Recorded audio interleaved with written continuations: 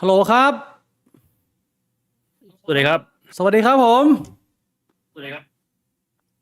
สวัสดีครับสวัสดีพี่บวงสวัสดีคนทางบ้านนะฮะสวัสดีครับผมสวัสดีพี่บิ๊กแล้วก็คนดูทุกท่านนะครับขอต้อนรับทุกท่านเข้าสู่บิ๊กบวงควงกระเจียวครับโหพวกกระเจียวเหรอวันนี้ควงไปเรื่อยพี่บวงทำไมวันนี้ถึงมาช้าพี่บิ๊กขออภัยนะฮะผมเมื่อกี้ขี้แตกเชี่ยเอ้ยผมตดออกมาเป็นน้ำต้องไปเปลี่ยนกางเกงเชี่ยเอ้ยเหงื่อแตกด้วยเนี่ยนี่ผมพยายามรีบมากแล้ว แต่ว่ามันก็มีผิดพลาดได้เล็กน้อยนะขออภัยทุกท่านหูรูดมันก็ไม่ค่อยดีอายุมันก็เยอะแล้วอ่ะ ใช่เหรออันนี้มันถึงขั้นนี้เหรอว่าเราอันคีย์ไม่ได้แล้วเหรอไม่อันได้แต่ว่าเมื่อกี้ผมลุกไปก่อนประมาณ5 นาทีแต่ว่าผมอยากจะลองแซมเปิลตดออกมาไงแต่ว่าเนื้อไม่ออกมาด้วยไอ้เหี้ยก็เลยต้องเปลี่ยนเกงเสียเวลาไปเล็กน้อยนะฮะพี่บอกขอบคุณหน่อยโอ้ขอบคุณทุกท่านด้วยครับผม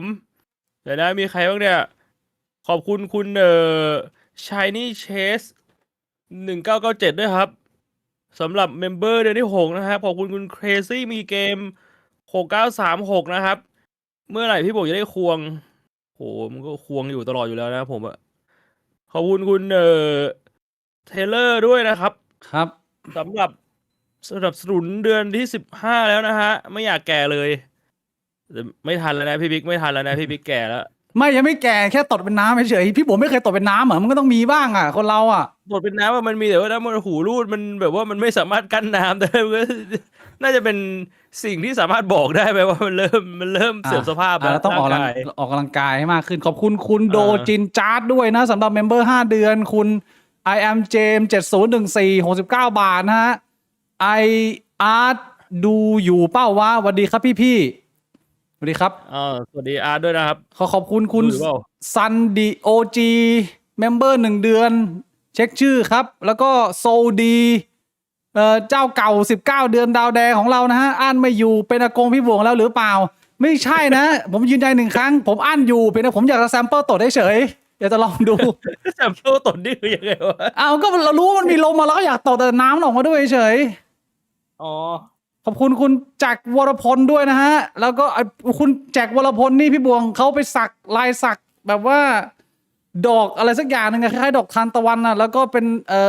ลายหยดน้ำอะคนนี้เลยพี่บวงอืมขอบได้คุณครับแรงบันดาลใจจากบิ๊กบวงไปนะโอ้ยขอบคุณคุณฟันไทม์ด้วยนะครับคุณฟันไทม์4402นะครับเมมเบอร์เดือนที่8นะครับแล้วก็คุณดราโกนิกส์แล้วครับ0235สำหรับ20โดขอบคุณครับขอบคุณแล้วมากก็มีคุณกอสซันอีก10เมมนะครับขอบคุณครับขอบคุณสำหรับกิฟต์เมมขอบคุณมากครับกโอ้โหอซัน เยอะหมด Holy มีคุณ fuck คุณบอยอะครับเดือนที่16แล้วก็คุณอาซูโทสเหรออ่านชื่อผิดๆถูกๆนะอัสโตขอบคุณนะครับอ๋อมีคุณ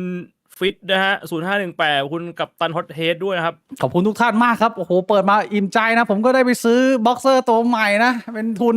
ให้กับผมเอ้ยเมื่อกี้พูดถึงเรื่องรอยสักขอพูดถึงเรื่องรอยสักสักนิดนึงแล้วกันนะทำไมพี่บวงก็คือ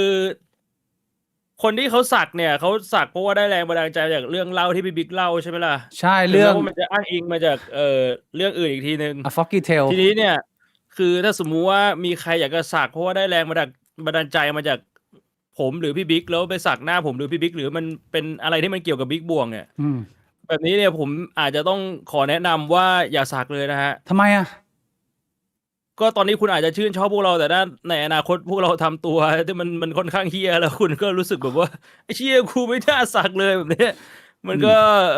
อาจจะเป็นอะไรที่เป็นการตัดสินใจที่ไม่ค่อยดีเท่าไหร่นะครับเพราะว่าผมกับพี่พีก็คนนะก็ไม่รู้ว่าใครจะไปทำตัวเฮี้ยใส่คนอื่นเมื่อไหร่นะสักวันเราก็จะผิดพลาดนะคุณก็ไม่อยากจะเสียใจภายหลังก็ต้องมานั่งแก้เป็นรูปแม่ตัวเองอะไรเงี้ยมันก็จะลำบากนะยิ่งถ้าเกิดสักหน้าพี่บวงมันจะแก้เป็นแม่มันก็ยากอะใช่ปะล่ะโครงมันไม่ได้อะใส่หนวดไปแล้วอะแบบเนี้ยก็อย่าเลยนะอันนี้คุณเอ่อเตือนไว้ก่อนนะไม่ได้มีใครมาถามอะไรแต่ว่าเตือนไว้ก่อนเผื่อไว้เป็นคำเตือนที่ดีบางทีแบบว่า เอ้ยรู้สึกว่าคำนี้ที่เขาพูดมันฟังดูมันเป็นแรงบันดาลใจสำหรับเราอยากจะสักไว้เป็นที่ระลึก อีก5 ปีต่อมาผมไปขับรถชนคนตายแล้วโว้ยเชี่ยนี่แม่งไอ้สัตว์เอ้ยกูไม่น่าสักแม่งเลยเฮียเนี่ย อย่าเสียใจภายหลัง มันก็อาจจะเกิดขึ้นได้นะ ไปสักรูปอื่น ขอบคุณคุณมิสเตอร์มิเลเนียลแมชชีนนะฮะ วันนี้หนักหน่วงมากครับพี่ได้ยินเสียงพี่ๆก็ชื่นใจ ขอบคุณครับ ขอบคุณครับผม หนักหน่วงจริงพี่บวงอาทิตย์นี้แม่งมีแต่เรื่อง What the hell bro ทั้งนั้นเลยเฮียแบบเรื่องแม่งหนักมากเลยเหี้ยเป็ด ก่อนเราจะไปคุยเรื่องยากๆเราทักทายคนทางบ้านนะเรียกว่าบางคนก็เพิ่งกลับมาบ้านเรียนหนังสือทำงานเหนื่อยๆนะเป็นไงพี่บวงอาทิตย์นี้ออกกำลังกาย ก็ยังออกกำลังกายเรื่อยๆนะพอดีช่วงนี้เนี่ยอาจารย์มิ้งเขาไปลงเรียนปริญญาตรีไว้ แล้วก็ปกติเนี่ยผมเข้าใจว่าอาจจะแบบผมไม่ทราบนะเขาไม่ได้บอกรายละเอียดแต่ผมเดาว่าน่าจะเป็นที่รามคำแหงอะไรอย่างเงี้ย คืออาจจะไม่จำเป็นต้องไปเรียนที่มหาลัยบ่อยคืออ่านหนังสือแล้วก็ไปสอบ แต่ว่าเหมือนวิชาที่เขาลงเนี่ยมันมีแบบต้องเข้าแลบด้วย ช่วงนี้เขาก็เลยแบบค่อนข้างยุ่ง ก็ไม่ได้แล้วเขาเหมือนไม่สบายด้วยเขาก็เหมือนพิมพ์มาบอกว่าให้ผมเล่นอะไรบ้างวันนี้ผมก็ไปเล่น เล่นเองคนเดียวได้ ก็ลองเล่นเองมันก็พอไหวอยู่ แต่ว่าจริง ๆ คือถ้ามีโค้ชช่วยมันก็จะเล่นได้สุดกว่านะ ขาดคนแบบฮึบอีกทีพี่อีกครั้งหนึ่งได้พี่ได้อะไรขาดคนนี้ไป มันก็มีส่วนแต่ว่าบางทีเนี่ย บางท่าถ้าเราเล่นหนักเกินมันเล่นคนเดียวไม่ได้ มันต้องมีคนคอยดู ต้องมีคนซับ ใช่ เห็นความเปลี่ยนแปลงไหม ผมเคยสควอต50 โลใช่ป่ะสควอตบาร์50 โลแล้วมันจะคว่ำไปข้างหน้า คือถ้าสมมุติว่ามันไม่มีคนมาดูมันก็แบบคว่ำลงไปแล้วบาร์มันอาจจะแบบทับคอได้อะไรเงี้ย อันตราย แต่ว่าคือตอนที่จามิงเขาอยู่ก็ไว้ใจไงเพราะว่าแบบคือผมสควอต50 โลแค่ผมแบบว่าลงไปแล้วขึ้นมายังไม่ได้จานมิงหยิบบาร์50 โลขึ้นมา เฮ้ยพี่ไม่หนักเท่าไหร่นะ ผมเลยโอเค ไว้ใจได้ แต่ถ้าผมอยู่คนเดียวก็อาจจะแบบสัก30อะไรเงี้ย30มันได้อยู่ ความเปลี่ยนแปลงมาไหมพี่บวงร่างกายเห็นความเสียวความเซ็กซี่ในหุ่นของพี่บวงไหมมันก็คือ ต้องบอกว่ากรรมพันธุ์แต่ละคนมันก็จะไม่เหมือนกันใช่ปะบางคนเนี่ยกล้ามเนื้อขาอาจจะมาไวบางคนกล้ามเนื้อส่วนแขนอาจจะมาไว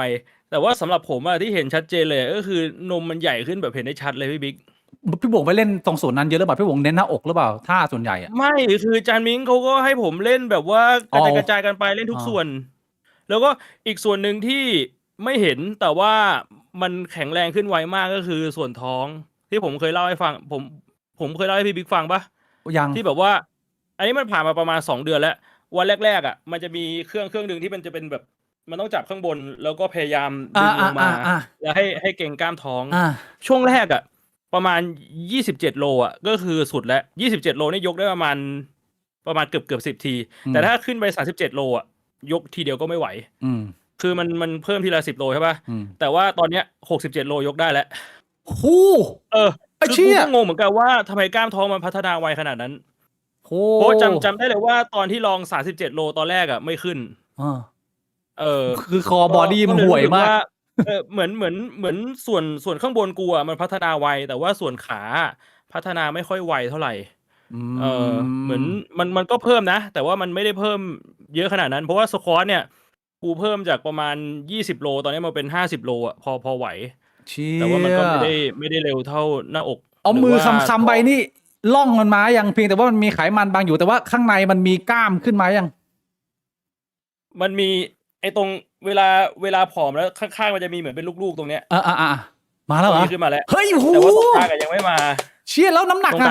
ตอนนี้น้ำหนักประมาณไหนมันลีนลงไหมหรือว่าพี่บุ๋มคงต้องลงนะก็คือที่ผมเคยเล่าให้ฟังว่าตอนแรกผมเริ่มที่84ใช่ไหมแล้วโค้ชเขาแนะนำว่าให้กินเกินกว่าที่เราใช้ก่อนเพื่อที่จะเรียกว่าใช้ความได้เปรียบจากนิวบี้เกนตอนแรกมันก็ค่อยๆขึ้นไปจาก84เป็น86ภายในประมาณเดือนหนึ่งแล้วพอผ่านไปเดือนหนึ่งโค้ชเขาบอกโอเคอันนี้เราเริ่มเรียนได้แล้ว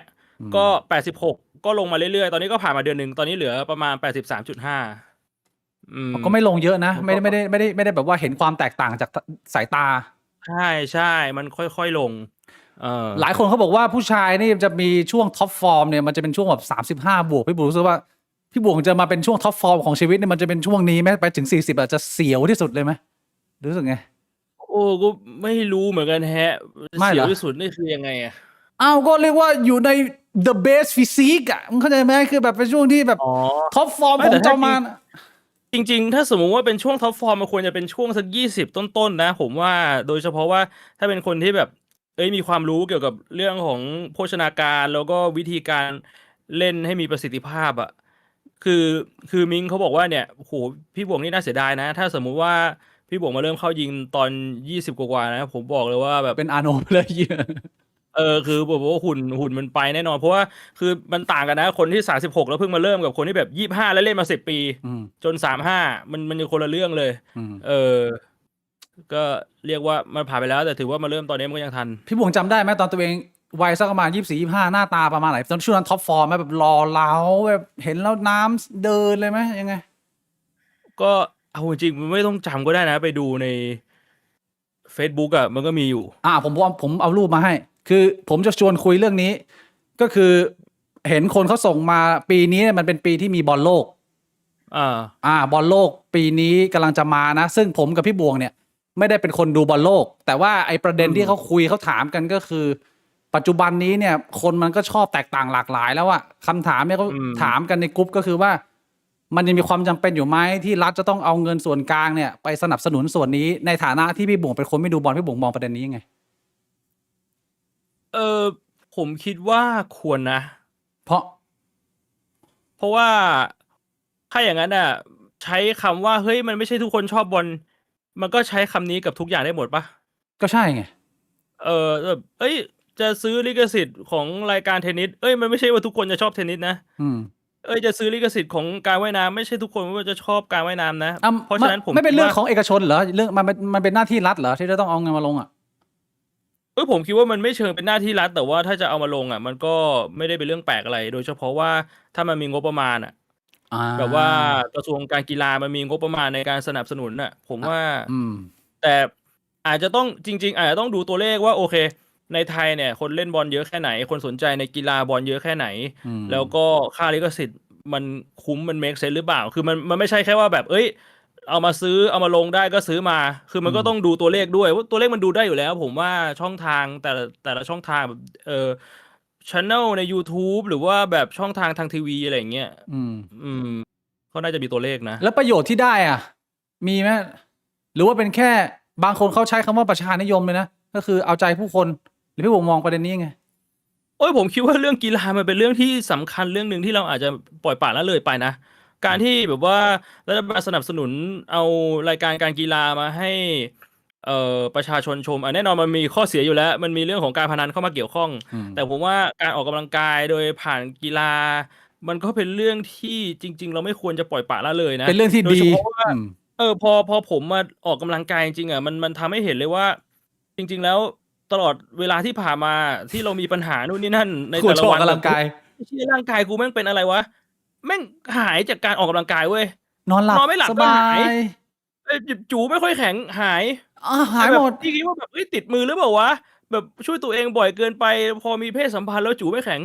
ไม่มีคือแบบว่าจูแม่งแข็งแบบว่าเป็นเหล็กอ่ะ เชี่ย กูตีหัวมึงแตกอ่ะพี่บิ๊ก พี่บวงชอบโม้อีกแล้วไอ้เหี้ยเอ้ย มันก็แบบหลายๆอย่างอ่ะหรือว่าบางคนแบบอารมณ์ไม่ค่อยดีหงุดหงิดง่ายอะไรเงี้ยหรือว่าแบบรู้สึกท้อแท้กับชีวิตไอ้เชี่ยผมบอกเลยออกกำลังกายแม่งหายนะเว้ย คือผมอ่ะเป็นคนที่เวลา จริงๆ ผมอยู่คนเดียวช่วงผมโสดอ่ะไม่จะมีช่วงเวลาที่ผมดาวน์หรือมีช่วงเวลาที่แบบผมแบบชอบคิดอะไรแย่ๆคือมันไม่ได้ถึงกับเป็นพูดตามตรงมันไม่ได้ถึงกับต้องไปกินยา หรือว่าผมเป็นแบบว่าโรคซึมเศร้านะ แต่ผมสังเกตตัวเองอ่ะมันมี แต่ว่าพอมาออกกำลังกายอ่ะหาย ไม่มีเลยคือไม่มีเรื่องแบบว่าเครียดในหัวเลย ฮอร์โมนออกกระปี้กระเป๋า มันเหมือนมันมีแรงอยากจะทำงานด้วยอ่ะไม่เหมือนว่าแบบพอรู้สึกว่าวันนี้มันมีแรงอ่ะมันต้องใช้ให้หมดอ่ะถ้ามันไม่ใช้แรงให้หมดมันนอนไม่หลับอ่ะมันก็ทำให้ทุกอย่างอ่ะมันดีขึ้นไปหมด เพราะฉะนั้นผมมองว่าจริงๆ เรื่องของการออกกำลังกายไม่ว่าจะเป็นกีฬาไหนก็ตามอ่ะมันค่อนข้างสำคัญนะ อันนี้ผมเห็นด้วยอย่างมากๆเลยเพราะว่าท้ายที่สุดแล้วมนุษย์เรามันก็มีอารมณ์ผ่านทางสารเคมีที่มันเกิดขึ้นในสมองเรา การออกกำลังกายมันก็ช่วยให้ทุกๆอย่างมันหลั่งออกมาแล้วสุดท้ายมันก็เป็นความรู้สึกดีทางกายภาพที่มาจากสมองอะไรอย่างเงี้ยก็จำเป็นใครที่ดาวๆนี่ ไปให้เหงื่อมันออกสักหน่อยนะ วิ่งเย็นๆก็ได้ถ้าไม่อยากวิ่งร้อนๆอ่ะแต่ที่ผมจะชวนคุยประเด็นนี้ก็คือว่า คือผมกับพี่บวงเนี่ยไม่ได้เป็นคนดูบอลนะเราก็ไม่ได้ไฮ อืม บอลไม่ว่าจะเป็นลีกเล็กลีกใหญ่หรือบอลโลกอะไรอย่างเงี้ยเราดูบอลไม่ค่อยเป็น แต่ว่าผมอะเคยมีประสบการณ์สนุกสนานกับฟุตบอลโลก เมื่อ12 ปีที่แล้วอันนี้ต้องย้อนไปนานหน่อยนะพี่บวงก็คือ ตอนนั้นเราอายุประมาณ24อืม ก็คือตอนนี้เราอยู่ปี เรีนจบใหม่ อันนี้เราปีม้า อันนี้เป็นม้าที่แบบว่าเรียกว่าม้าหนุ่มแล้วแต่ว่าผมจะชวนทุกคนเนี่ยย้อนกลับไปดูผมและพี่บวง ตอนนี้เป็นม้าอ้อๆอยู่เป็นม้าแบบม้าจูหวานอ่ะ ดูหวานเหรอ คือตอนนั้นเนี่ย ผมได้มีโอกาสไปทำงานที่ฮอลแลนด์ครั้งแรกนะ อืม เป็นการเดินทางครั้งแรกในชีวิต ผมไม่เคยออกจากประเทศด้วยตัวคนเดียวเลย แต่ว่าเนื่องจากว่า อืม ที่ทำงานเราเนี่ยเขาส่งเราไป เป็นครั้งแรกที่ อ่า บินออกไปเมืองที่ไกล ไม่เคยเดินทางด้วยตัวคนเดียวมาก่อน แล้วก็ไม่เคยเดินทางแบบ business class เลยเป็นประสบการณ์ใหม่มาก ก็ อืม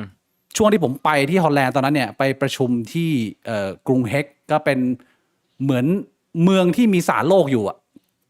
ผมไปเหมือนกับทำงานในส่วนของภาครัฐด้วยอะไรอย่างนี้ แล้วก็ได้ถ่ายรูปตอนนั้นเก็บเอาไว้ที่ฮอลแลนด์วันนี้ผมจะเอามาให้ดูร่างทองของม้าหนุ่มกระดอยาว แล้วก็ผมเอารูปพี่บวงตอนประมาณอายุ24มาด้วย เอามาให้ดูว่าช่วงพีคเนี่ยเซลขนาดไหนเป็นไงเอารูปผมก่อนแล้วกันนะ อ่า เดี๋ยวให้ทุกท่านดูนะฮะ อันนี้คือบิ๊กไม่รู้พี่บวง โอ้ พี่บวงเคยเห็นไหมพี่บวงขอบคุณกัน ขอบคุณคุณฟอร์กอตด้วยครับสำหรับ20กิฟต์เมมครับ ขอบคุณครับผม ขอบคุณคุณโจนาธานด้วยครับสำหรับ16เดือนนะครับผม ขอบคุณครับ การันตีอีกเสียงครับว่าออกกำลังกายแล้วเกี่ยวเหล็ก เจียวเหล็กจริงนะ สวัสดีครับ ขอบคุณคุณชัยวัฒน์ด้วยครับสำหรับ15เดือนนะฮะ เรา20 กิฟต์แมมนี่ขอบคุณพี่ยังนี่ ขอบคุณไปแล้ว ขอบคุณไปแล้วนะ ขอบคุณ ขอบคุณมากนะฮะโอ้โหไม่ ขอบคุณ ก็ ครับ โบรก็ อืม ตอนนั้นเนี่ยที่ผมไปที่ฮอลแลนด์เนี่ยนอกจากทำงานเนี่ย เป็นปีบอลโลกเหมือนกันพี่บวง เป็นปีที่ฮอลแลนด์เนี่ยเข้าไปชิงกับเยอรมัน แล้วคือทั้งเมืองนี้แม่งไฮป์มาก แล้วตอนที่ผมไปเนี่ยมันเป็นช่วงหน้าร้อนของเนเธอร์แลนด์ ก็เป็นประสบการณ์ครั้งแรกที่ได้ไปเมืองยุโรปที่มีช่วงเวลากลางวันมากกว่ากลางคืน คือตอนประมาณ4-5 ทุ่มเนี่ย ฟ้ายังสว่างอยู่เลยพี่บวง แล้วพอเที่ยงคืนปุ๊บแม่งตัดดับเลย แล้วมีกลางคืนอยู่แค่4 ชั่วโมง อันนั้นเป็นช่วงที่ผมไปฮอลแลนด์ปี2014เดี๋ยวจะโชว์รูปให้ดูนะ ก็เป็นประสบการณ์ที่ดี แล้วมันก็เป็นครั้งแรกที่ผมได้เอนจอยกับบอลโลก เพราะว่าผมไม่ค่อยดูบอลแต่ว่าพอเราไปอยู่ในท่ามกลางคนนี่แม่งดูบอลกันหมดเลยเนี่ยแล้วฮอลแลนด์เข้าไปชิงกับเยอรมันตอนนั้นน่ะคือผมปกติไม่ได้ดูบอลแต่พอไปดูบอลแบบระดับโลกที่เขาเล่นกันเป็นทีมอ่ะคือแม่งเล่นกันเหมือนหุ่นยนต์ให้ผมแบบตุ๊กตักแม่งส่งกันแบบเชี่ยแบบเป๊ะมากอ่ะมันก็เป็นความ คือเหมือนเราแบบเล่นเกมเล่นฟีฟ่าแล้วแม่งส่งกันแบบนั้นได้จริง แม่งส่งแบบเป๊ะมากทั้งเยอรมันและทั้งฮอลแลนด์ในปีนั้นใครที่เป็นแฟนบอลผมว่าย้อนกลับไปเนี่ยน่าจะจำได้นะว่าปีนั้นโหดมากๆเลยสนุกมากๆๆผม ผมก็ น่าจะจำผิดเหรอ จำผิดเหรอ12ปีที่แล้ว12ปีแล้วมันเท่าไหร่2014 2014ก็เราอายุ24ใช่ไหมใช่ดิผมจำได้ 2014ว่าเยอรมนีกับอาร์เจนนะ อ๋อฮอลแลนด์เข้าไปชิง3แพ้เยอรมนีแล้วก็เยอรมนีไปแข่งสเปนแข่งกับอาร์เจนประมาณนั้น คือฮอลแลนด์มันเข้าไปลึกอะแต่ว่าไม่ได้ชนะสุดท้าย ผมจำไม่ได้ว่าใครชนะเพราะว่าเราก็ไม่ดู แต่มันนั่นไม่ใช่ประเด็นฮะประเด็นคือผมจะเอาร่างกระเจียวม้าทองมาให้ดู อ๋อ ขอบคุณมิสเตอร์ชาร์กแมนนะ5,000 วอนสายดูย้อนหลังแวะมาให้กำลังใจครับขอบคุณมากครับ ขอบคุณครับ เอาร่างผมก่อนนะเอาโหมาอีก ขอบคุณ 20 โฟกัสอีก20โอ้ ไม่ได้ไปเดินเรื่องขอบคุณมากครับ พี่น้อง มหาราชานะ โอ้ไม่ก็นะขอบคุณครับไปได้ยังฮะแล้วผมจะเปิดรูปไปยัง เปิดรูปเลยพี่บิ๊ก เปิดรูปนะฮะนี่ฮะเป็นไงพี่บวง นี่คือ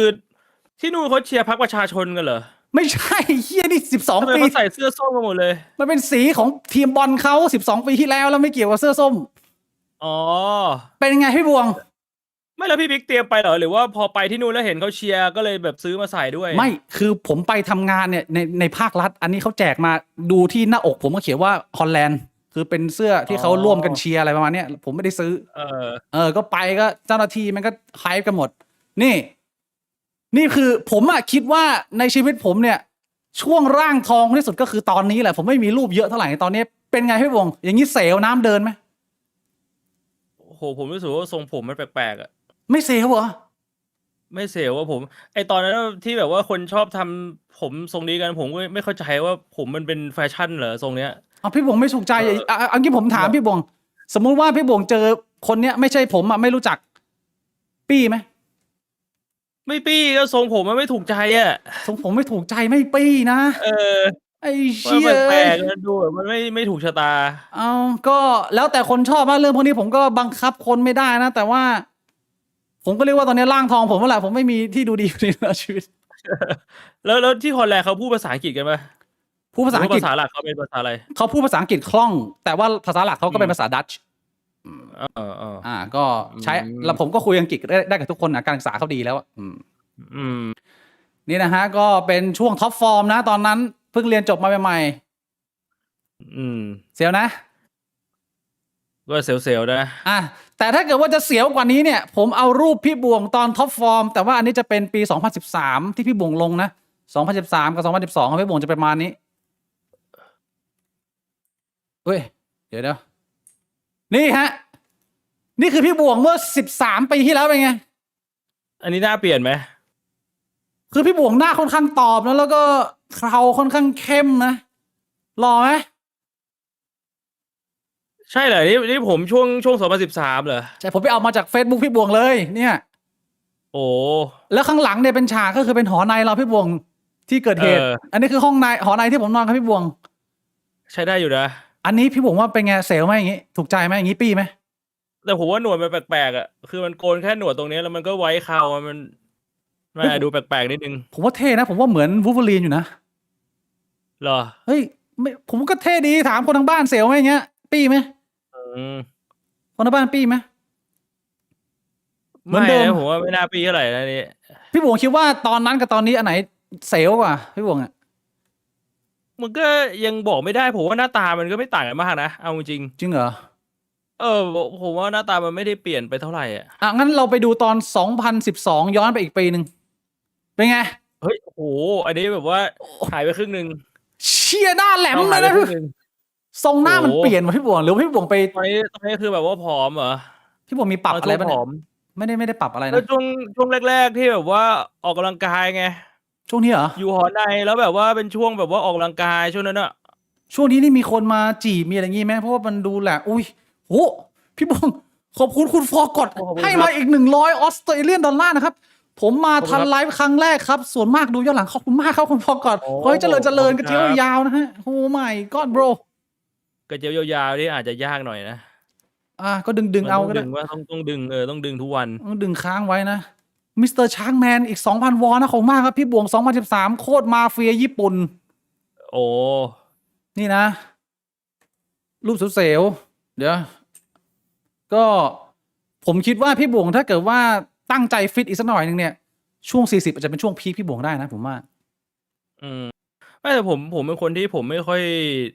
เขาเรียกว่าอะไรผมไม่ค่อยรู้เท่าไหร่ว่าเวลามีใครมาแบบว่าเล่นอะไรกับเราอะ เล่นอะไรอ่ะ เรียกว่าใช้คำว่ามีคนมาแบบหยอกล้อเงี้ยผมจะเป็นคนที่แบบค่อนข้างบ้องตื้อในเรื่องเนี้ย ในตอนนั้นไม่ใช่ตอนนี้นี่คือแก่กล้าแล้ว ตอนนี้ผมก็ไม่ค่อยรู้เหมือนกันบางทีก็แยกไม่ออกหรอกว่านี้ทีเล่นทีจริง พูดง่ายๆคือถ้าเกิดเข้ามาป้วนเปี้ยนในชี ผม วิต ให้พี่บิ๊กฟังไหมที่แม่งแบบว่ามีคนมาเต้นยั่วผมอะแล้วผมก็แบบมันก็คือมันแบบว่าเราไม่ค่อยรู้เรื่องอะไรแนวนี้ไง นั่นคือมันนานแล้วไงแต่ตอนนี้แก่กล้าแล้วชักว่าวันเดือนละ50 กว่ารอบมันต้องมีวิชาเข้ามาบ้างแหละ มันก็ชักว่าอย่างเดียวมันไม่รู้เรื่องอะไรหรอก คือถ้าเกิดว่าจะจีบพี่บวงเนี่ยคือต้องพูดตรงๆเหรอหรือยังไงพี่บวงจะเสนอคนที่เขาเข้ามาหาพี่บวงไง เอาจริงๆก็พูดยากนะผมเป็นคนเรื่องมากด้วยดิ เรื่องมากคือยังไงบ้างมันต้องมีใครที่เรียนอะไรบ้าง1 2 3 4มันก็ไม่รู้เลยอ่ะผมไม่รู้เลยเป็นคนแบบว่าจิตใจโลเลอารมณ์เปลี่ยนไปเปลี่ยนมา หรือพี่บวงชอบแบบว่าพี่บวงเป็นคนจีบมากกว่าไม่ต้องมาจีบพี่บวง ก็คงจะเป็นอารมณ์ประมาณนั้นด้วยนะ เลอเชื่อเอ้ยขอบคุณคุณไฟฟ้าขยองสำหรับผู้สนับสนุนใหม่แล้วก็ขอบคุณคุณฟอร์ก่อนอีก10 กิฟต์เมมครับโอ้ไม่ก็บรเชื่อที่บ้านทำอะไรวะเนี่ย ผมงงชื่อว่าไอคำว่าไฟฟ้ากับคำว่าฮยองมันผสมกันได้ไงวะ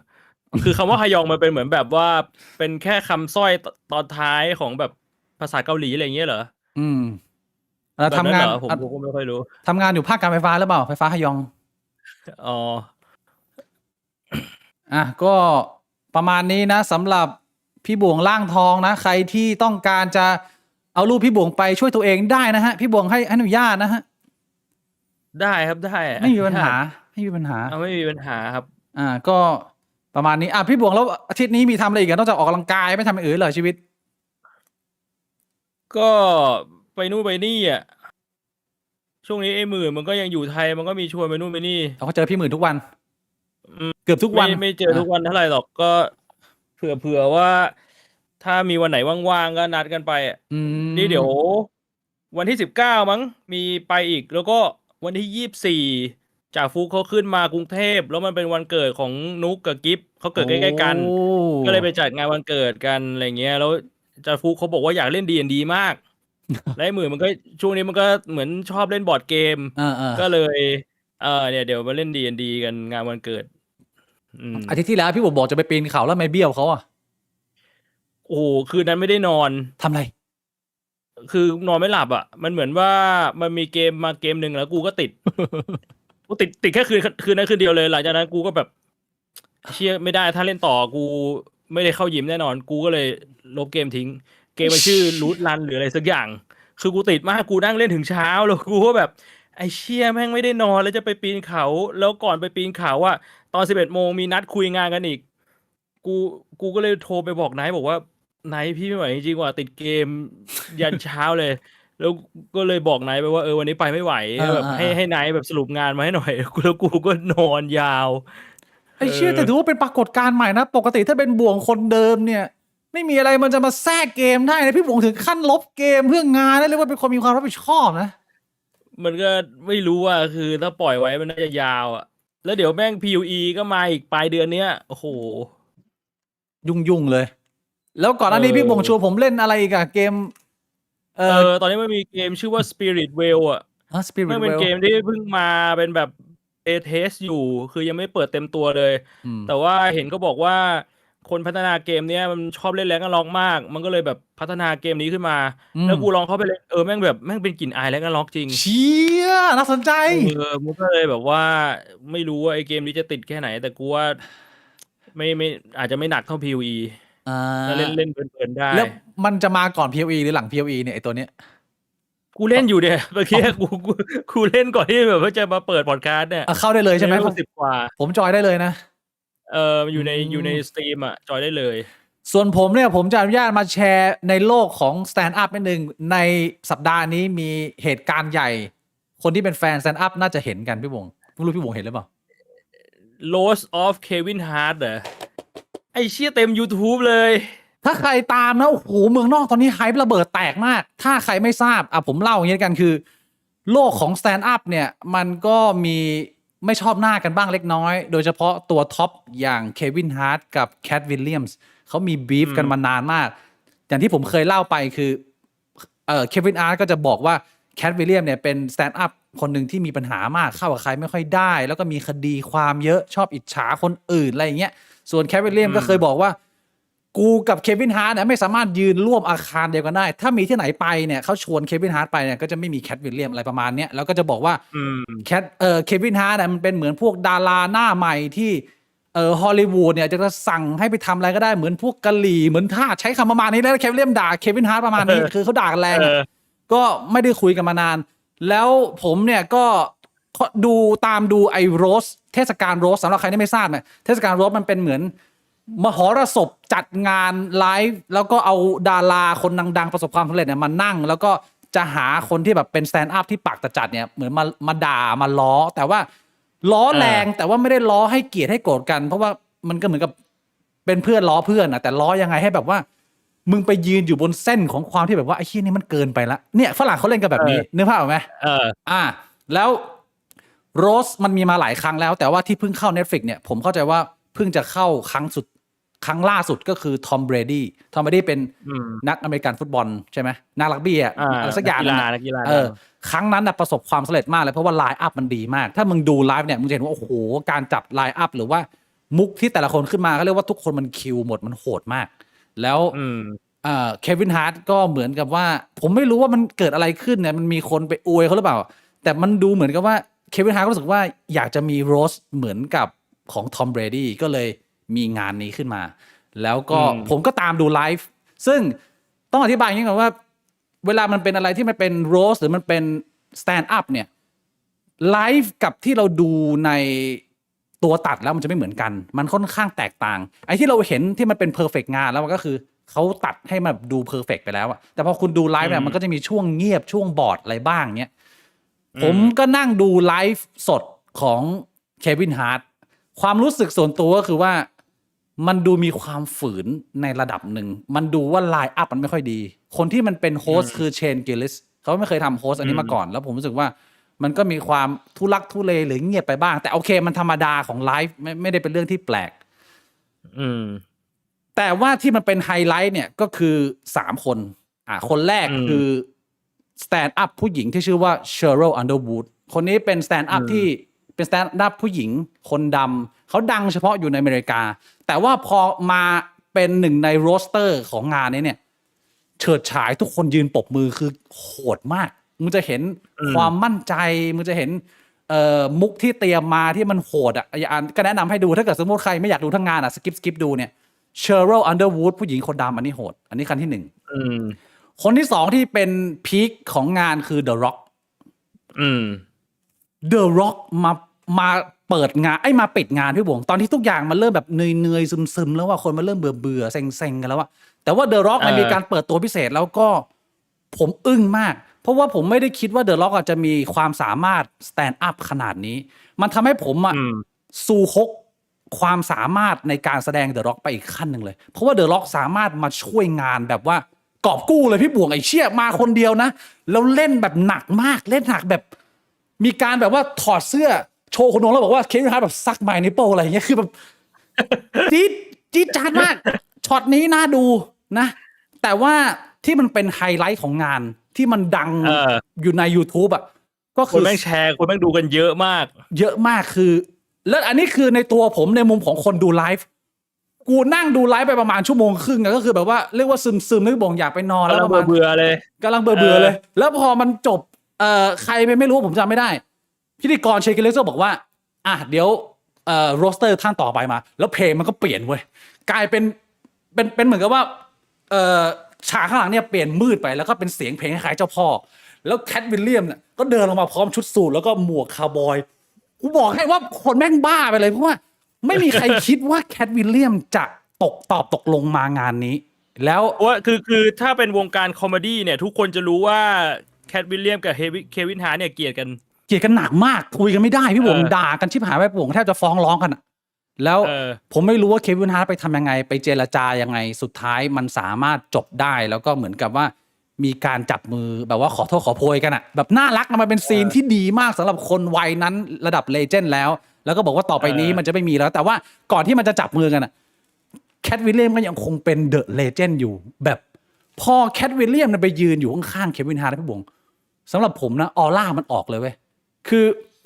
เควินฮาร์ตเนี่ยแน่นอนว่าเป็นคนหนึ่งที่สุดยอดและเป็นหนึ่งในสแตนด์อัพที่ทำให้ผมเนี่ยเริ่มมาสนใจโลกสแตนด์อัพเมืองนอกตั้งแต่แรกๆเพราะว่าผมคิดว่าคาริสมาเขาอาจจะไม่มีแต่ว่าเขาเรียกว่าอะไรชามคือเสน่ห์ของความน่ารักเขามีสูงมากคือมีเต็มแม็กเลยผมว่าชามของเควินฮาร์ตเนี่ยเป็นระดับที่เรียกว่าเลเจนด์ได้แต่ที่มันต่างก็คือแคทวิลเลียมเนี่ยเป็นคนที่มีคาริสมาโดดเด่นมากคือมันเท่มากพี่บวงไอ้เชี่ยแล้ว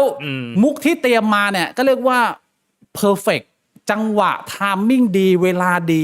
ออกเท่มากก็เป็นหนึ่งในไฮป์สแตนด์อัพเมืองนอกที่คนคุยกันเยอะ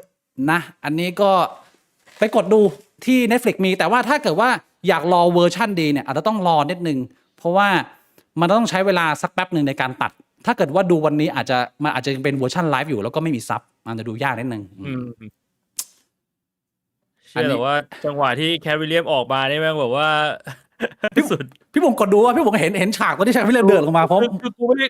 ได้ดูไลฟ์อะแต่กูเห็นไฮไลท์ที่คนแม่งเอามาลงแล้วกูก็เห็นแม่งแบบคนแม่งพูดถึงกันเยอะมากอะ อ่า แล้วเข้าไปดูอะแล้วคือกูก็พอรู้คือกูไม่ได้รู้รายละเอียดว่ามันแบบมันเกลียดกันแค่ไหน แต่พอรู้ว่าสองคนนี้มันคอมเมนต์กันอะแล้วแม่งแบบแม่งมางานแบบว่าด่าอีกฝั่งเงี้ยแล้วมันมีจังหวะที่แบบว่าเควินฮาร์ทมันออกมาพูดอีกทีบอกว่าโอ้ยเชี่ยจริงๆกูไม่ได้อยากดีกว่ามึงหรอกอะไรเงี้ยมันมีใช่ปะ มีมันก็เป็นมุกเป็นการแสดงที่ทำไม่ดีคือเควินฮาร์ทเป็นโรสเตอร์ก็คือเป็นคนปิดแล้ว เออ เรื่องฝีมือเนี่ยเราไม่กางขาหรอกก็คือเขาก็เป็นระดับโปรแล้วอะก็คือปิดได้ดี แต่ว่ามันก็จะดูมีความแบบพยายามกอบกู้บรรยากาศงานนิดนึงบางทีมันแบบว่า อืม มันดูอืดๆมาตั้งนานอ่ะมันเข้าใจไหมก็ แต่ว่าโดยรวมก็คือสนุกสนานนะใครที่สนใจไปกดดูได้ แล้วก็อันนี้เป็นอันนึงที่ผมจะมาแชร์แต่อีกอันนึงที่ผมจะมาแชร์กับคนทางบ้านแล้วเป็นประโยชน์กับหลายๆคนด้วยก็คือใน Netflix เนี่ยมันมีโปรแกรมของ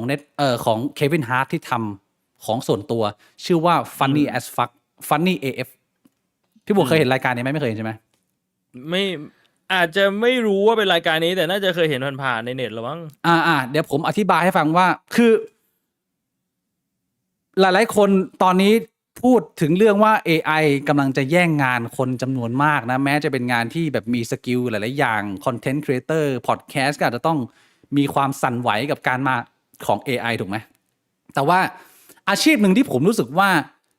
อีก23ปี30ปีข้างหน้าเนี่ย AI ไม่มีทางแทนได้เลย ก็คือคอมเมดี้ผมว่าคอมเมดี้เนี่ยแม่งเป็นอะไรที่แม่งยากมากมันไม่มีทางมาแทนได้ความสามารถ AI ทำไม่ได้แล้วสิ่งที่น่าสนใจของรายการ Funny as Fuck เนี่ยมันอาจจะไม่ได้สนุกมาก แต่มันเป็นเหมือนความรู้ที่คุณอาจจะหาที่อื่นไม่ได้ รายการ Funny as Fuck เป็นรายการที่เควินฮาร์ททำขึ้นมาเอง ก็คือเขาจะเดินทางไปที่เมืองต่างๆ แล้วก็ select stand up หน้าใหม่ที่เป็นตัวท็อปในยุคนี้ แล้วก็จะให้ขึ้นมาแข่งกันทำ stand up 5 นาที เหมือนกับคล้ายๆรายการ The Voice พี่บวงแต่ว่าคนที่เป็นคอมเมนเตเตอร์เนี่ยจะเป็นเควินฮาร์ทกับสแตนด์อัพที่ดังของเมืองนั้นก็เอพิโซดหนึ่งก็ไปนิวยอร์กเอพิโซดหนึ่งก็ไปบอสตันอะไรอย่างเงี้ยแล้วบางทีก็จะไปเจอกับทอมซิกูราอะไรเงี้ยคือตัวไหนคนไหนดังๆในเมืองนั้นเขาก็จะเอามาเป็นโคโฮสร่วมแล้วสิ่งที่มันเป็นความรู้ก็คือว่าใครที่กำลังมีความฝันหรือสนใจศิลปะของ stand up comedian เนี่ยผมว่ามันเป็นพื้นที่ในการศึกษาได้ดี เพราะว่ามันเป็นเหมือนกับรายการสดเลยพี่บวงก็คือมึงมี5 นาทีแล้วก็มีคนนั่งตัดสินมึงว่ามึงจะเริ่มต้นแนะนำตัวแล้วก็คุม5 นาทีของมึงยังไงให้เพอร์เฟกต์โดยที่ stand up comedian คนนั้นก็จะให้คำวิจารณ์โดยตรงว่าคุณพลาดตรงไหนจุดเด่นของคุณคืออะไรทำไมคุณถึงไม่ใส่ตรงนี้เข้ามาในมุมของคนที่ชอบทำ stand up อย่างผมรู้สึกว่าเขาแต่ละคนมันก็อาจจะไม่ได้เป็นฝีมือแบบโหดมากๆก็เป็นคนรุ่นใหม่ๆเงี้ยแต่มันได้มุมมองความรู้ของการทำ stand up ถ้าเกิดว่าเราจะทำเองมันมีตัวอย่างที่ดีในการฝึกอันนี้คือผมจะแนะนำสำหรับคนที่อยากฝึกมันก็คล้ายๆกับไอรายการคิวโทนี่ดิใช่ป่ะแต่ว่าคิวโทนี่มันอาจจะอยู่ในเซตอัพเดิมที่เดิมเป็นแบบว่าเอ่อพิธีกรคนเดิมๆอะไรอย่างเงี้ยอาจจะมีแบบเปลี่ยนไลน์อัพบ้างใช่ก็คล้ายๆคิวโทนี่แต่ว่าคิวโทนี่มันก็ไม่ได้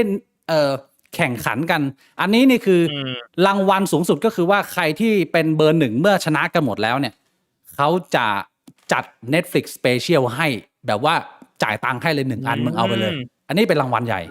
ซึ่งก็เป็นโอกาสอันมากมายของ stand up ที่ไม่ได้มีตังค์มากมีอะไรอย่างเงี้ยมันก็เป็นพื้นที่เปิดก็คือผมรู้สึกว่าอุตสาหกรรม stand up เนี่ยมันกำลังเติบโต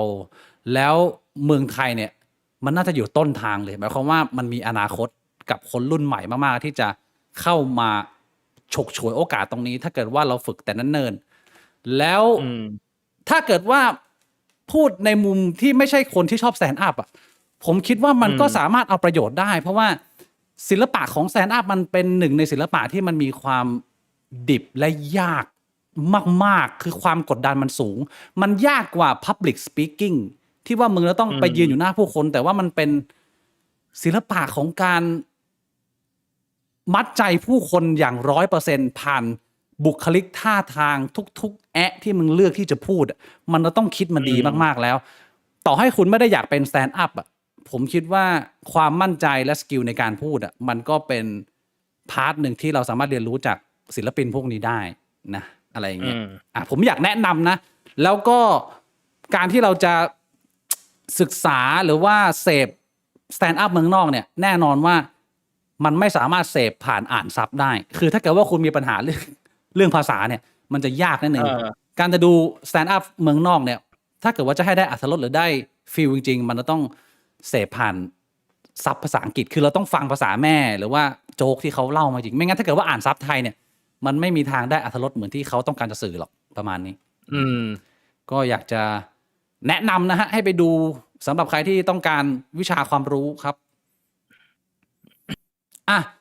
ในส่วนของ stand up เนี่ยผมอยากจะเติมอีกเล็กน้อยเพราะว่าผมเพิ่งนึกได้ว่าตัวเองจดไว้เคยติดอยากจะเอามาแนะนำคนทางบ้านผมกับพี่บวงเนี่ยเคยเล่าเคยเอา stand up ในดวงใจ10 คนผู้ชายมาแนะนำกันแล้วจำได้ไหมเมื่อนานนมการอะไรอย่างเงี้ยวันนี้ผมจะเอา stand up ท็อปในดวงใจแต่เป็นผู้หญิงสำหรับผู้หญิงไงผู้หญิงบางคนอาจจะดูผู้ชายแล้วแบบว่าไม่ถนัดคุณลองไปดูโลกของผู้หญิงว่าอาจจะคลิกกันง่ายขึ้นนะวันนี้ผมเลือกมาท็อป5มาแนะนำให้คนที่เริ่มต้นไปกดดูได้ส่วนใหญ่จะมีใน Netflix อยู่แล้วแต่ว่ามันก็ไม่ครบทุกงานหรอกคนแรกอันนี้ไม่ได้เรียงตามความเก่งนะเอาแค่ท็อป5มาเฉยคนแรกคือมิเชลวูฟพี่บอกรู้จักมิเชลวูฟไหมคนนี้ไม่คุ้นชื่อฮะมิเชลวูฟเป็นผู้หญิงขาวผมแดงอาจจะมีเชื้อแบบว่าผมแดงไอริชอะไรอย่างนี้หรือเปล่าไม่รู้ผมไม่แน่ใจอายุมากกว่าเราประมาณปี2 ปีมิเชลไม่เคยดูฮะมิเชลวูฟมีงานอยู่ใน Netflix ค่อนข้างเยอะแล้วเป็นหนึ่งในสแตนด์อัพแบบว่ามุกคิดเยอะเป็นว่าค่อนข้างฉลาดหลายคนที่ชอบอะไรที่เป็นเสียดสีเพศหรือว่าการเมืองเนี่ยคนนี้ถือว่าฝีมือไม่ธรรมดาคนที่2อันนี้เป็น legendary ทุกคนน่าจะคุ้นหน้าคุ้นตาอยู่แล้วก็คือเอเลน เดเจเนอรัสอันนี้รู้จักไหมพี่บวงเนี่ยรู้จักแต่ว่าผมเห็นเขาในบทบาทของพิธีกรมากกว่าตอนนี้ทำรายการเอเลนแต่ผมไม่เคยดูเขาสแตนด์อัพเอเลนนี่หลังจากที่มีดราม่าแล้วต้องปิดรายการเอเลนไปนะเอเลนนี่ถือว่าเป็นตัวโหดมากนะเพราะว่าเอเลนเริ่มสแตนด์อัพพร้อมๆกับเอ็ดดี้เมอร์ฟี่แล้วยุคนั้นยังเป็นยุคคนเหยียดLGBT อยู่เอเลนนี่เป็นคนหนึ่งที่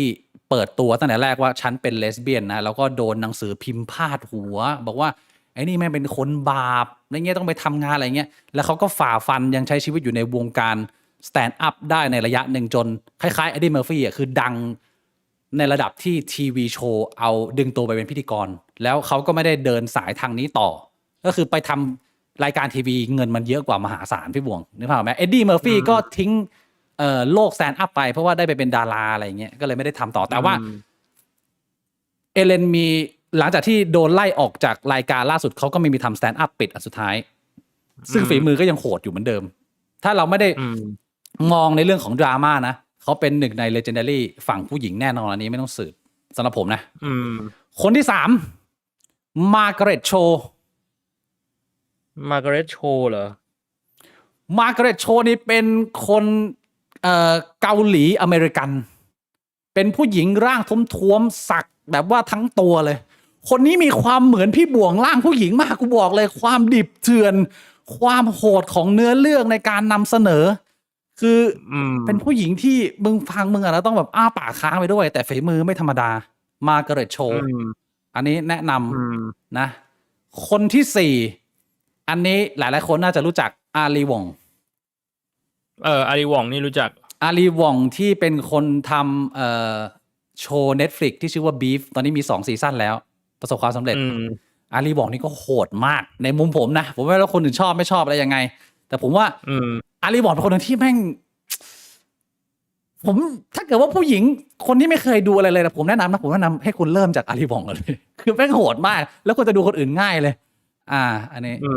ส่วนคนสุดท้ายอันนี้เป็น legendary แบบว่าขึ้นหิ่งตอนนี้น่าจะเสียชีวิตไปแล้วมั้งผมไม่แน่ใจแก่มากแล้วคือโจอันริเวอร์สพี่บุ๋มรู้จักโจอันริเวอร์ไหม นี่ก็ไม่รู้จัก ลองกดดูหน้า ถ้าเกิดเห็นหน้าอาจจะคุ้นๆเป็นผู้หญิงอายุมาก แล้วก็ อ๋อ คือ คุณอยู่ ปากหมาเฮี้ยด่าหมดอ่ะนักข่าวปาปารัสซี่เฮี้ยอะไรไปยุ่งกับชีวิตเขาคือโดนด่าไส้แตกหมดอ่ะคือเป็นคนที่มี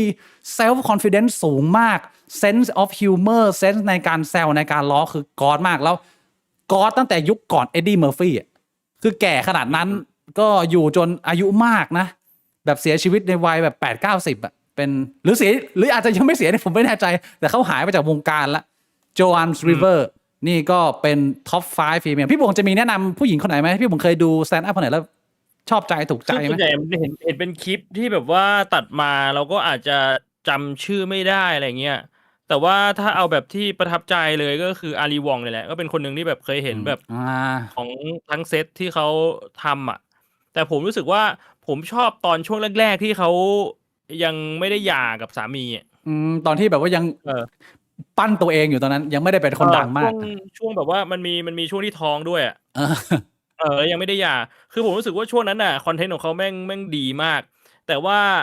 พอช่วงหลังๆอ่ะ มันเหมือนว่าเขาไปฝั่งเฟมินิสต์มากเกินไปอ่ะแล้วมันเหมือนมันเป็นมุมมองที่มันค่อนข้างเอียงแล้วผมก็เลยรู้สึกว่าคอนเทนต์เขาแปลก อันนี้ก็เข้าใจได้ก็เรียกว่ามีทั้งคนชอบและไม่ชอบธรรมดานะฮะ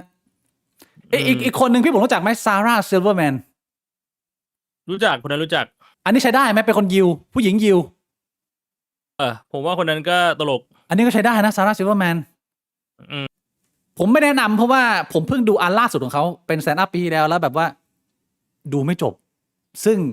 สำหรับผมเนี่ยการดูสแตนด์อัพระดับเลเจนด์แล้วดูไม่จบนี่มันเฮิร์ตความรู้สึกมากเลยที่มันเป็นอะไรที่แย่มาก แต่โดยที่ผ่านมาเขาโหดมากเลยนะก็แต่ว่าผมรู้สึกว่าคือเขาไม่รู้ดิผมรู้สึกว่าเขาไม่ค่อยเหมาะกับสแตนด์อัพปะเขาเหมาะจะเป็นแบบว่านักแสดงมากกว่าในมุมผมอะไปเล่นเป็นเหมือนสกิทเป็นบทที่เตรียมมาแล้วน่าจะดีกว่าใช่ไหมใช่เขาดูเหมาะกับแบบนั้นมากอะเขาไปเล่นหนังเยอะตอนแบบว่าหนังตลกอะไรเงี้ยเขาทามมิ่งดีนะเรียกว่าเป็นคนหนึ่งที่น่าสนใจก็แนะนำคนทางบ้านไปดูนะฮะอุ้ยมีคนบอกว่าโจอันริเวอร์เสียตั้งแต่2014แล้วครับแสดงว่าคือผมไปดูงานเก่าๆเขาตั้งแต่เขายังสาวๆจนเขาแก่แต่ว่าเป็นหนึ่งในคุณป้าที่ปากจัดที่สุดเรียกว่าทุกคนต้องสู่ฮกไอ้ที่ผมพูดมาข้างบนต้องยกมือให้กับท่านนี้นะอันนี้เรื่องสแตนด์อัพจบอันนี้มาแนะนำข่าวกันต่อไป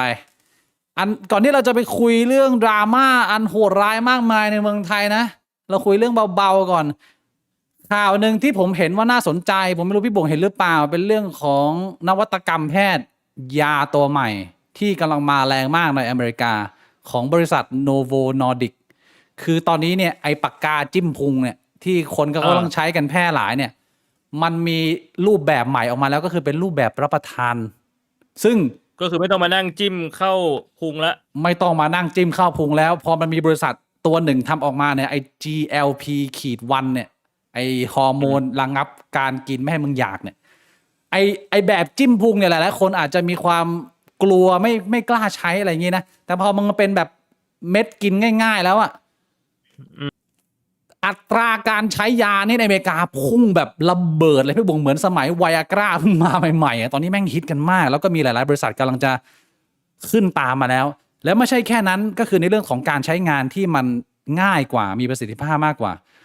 ราคาที่เปิดตัวมาก็เบากว่ามากคือเขาบอกจากที่ผมอ่านข่าวตอนนี้เนี่ยเปิดตัวเนี่ยบริโภคยา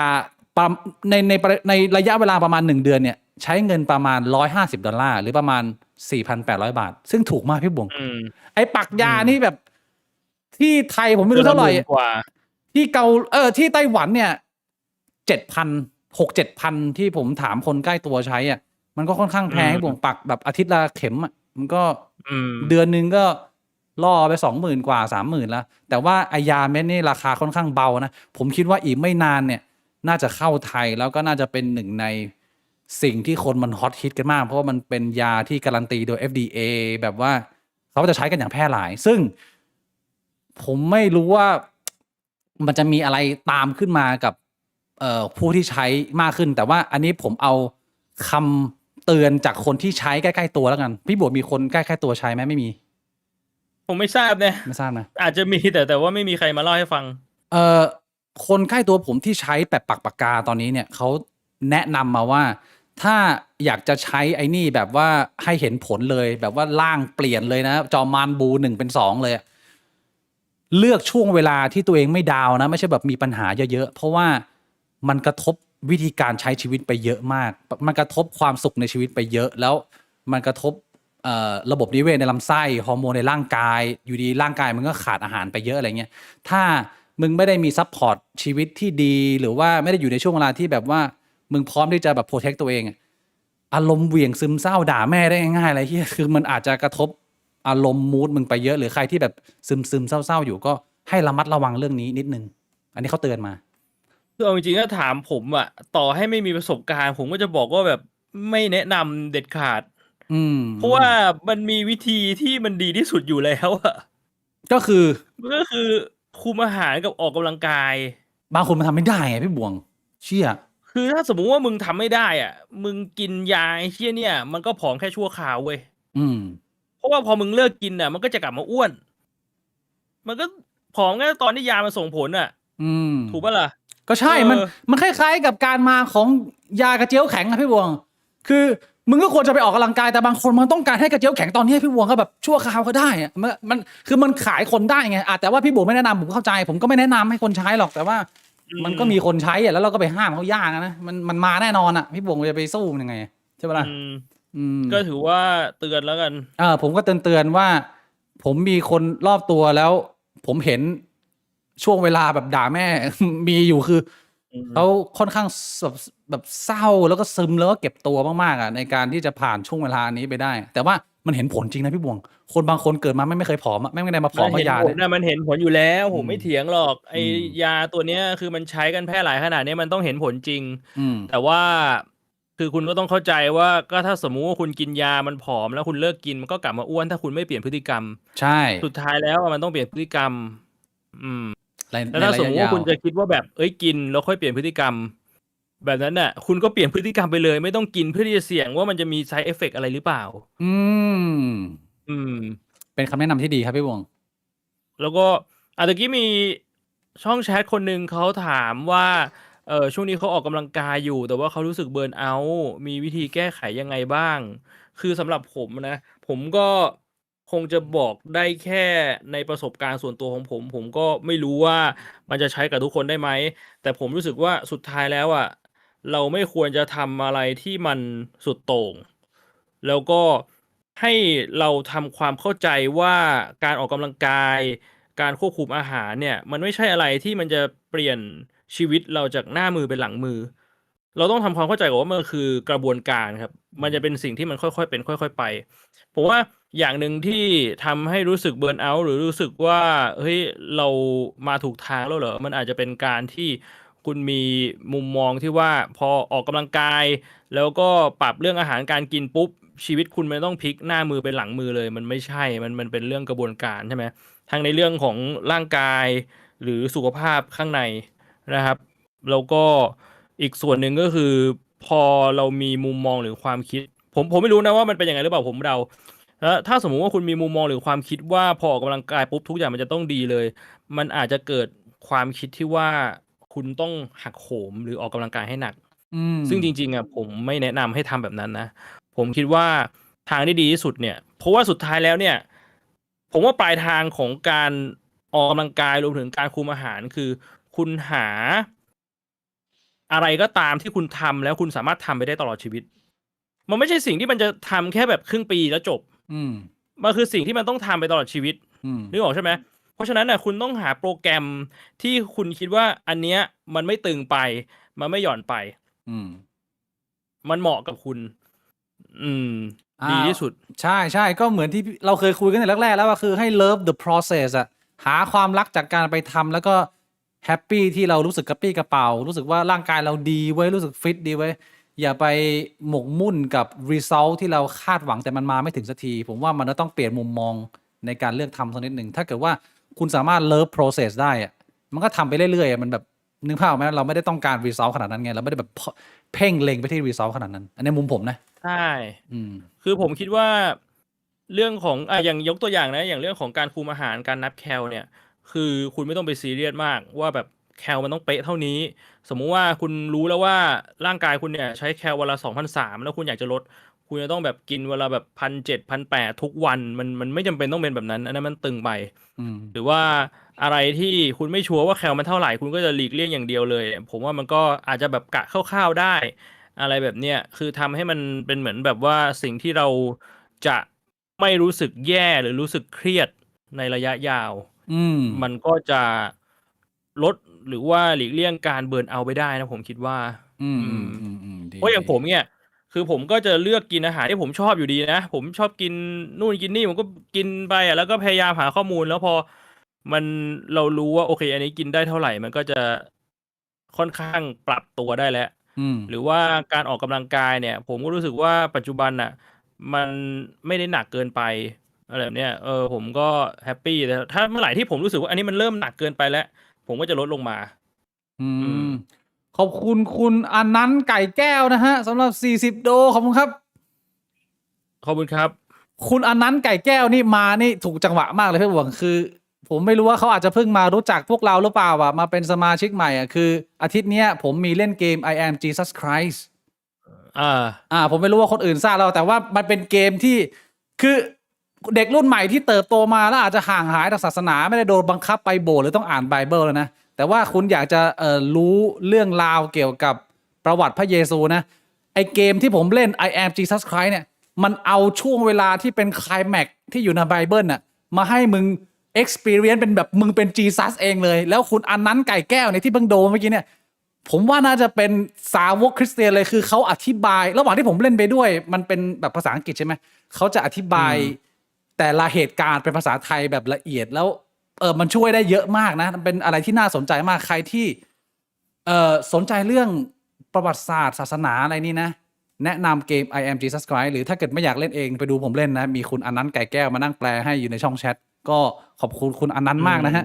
เยี่ยมยอดมากเลยสนุกมากเป็นเกมที่ดี และเพลินมากก็ได้เห็นรายละเอียดเล็กๆน้อยๆว่าพระเยซูทำอะไรบ้างมีพลังอะไรบ้าง จากที่เราไม่ได้เห็นในภาพยนตร์นะพี่บวงในเกมสามารถมีแบบไปไล่แบบนี้ได้ปะ ไม่ได้มันไม่มีปุ่มต่อยเชี่ยไม่ได้ ไม่มีปุ่มต่อยเลยเหรอ มีแต่วิ่งกดขี่ลาอย่างเดียว มีแค่นั้น สนุกก็แนะนำคนไป แต่ว่า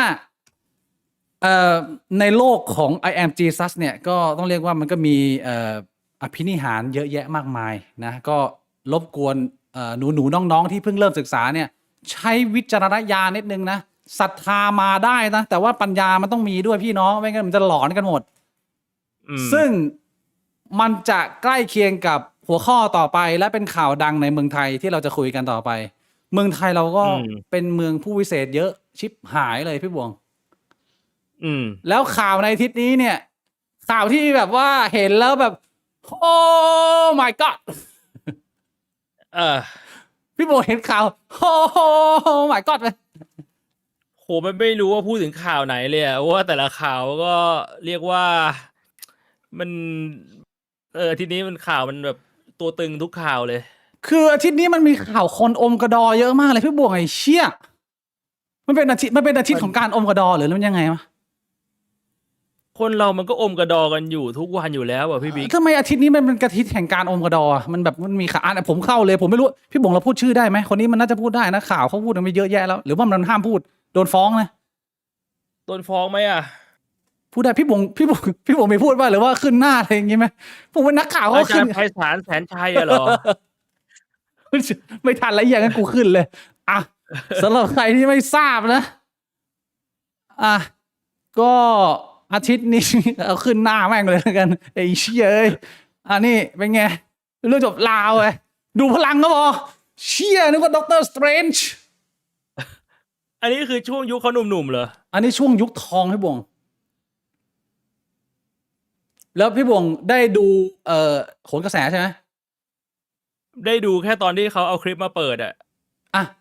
พี่บวงอยากจะพูดเรื่องประเด็นนี้ยังไงกับสังคมนิดหนึ่งฮะกับอาจารย์ไพศาลแสนชัยมันมีอะไรที่น่าพูดบ้าง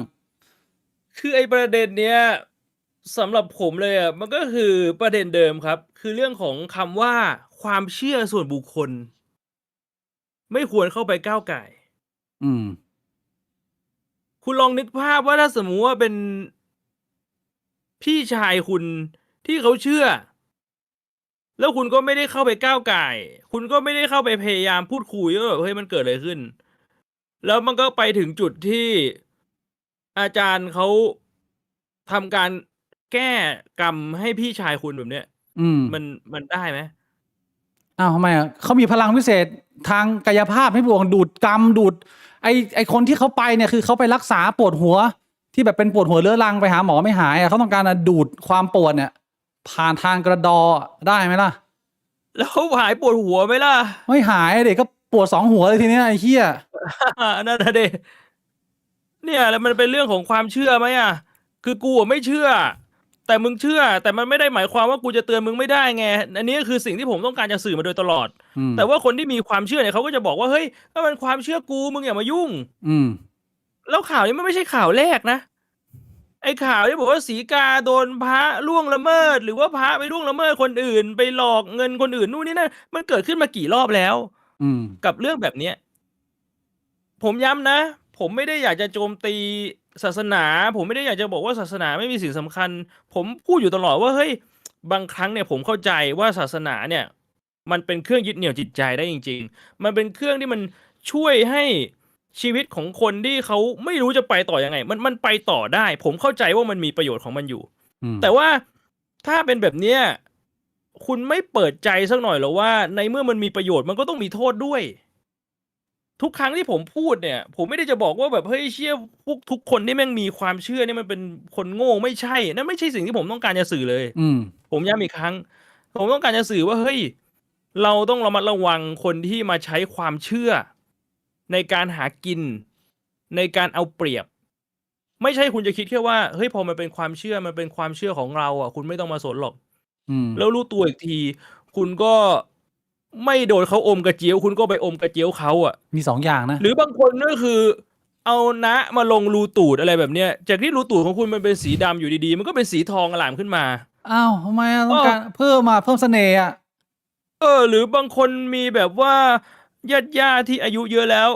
ก็โดนโกงไปจากทาง call center บางทีมันก็ใช้เรื่องของความเชื่อมามีส่วนในการหลอกเงิน คือมันโดนทั้งหมดทั้งร่างกาย ทั้งทรัพย์สิน ทั้งจิตใจมันโดนหมด คือ นี่ ส่วน เป็นสิ่งที่ผมไม่เข้าใจ ส่วนใหญ่คนที่เขาไปแบบนี้มันก็จะเป็นลักษณะเหมือนปากต่อปาก ก็คืออ้าวก็รู้ว่ามันมีคนที่เอาความเชื่อมาหากินนะแต่ว่าอันนี้เขาของจริง คนเนี้ยมีแต่มหาเศรษฐี คนมีการศึกษาสูงๆดาราดัง ๆ เนี่ยไปออกรายการคนดู2 ล้านเนี่ย มีแต่คนบอกใช่ของจริง ดาราเขาบอกเฮ้ยผมก็ไปไหว้ให้มารายการดัง ๆ ในทีวีช่องใหญ่ก็บอกเฮ้ยคนนี้ของจริง เนี่ยมึงโดนเข้าไป จริงนี่คือยังไงอ่ะอมแบบสุดโคนเหรอแบบริมฝีปากบนติดหัวหนาวริมฝีปากล่างติดกระโปรงแล้วก็ลิ้นไก่โดนหัวควยแบบนั้นเหรออันนี้คือเรียกว่าของจริงเหรอ เอาก็พอเขาบอกว่าของจริงปุ๊บอะพอไปหาอาจารย์ปุ๊บอาจารย์ก็บอกว่า เอาลูกศิษย์ไปปั่นมานะเหี่ยวๆมาดูดแบบเหี่ยวๆไม่ดูดนะ ต้องแบบว่าขึ้นมา45องศาที่ผมฟังจากคลิปมาเลยนะที่คุณพุทธอภิวันเปิดอะพระอาจารย์บอกว่าเอาพอหนุ่มกระดอไม่แข็งไปปั่นมาใหม่น้องชายยี่นั่นเขาไปปั่นมาแล้วเขาบอกว่าต้อง45องศาพาดไว้ตรงนี้นะพาดไว้พี่น้องประมาณเนี้ยแล้วเอ้าอาจารย์ที่มหาเศรษฐีคนร่ำคนรวยในประเทศไทยเขายังไปทำแล้วเขายังรวยเนี่ยมันจะเป็นของปลอมได้ไง มึงไปเปิดในพระไตรปิฎกหรือตำราเล่มไหนดิมันมีเขียนไว้ไหมไอ้คำว่าของจริงเนี่ยถ้ามันมีเขียนไว้ในตำราเนี่ยกูจะเชื่อ ไม่มีมันคนละศาสตร์กันนี่มันเป็นพวกพราหมณ์ฮินดูแล้วไงมันคนละแบบ สาย อะ ไหนพราหมณ์ฮินดูมีเหรอตำราที่แบบว่า ดูดหำเพื่อแก้กรรมอ่ะ มันเป็นผมว่ามันเป็นลักษณะเหมือนกับว่าเขาเป็นคนที่ความเชื่อมัน100%แล้วก็ไปอยู่ในสภาวะที่ไปเจอคนมีอำนาจมีชื่อเสียงมี power มากกว่า แล้วก็มีความสั่นกลัวหรือสงสัยสักเล็กน้อยว่าแบบเฮ้ยเชี่ยมันใช่หรือว่าแต่ว่าก็มาแล้วอะไรเงี้ยก็เลยอาจารย์บอกเฮ้ยมึงอยากจะหายปวดหัวก็ต้องเอากระดอมาให้ข้าดูดประมาณนี้ใช่ไหมล่ะมันแบบว่าเขาคิดไม่ได้แล้วตอนนั้นเขาแบบสั่นเทาไปหมดแล้วแล้ว เหตุผลข้ออ้างในการตอบเขาจะเหมือนกันหมดเลย แม้กระทั่งดาราหรือพิธีกรชื่อดังอย่างพี่มดดำก็ยังใช้เหตุผลเดียวกันก็คือ ไอ้เรื่องทำผิดมันก็เรื่องนึงแต่พลังเขามีนะเว้ยเหมือนที่เขาบอกอาจารย์หมอบีอ่ะก็คือหมอบีเป็น ใค ค ร นดี มีพลังอะไรวะ เอ้าพี่มดเขาบอกเลยว่าเอาคุณเนี่ยเขาทำผิดมันก็เรื่องของกฎหมายไปอะแต่ว่า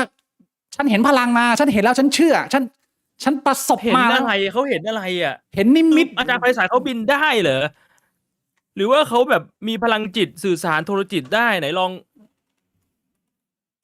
ไม่มีนะ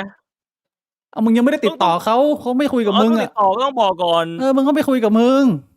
ไม่แล้วมันเวิร์กยังไงอ่ะคือกูต้องให้คลื่นความถี่เขาก่อนนะเหมือนแบบให้เบอร์โทรอะไรอย่างเงี้ยนะ ไม่มึงต้องรูดซิปลงมาพี่บวง โอ้ 45 องศาผ้าไว้ตรงนี้ เอาพลังอีกอย่างอื่นมีอีกไหมนอกจากไอ้เรื่องพลังการอมหำแก้กรรมเนี่ย ผมก็ไม่รู้ผมก็ไม่ได้เป็นลูกศิษย์อาจารย์เขาว่าใครไปดูรายการเขาก็ไปศึกษาเพิ่มเติมมาแต่ว่า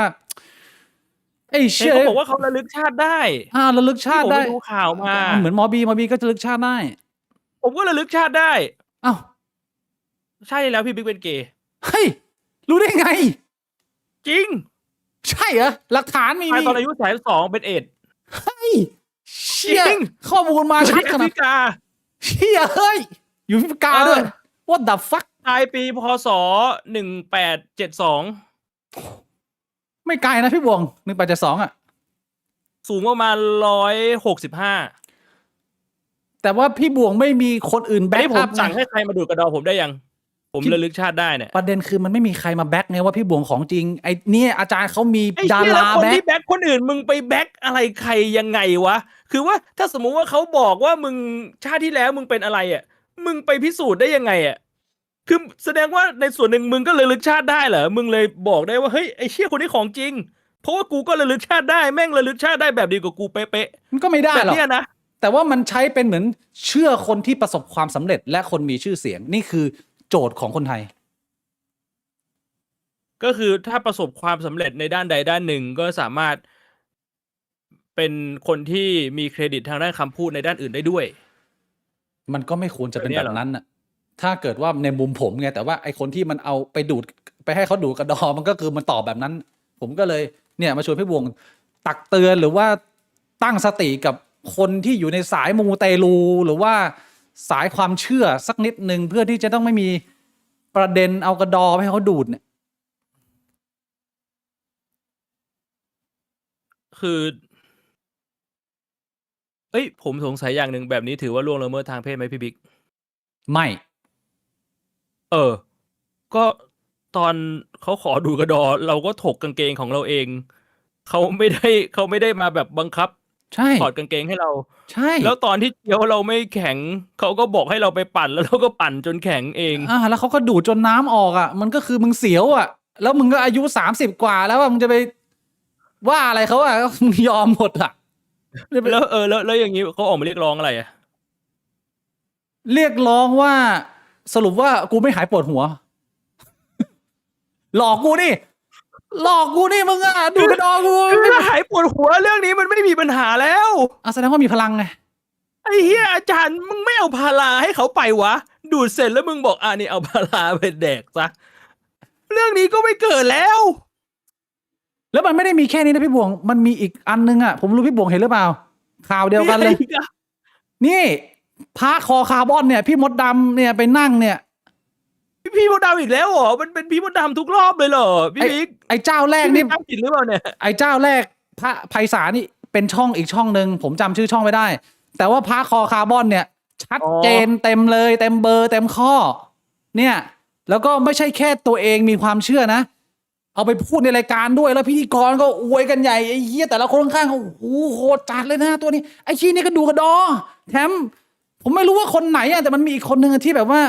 ไม่ได้แค่ดูกระดอแต่ว่ามันเป็นข่าวที่นี่แหละ แต่คนนี้ก็ดูกระดอเหรอ อันนี้ก็ดูกระดอแต่ว่ามันมีอีกคนนึงอะที่ปี้หมาด้วยอะคือผสมลงไปหมดไอ้เชี่ยอะไรหนักสัตว์เลย เนี่ย แล้วคำถามที่ผมมาถามพี่บวงก็คือว่า มันเป็นความผิดของคนมีฐานะของคนประสบความสำเร็จที่รวยๆ1%ของคนไทยมีชื่อเสียงไหมหรือว่ามันเป็นสิทธิ์ของเขาที่เขาจะงมงายหรือเชื่อเหี้ยอะไรก็ได้ มันมีความผิดบ้างไหมอยู่ในเรื่องเนี้ยพี่บวง ไม่มีความผิด ไม่มีความผิด คุ เล ณ ย จะ นะ เชื่ออะไรมันไม่ผิดกฎหมายข้อไหนอยู่แล้ว อ่า แต่ว่าถ้าสมมติว่าคุณเชื่อแล้วคุณโดนหลอกดูดกระดอเนี่ย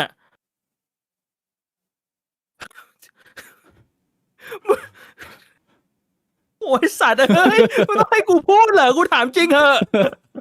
ไอ้เหี้ยเป็นข่าวออกโหนกระแสมันไม่ได้เป็น คือเฮ้ยคือผมเข้าใจนะว่าถ้าสมมติว่าคุณเป็นคนที่ไร้เดียงสาคุณเป็นเด็กคุณเป็นเชี่ยอะไรนะว่าไป แต่มึงเป็นนักธุรกิจอะอายุ30 กว่า แต่มึงโดนหลอกดูดกระดอแล้วมึง what the fuck man คือผมพูดไม่ออกเลยว่ะไอ้เชี่ย สมมุติว่าเป็นคนในใกล้ตัวคนที่เรารักอย่างเงี้ยพี่บ่งจะเตือนเขายังไง ผมก็คงจะบอกว่าแบบ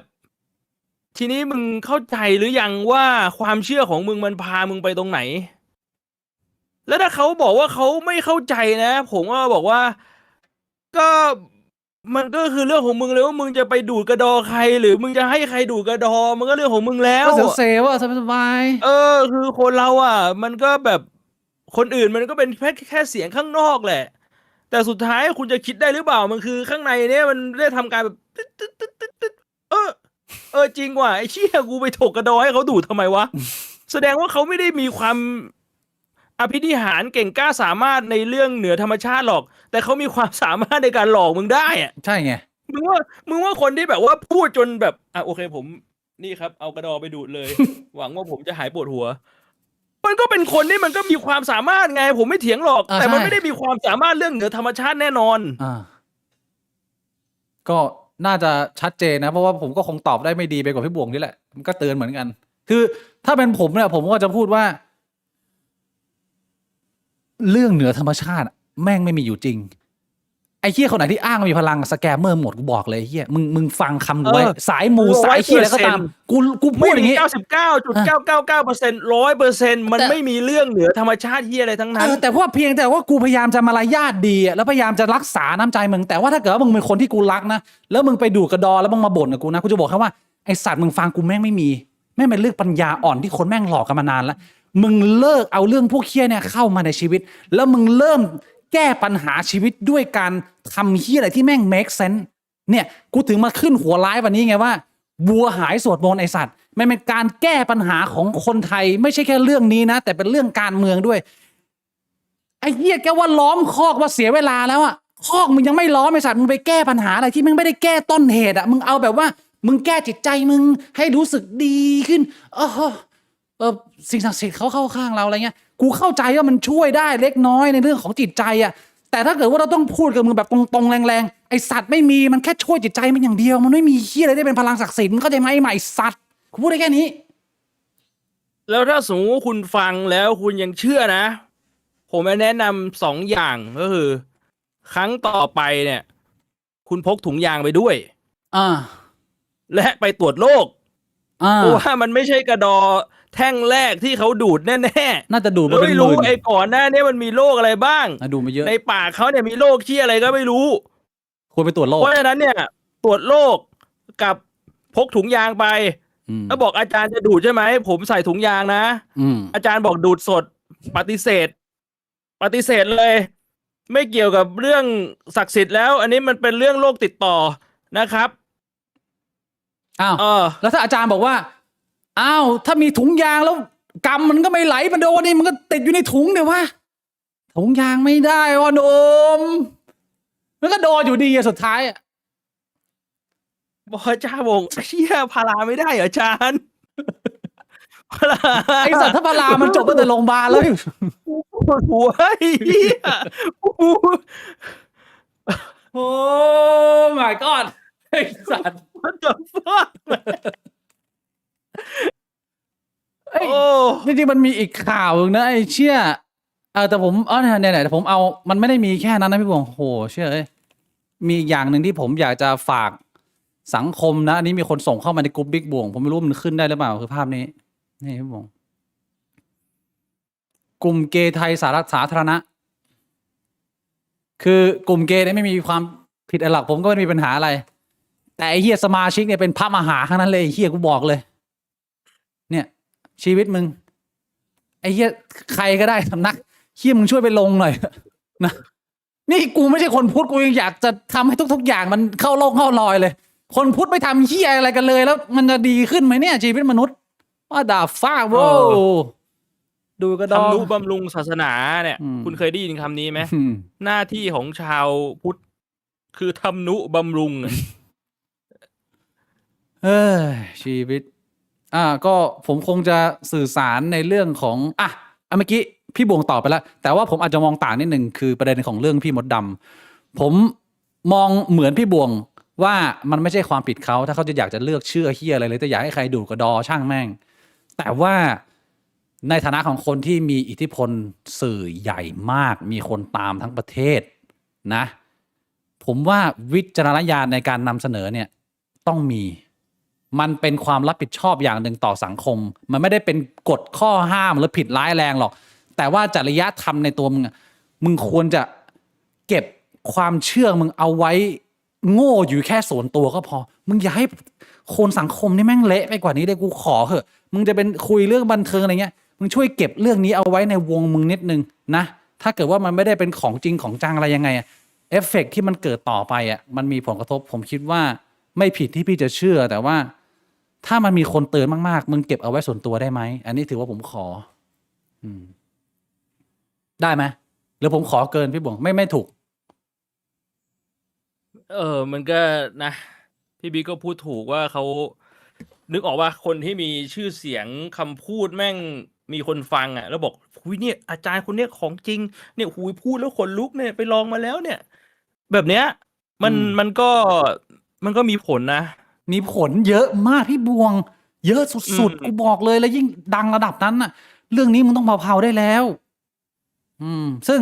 ผมก็ไม่รู้เขาเผาๆหรือเปล่าก็ไอคลิปที่เขาออกมาเปิดกันมันก็เป็นภาพเก่าแล้ว อันนี้ผมก็เข้าใจ แต่ว่ามันส่งผลกระทบเยอะเพราะว่าคนส่วนใหญ่มันไม่ได้มีสติสัมปชัญญะขนาดนั้นใช้คำนี้แล้วกัน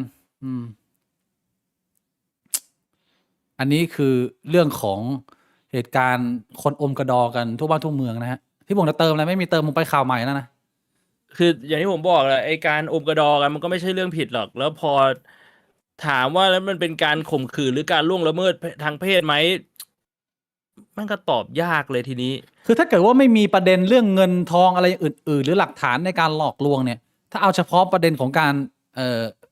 กระทำชำเราหรือล่วงละเมิดทางเพศเนี่ยมีทนายออกมาบอกแล้วว่ามันไม่เข้า เฉพาะเรื่องนี้เรื่องเดียวนะเพราะว่ามันเป็นการยินยอมส่วนตัวมึงเสียวมึงเสร็จหมดมึงปั่นเองเหี้ยเขาก็บอกมึงปฏิเสธได้แต่มึงไม่ปฏิเสธไงถ้าเปลี่ยนเพศก็เหมือนกันไหมเปลี่ยนเพศก็เหมือนกันพี่บวงก็ถ้าเกิดว่าผมไม่ได้ใช้กำลังหรือว่าใช้ยาสาอะไรเงี้ยผมนั่งเป็นอาจารย์แล้วพี่บวงเดินมาเป็นสาวมาบอกอ้าวแม่สาวถอดเสื้อเดี๋ยวแก้กรรมให้แล้วมึงก็เข้าไปดูดหัวนมเขาอย่างเงี้ยแล้วมึงก็เป็นคนถอดเองมึงมาเองมึงจ่ายตังค์กลับบ้านมึงจะไปเชื่อมึงต่อสู้มึงก็ต้องมีหลักฐานเยอะพอสมควรนะไม่งั้นมึงสู้ไม่ได้นะเว้ยว่ามึงโตแล้วมึงไม่ได้เป็นเด็กก็อยากจะให้ทุกๆคนระวังไว้เฮ้ยเป็นเรื่องที่แม่งไม่ควรจะต้องมานั่งพลาดอะไรกันแล้วพอมึงเห็นข่าวอย่างเงี้ยแบบโอ้เชื่อซาบโกสานไม่ใช่พูดไม่ออกไอ้เหี้ยจบแล้วนะพี่บองเรื่องนี้จัดไป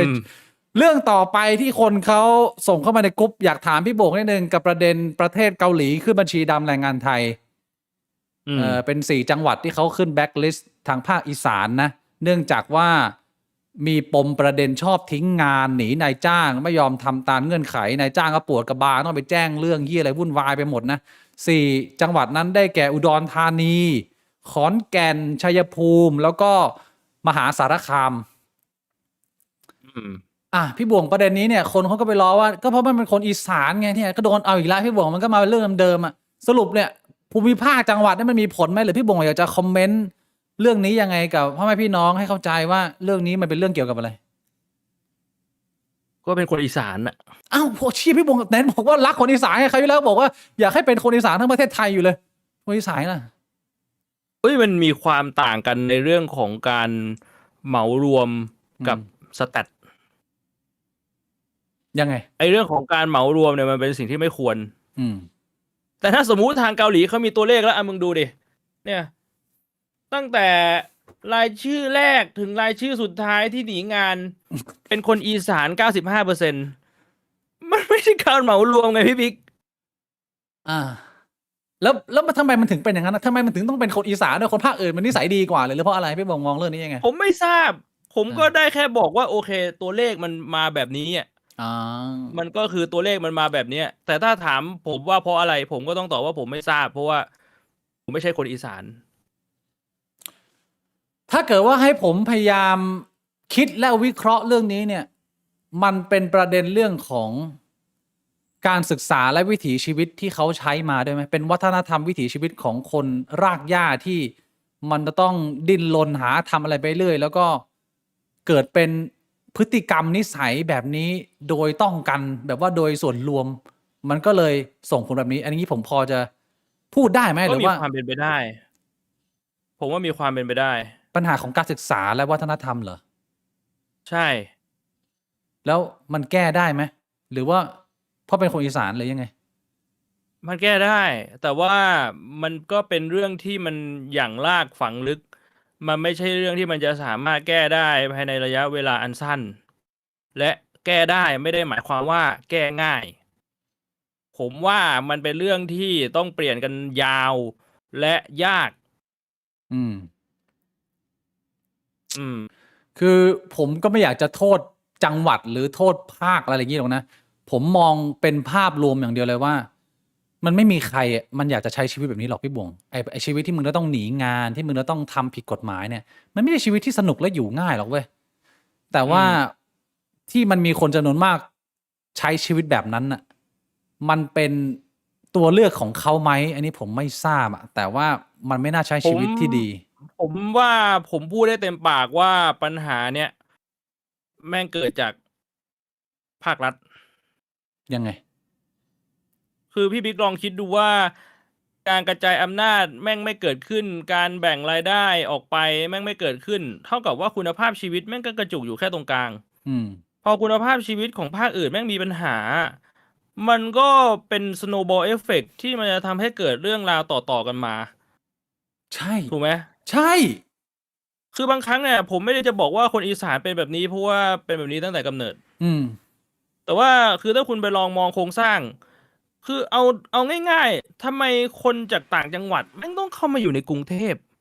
แม่งต้องเข้ามาทำงานในกรุงเทพแล้วส่งเงินกลับไปเพราะที่ต่างจังหวัดแม่งไม่มีงานแม่งไม่มีเงิน อืม แล้วใครเป็นคนควบคุมเรื่องพวกเนี้ยรัฐบาลทำได้หมด มึงจะกระจายอำนาจมึงจะส่งเงินออกไปมึงจะไปพัฒนาให้แบบว่าหัวเมืองของแต่ละจังหวัด หัวเมืองของแต่ละภาคแม่งมีงานมีฟาซิลิตี้ขึ้นมา มีคุณภาพของชีวิตความเป็นอยู่ มีการศึกษาขึ้นมา อืม มึงทำได้ อืม แต่มึงไม่ทำ อืม ไม่รู้ว่าเพราะอะไร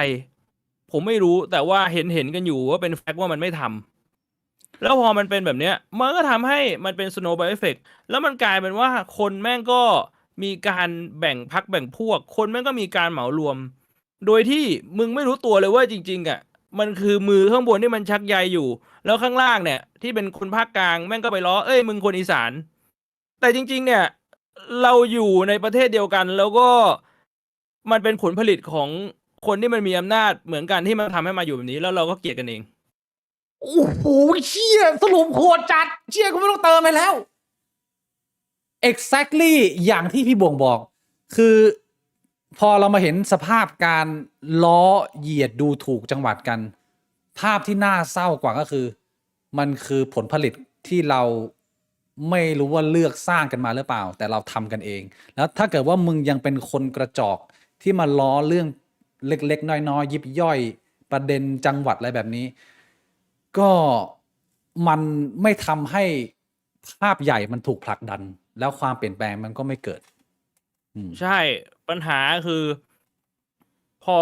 มันเป็นเรื่องที่แก้ยาก แล้วต้องใช้เวลา แล้วคนแม่งยิ่งเกลียดกันไปเรื่อยๆ มันก็จะยิ่งมีโอกาสที่จะแก้ไขเรื่องนี้ได้น้อยลงไปเรื่อย ดังคำที่เขาพูดว่า แบ่งแยกแล้วปกครอง ๆ ใช่ เพราะพี่บิ๊กนึกออกว่าสมัยก่อนเนี่ย คนภาคอื่นๆ มันอาจจะไม่ได้เกลียดกันนะมากขนาดนั้น แต่ว่าถ้าสมมุติว่ามันมีคนที่โตมาในยุคที่แบบ คนภาคกลางแม่งไม่ชอบภาคอีสานไม่ชอบภาคใต้ไม่ชอบภาคเหนือแล้วใครแม่งจะขึ้นไปเป็นคนชั้นปกครองรุ่นต่อไปแม่งก็คือคนภาคกลางหรือคนที่มาจากครอบครัวมีอำนาจแม่งขึ้นไปแล้วแม่งมีความคิดแบบนี้แม่งก็จะยิ่งไม่อยากแบ่งอำนาจแม่งก็จะยิ่งไม่อยากแบ่งเงินออกไปหมายความว่าโอกาสที่จะแก้ไขปัญหานี้แม่งก็จะน้อยลงไปเรื่อยๆใช่ๆเพราะฉะนั้นก็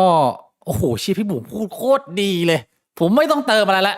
อย่างที่พี่บุ๋มพูดเมื่อกี้นี้รบกวนย้อนกลับไปดูหนึ่งครั้ง ถ้าเกิดว่าใครยังล้อคนอีสานหรือว่าเข้าใจอะไรแบบนี้อยู่นะฮะก็อันนี้เป็นภาพใหญ่ที่เราควรจะทำความเข้าใจร่วมกัน จบประเด็นของเกาหลีแบน4 จังหวัดอีสานข่าวต่อไปคือดราม่าของหนึ่งในคอนเทนต์ครีเอเตอร์ชื่อดังที่เคยขึ้นไปรับรางวัลคอนเทนต์ครีเอเตอร์นะฮะพอนดอนนิวส์พี่บุ๋มรู้จักไหมช่องนี้เคยเห็นที่เขาหน้าตาคล้ายๆกับพี่หนุ่มกัญชัยใช่ไหมหน้าตาคล้ายๆใช่ก็ผมเห็นบทความของท่านหนึ่งใน Facebook ชื่อคุณระวีตะวันทรงอะไรเนี่ยนะถ้าเกิดว่าอ่านผิดขออภัยนะฮะก็คือเขาเขียนบทความเกี่ยวกับinfluencer economy ที่ตอนนี้เนี่ยมันใหญ่เติบโตไปมากกว่าอุตสาหกรรมข่าวที่เป็นคนทำงานหนักแล้วcontent creator จำนวนมากเอาข่าวตรงนี้ไปใช้โดยที่ไม่ให้เหี้ยอะไรเลยแล้วก็แบบว่าตัดฉับไวมีความสามารถในการสื่อสารทำให้ต้นทางข่าวคนที่ไปหาข่าวไม่ได้เลยเงินมันไหลมาที่ content creator หมดแล้วสุดท้ายทางเพจเจ้าของเพจเนี่ยเขาก็ออกมาขอโทษขอโพยแล้วก็สัญญาว่าจะปรับปรุงตัวพี่บ่วงก็เรียกว่า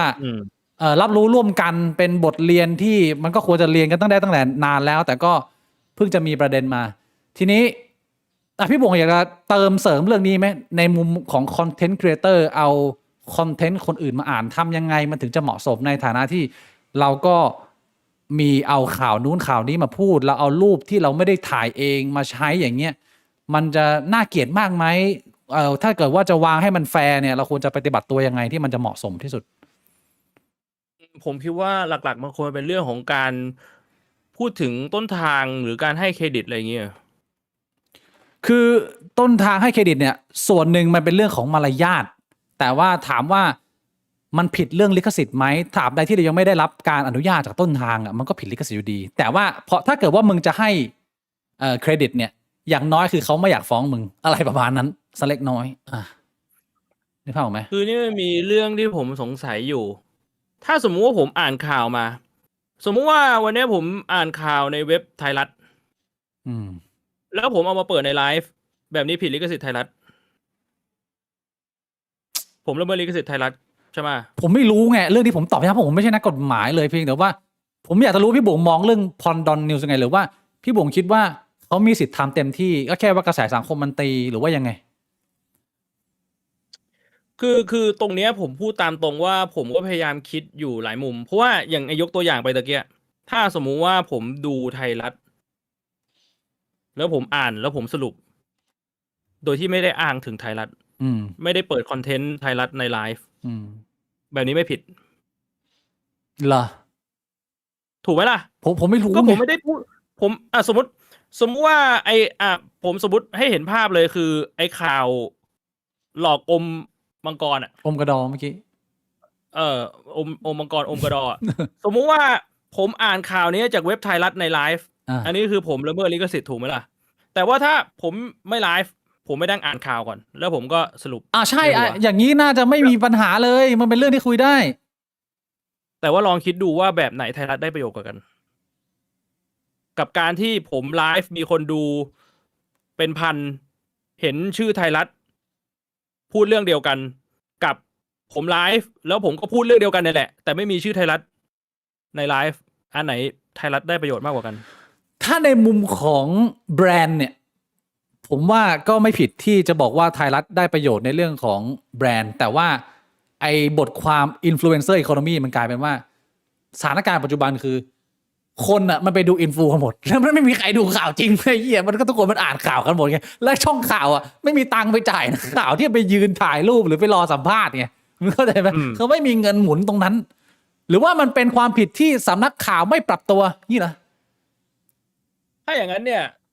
ถ้าจะให้แฟร์ก็คือรายได้ส่วนหนึ่งของอินฟลูเอนเซอร์ก็ควรจะเข้าสำนักข่าวถูกปะ ใช่ คล้ายๆกับ อืม YouTube ทำเกมทำอะไรเงี้ยถ้าเกิดว่าเราเอาของเขามา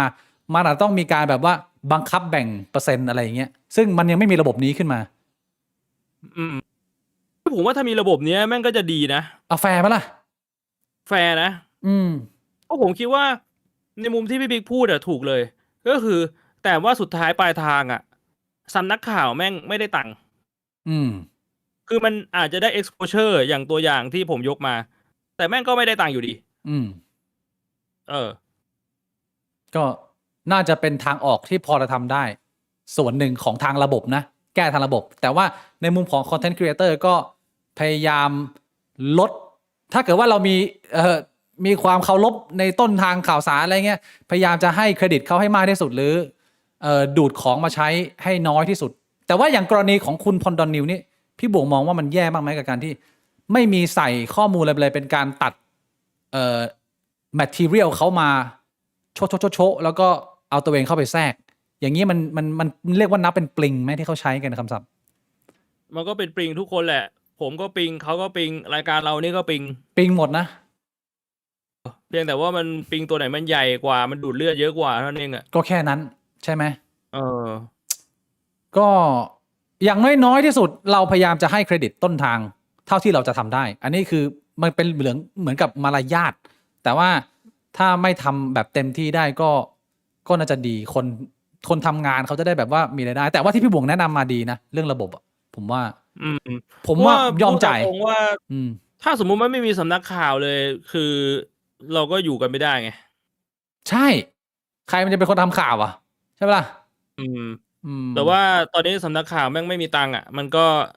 จะให้ใครไปทำข่าว แต่ว่าไม่ได้ตังค์มันก็ยาก อืม หรือว่าสำนักข่าวต้องมาซื้อตัว Content Creator แบบว่าอิสระไม่ได้อีกนะ มันก็คนละเรื่องอีกมันก็ไม่ได้อีกเพราะว่า Content Creator มันทำงานเป็นอิสระไงมันไม่ได้ทำงานแบบวิชาชีพสื่อ มันไม่ได้มันคนละแบบกันอืม มาตรฐานมันมาตรฐานมันไม่เท่ากัน คืออ ไม่ได้อีก เป็นผู้สื่อข่าวนี่ คุณออกความเห็นไม่ได้ อืม คุณต้องเป็นกลาง ใช่ แล้วก็มันผมจะไม่ผิดก็คือ มันไม่ใช่แค่ต้องเป็นกลางก็คือออกความเห็นไม่ได้เลย ต่อให้ความเห็นจะเป็นกลาง อืม เท่าที่เข้าใจไม่ผิด อ่า เออ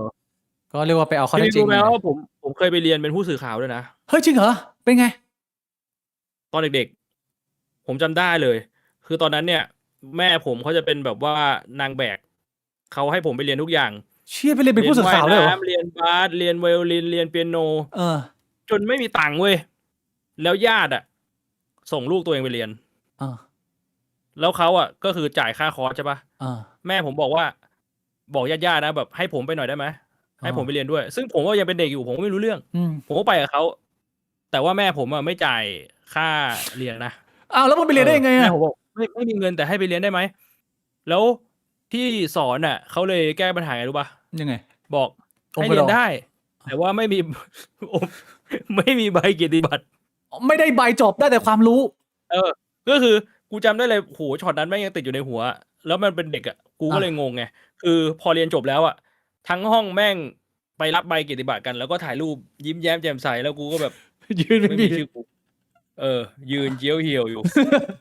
ไม่เป็นไร ความรู้สึกแม่งคงแบบอารมณ์แบบว่าโดนอมกระดออะไรอย่างเงี้ยหรือ ไม่ แบบ ดิ ว่าโดนจับอมกระดอ สุดท้ายแล้วว่ามันก็คือได้องค์ความรู้มาใบกิตติบัตรมันไม่มีค่าอะไรให้บอกไอ้องค์ความรู้นะสำ อันนี้ คั มั ญ นเป็นมุมมองของผู้ใหญ่ไง แต่ แต่มึงนึกออกว่าเป็นเด็กอ่ะแบบ เอ้าไอ้เชี่ยกูไม่ได้อยู่คนเดียว คือ อ๋อ ทำ น้ ไม อยใจ วะกู น้อยใจ ต้องผ่านหรืออะไรอย่างเงี้ยเหรอมันก็แซดๆหน่อย แล้วถ้าเกิดว่าเจ้าของเขาบอกว่าเอาน้องเด็กชายบวง อยากได้เกียรติบัตรไหมลูก อย่าครับ มานี่ลูกนี่ตามมาที่ห้องนะ โอ้ยเขาทำอะไรนะครับ คุณลุง ปั้นกระเจียวนะแล้วพาด45 องศาแล้วพ่อหนุ่มไม่แข็งไม่ได้นะต้องตั้งเป็นทรง กระเจียวผมไม่ค่อยยาวนะ ดูดหมดอะไอ้เหี้ยไอ้พวกเหี้ยนั่นน่ะกูบอกเลยแลกกับใบประกาศ พี่บง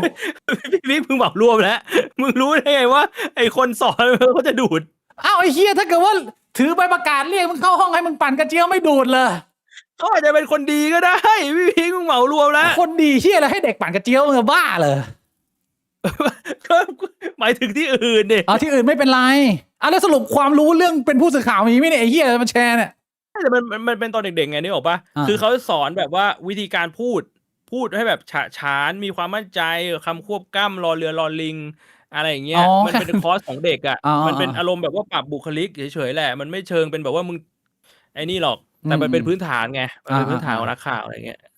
น่าสนใจก็ เป็นกำลังใจให้กับทางทีมผู้สื่อข่าวเลยนะเขาทำงานโหดกันจริงๆอันนี้ต้องยอมเขานะก็ระมัดระวังโอเค แต่พูดถึงกันนั้นแล้วก็เข้าข่าวต่อไปเราก็จะเอา แล้วกูเอารูปคนอื่นเข้ามาใช้ได้ไหมผมก็ได้นะกูทำได้ไหมเนี่ยหรือกูควรจะไม่ควรทำเนี่ยเพราะว่าอาทิตย์นี้ที่เป็นหนึ่งในอาทิตย์ใหญ่ที่เราได้เห็นฉาก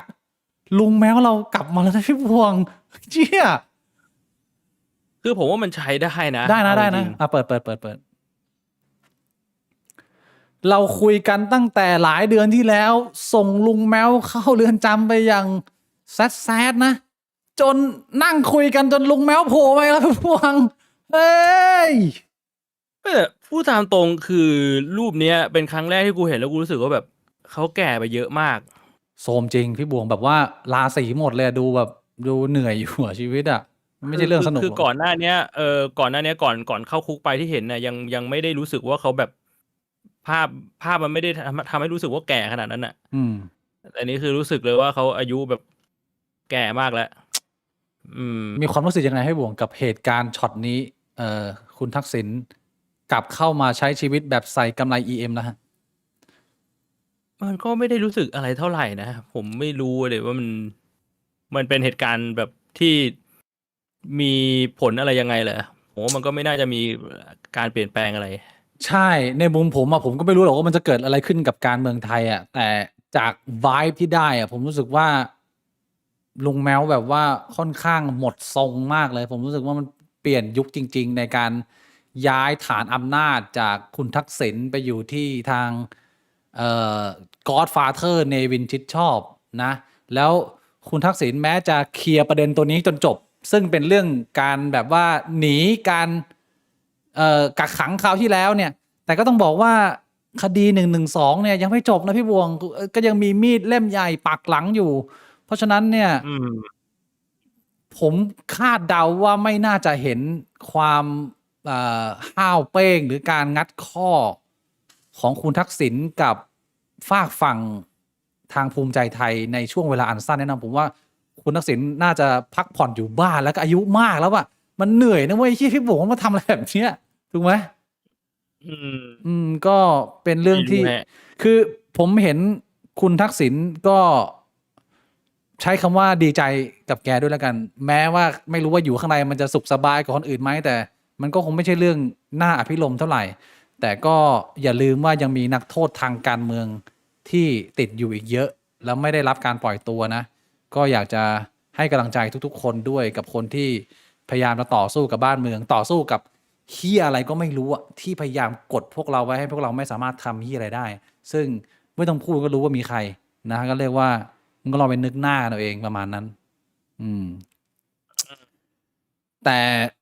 ประเด็นหนึ่งที่ผมเห็นเขาพิมพ์กันใต้ภาพนี้ก็คืออันหนึ่งน่าสนใจมากเขาบอกว่ามึงคิดดูนะว่าการที่เราได้รัฐบาลอนุทินมาในตอนนี้เนี่ยกับเลือกตั้ง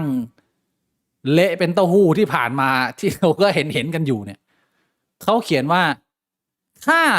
ตอนนี้เนี่ยรัฐบาลที่เราได้ไม่ใช่รัฐบาลอนุทินแต่เป็นรัฐบาลทักษิณหรือรัฐบาลพรรคส้มอะไรก็แล้วแต่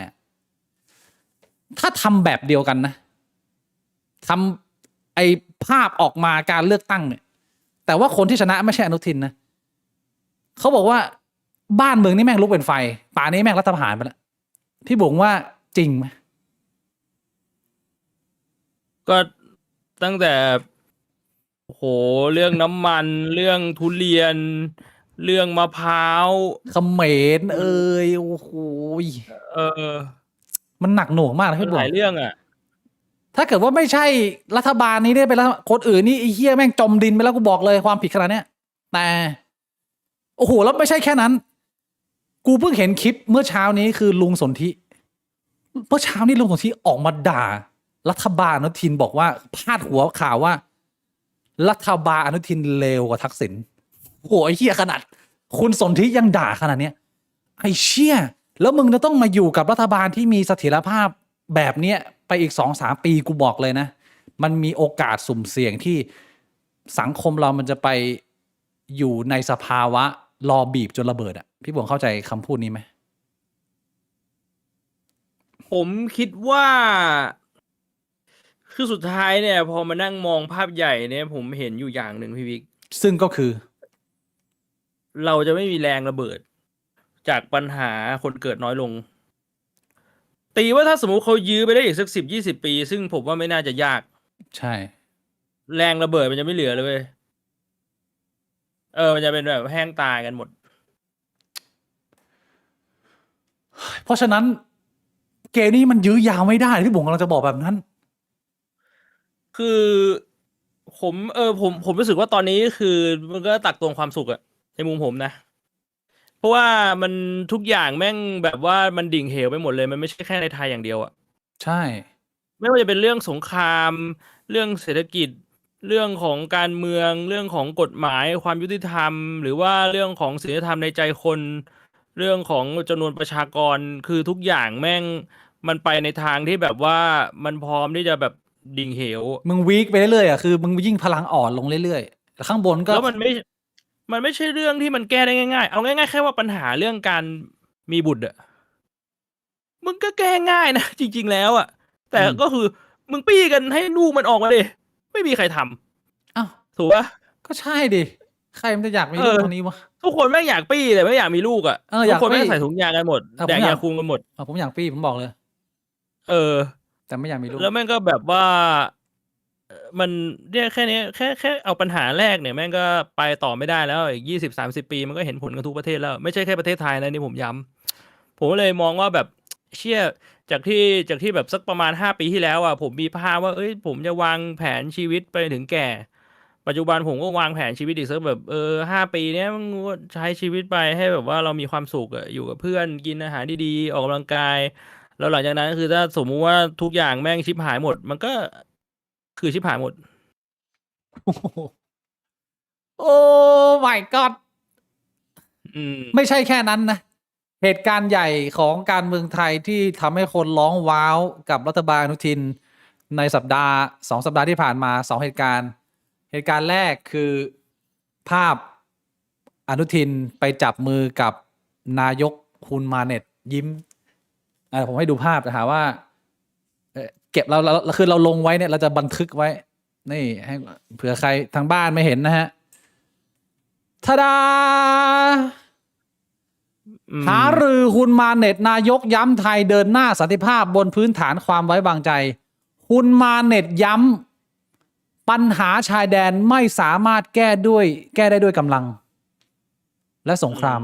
นี่สบายเลยภาพนี้ออกมาปุ๊บ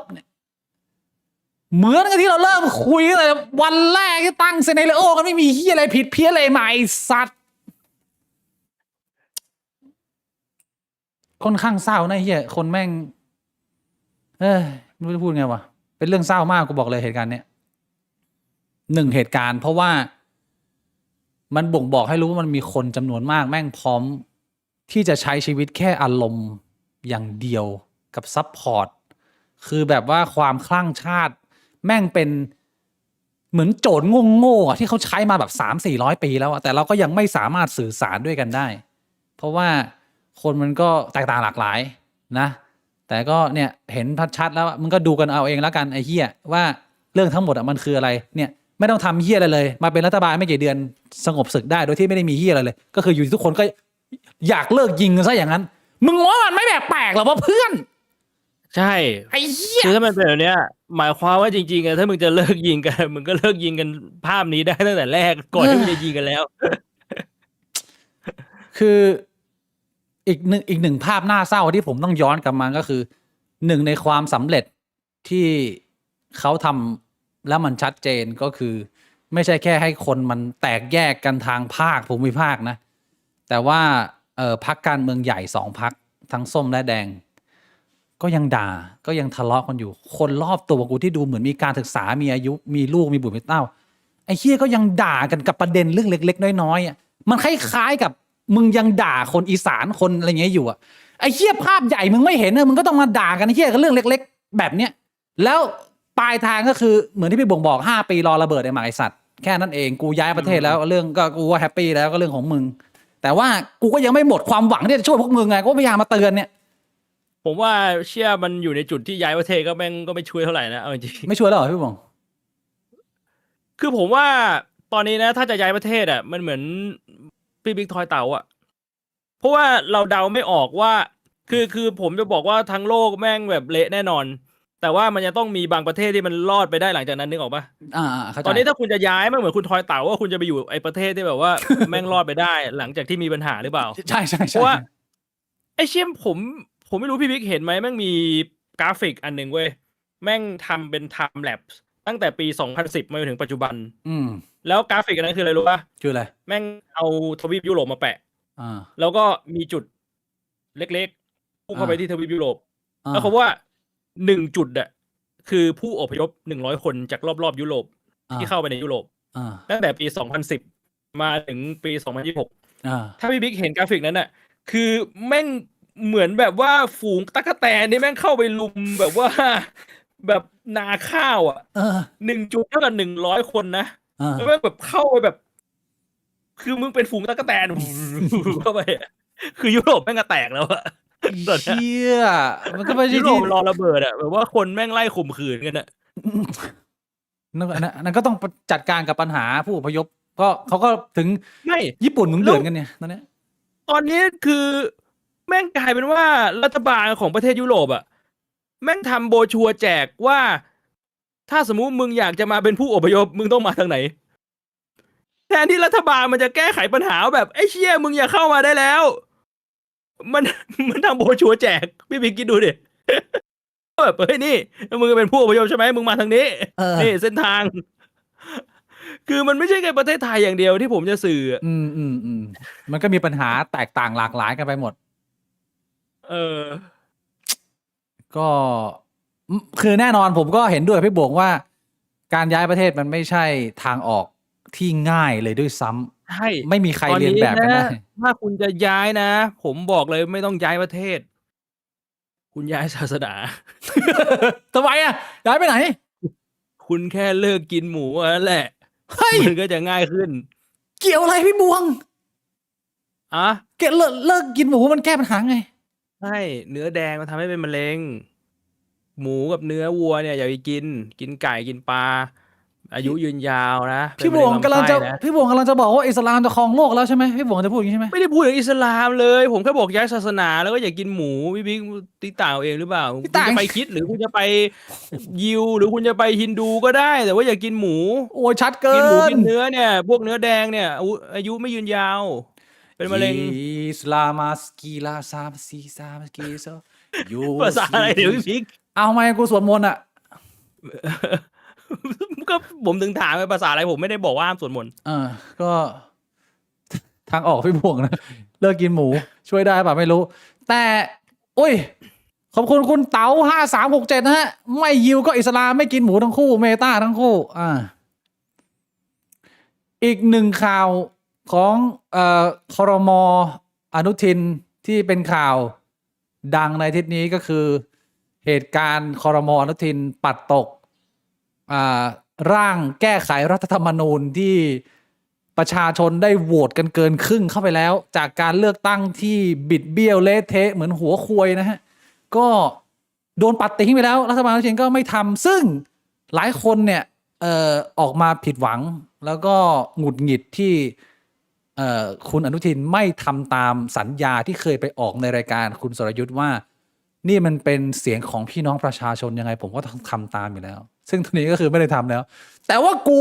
เขียนบทความไปตั้งนานแล้วเพื่อนตั้งแต่ก่อนอนุทินจะเข้ามาแทรกแซงว่า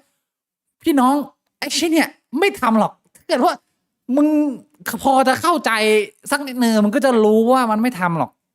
แต่ว่าหลายคนก็เซอร์ไพรส์นะผมก็เรียกว่ามาย้ำเตือนว่า ถ้าคุณเข้าใจบทบาทเขาสักนิดหนึ่งคุณก็จะรู้ว่า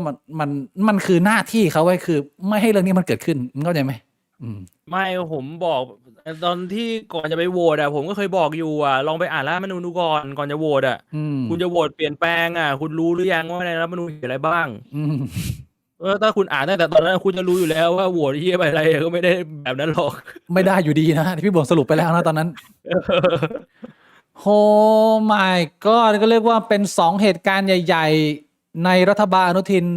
ในวีคที่ผ่านมาเรียกว่าสำหรับใครที่ตกข่าวก็เอามาย้ำเตือนนะว่ามันเริ่มแบบว่าแย่และชัดเจนลงไปเรื่อยๆนะฮะในมุมของประชาชนแต่ว่าในมุมของผู้มีอำนาจก็ยิ้มหวานนะฮะสบายๆทำแลนด์บริดจ์ซื้อที่กันสบายเป็นเจ้าของก็คุยกันไปนะก็ไปตามดูเรื่องนี้กันเอาเองมันมีอีกคนหนึ่งที่ไอแลนด์บริดจ์นี่มันยังไม่ร่างอะไรขึ้นมาเป็นรูปเป็นร่างเลยไปกว้านซื้อที่กันแล้วเหรออ้าวก็เตรียมผลักดันนะก็คือมั่นใจแล้วว่าเกิดขึ้นแน่นอนก็โอ้โหต้องทำเต็มที่ตอนนี้มันก็ลุยได้มันก็ลุยกันหมดแล้วตอนนี้กูบอกเลยข้างบนทำยี่ได้มันทำหมดไม่แต่ในข่าวเขายังไม่ได้บอกนะว่าซื้อก็ยังไม่แต่ก็มีคนมาเริ่มไปกลุยทางไปแล้ว เพราะว่ามองว่า4 ปีนี้กูต้องดันให้ได้เขาก็มองแบบนี้ ซื้อที่อะไรให้ผมปฏิเสธนะปฏิเสธยังไม่ซื้อ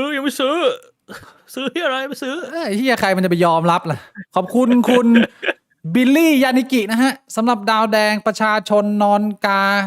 กอะไรเนี่ย นอนกากระเจียวคืออะไรฮะกินต่อไปไม่เข้าใจงงขอบคุณมากฮะอ๋อประชาชนนอนเกากระเจียวกินเกาเหรอคือไม่มีอะไรจะแดกเลยมันมีอีกคนหนึ่งที่ปรากฏตัวที่ไม่ใช่แค่คุณทักษิณชินวัตรนะในอาทิตย์นี้แต่ปรากฏตัวแบบเงียบๆนะพี่วงพระชี้ตังเมโป้งพระธรรมชโยชี้ตังเมโป้งเชี่ยแบบที่พี่บิ๊กบอกเลยว่าแบบพอคดีพ้นเดี๋ยวปรากฏตัวแน่นอนแล้วผมเห็นใน Facebook ผมแบบอ้าวไอ้เชี่ยโผล่มาอย่างไหนวะเยสลามาซีมาสกีมาซูโกซีภาษาที่นี่มาสรุปคือมันทำให้ผมมองไปถึงเหตุการณ์จำได้ไหมที่มันมีข่าวตอนนั้นที่เขามีเจ้าหน้าที่รัฐที่เคยมีปัญหาเรื่องชายแดนใต้ แล้วมันมีคดีความ10 ปีแล้วเหมือนเหตุการณ์มันจะประมาณว่าพรุ่งนี้จะเป็นวันที่คดีมันจะขาดอายุความไอ้เจ้าหน้าที่รัฐคนนี้ก็เลยบินออกนอกประเทศไปแบบ2-3 วันแล้วพอหมดอายุความแม่งก็บินกลับมารับราชการใหม่อันนี้ก็มีเรื่องที่เกิดขึ้นมันก็เป็นเหตุการณ์ที่คล้ายๆประมาณนี้ว่าเนี่ยฮะมันจะเละแบบว่าเละแบบหนักสัตว์ไปที่ทุกอนูแล้วนะฮะก็แต่บางคนเขาบอกว่าอาจจะไม่แฟร์นะกับทางพระธรรมชโยเพราะว่าพระธรรมชโยเนี่ยเขาโดนจับในยุคของรัฐบาลคสช.ไงอาจจะแบบว่าใช้อำนาจเกินหรือเปล่าไม่ถูกต้องหรือเปล่าอะไรอย่างนี้พี่บ่งมองเรื่องนี้ยังไงมีคอมเมนต์ไหมหรือไม่มีก็ถ้าสมมุติว่าไม่ถูกต้องจริงๆก็ไปสู้คดีก็ได้นะแต่ก็จะบอกว่าไปสู้คดีก็ไม่ได้หรอกก็เขาใช้อำนาจมันก็ถ่ายไปได้ก็ผมอยากสรุปเรื่องนี้รวมๆว่าเรื่องเหนือธรรมชาติไม่มีจริงเทวดาไม่มีจริงไม่มีใครช่วยเลยมึงได้มึงต้องช่วยตัวเองครับไม่หมายสัตว์นะฮะก็ไม่ว่าจะเผาอะไรก็ตามกูพูดรวมๆไปแต่อีกคนหนึ่งที่มีประเด็นใหญ่เหมือนกันในมุมของการเมืองแล้วไม่ค่อยมีคนพูดถึงเยอะก็คือน้องเด็กผู้ชายคนหนึ่งที่เคยโด่งดังเมื่อหลายปีมาแล้วก็คือน้องเนติวิทย์พี่บ่งรู้จักไหมจำได้น้องเนติวิทย์เคยเป็นเด็กคนหนึ่งที่ขึ้นมาคัดค้านวัฒนธรรมการบังคับเกณฑ์ทหารแล้วก็เข้าไปจูงกระเจียวกันในค่ายทหารนะคะเขาก็เลยเหมือนกับว่าต่อต้านใช้อารยะขัดขืนไม่ไปสมัครเกณฑ์ทหารทำให้ตัวเองเนี่ยโดน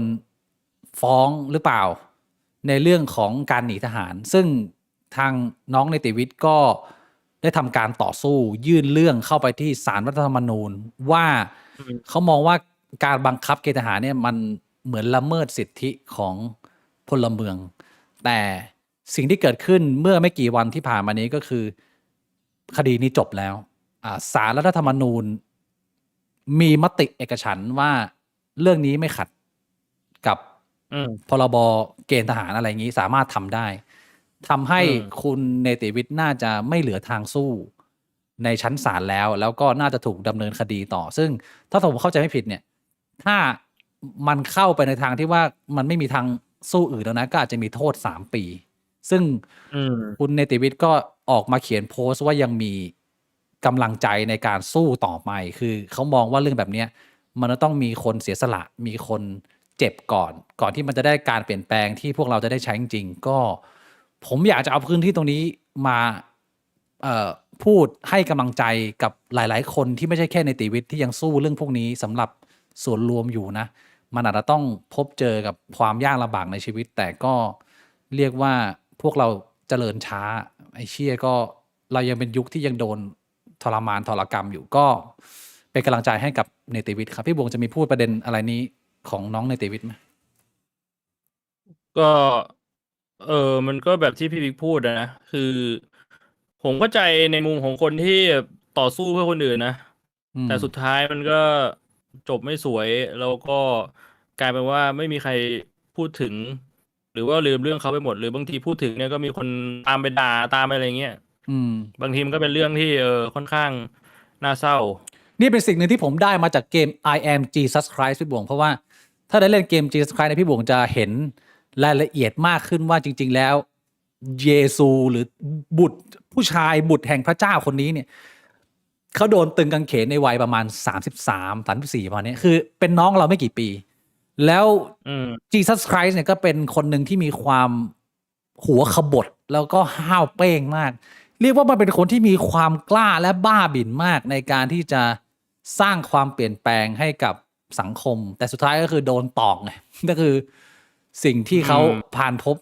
ก็เรียกว่าเป็นคนที่มีอุดมการณ์แรงกล้า มันต้องมีคนความหัวขบถในระดับหนึ่ง โดนตอกนะ ยีสลามาสกีมาสกีผมอยาก มันในเกมมันท่องแบบนี้เหรอ ไม่ อันนี้คือผมสวดไง สวดมนต์กับพระผู้เป็นเจ้า อ๋อ ผมปวดฉี่พี่บงเดี๋ยวเราจะไปคุยอีกหนึ่งเรื่องที่ใหญ่ขึ้นไปอีกเฮี้ยขึ้นไปอีก เมื่อคนเห็นก็ต้องรอโอ้ my god อีกหนึ่งเรื่องก็คือหนุ่มจีนหมิงเฉินซันพี่บงเห็นไหมเดี๋ยวเห็นละ พักฉี่ได้ไหมพักฉี่ มา หมิ เข้าง น้ำก่อนมาเข้าน้ หมิงเฉินซัน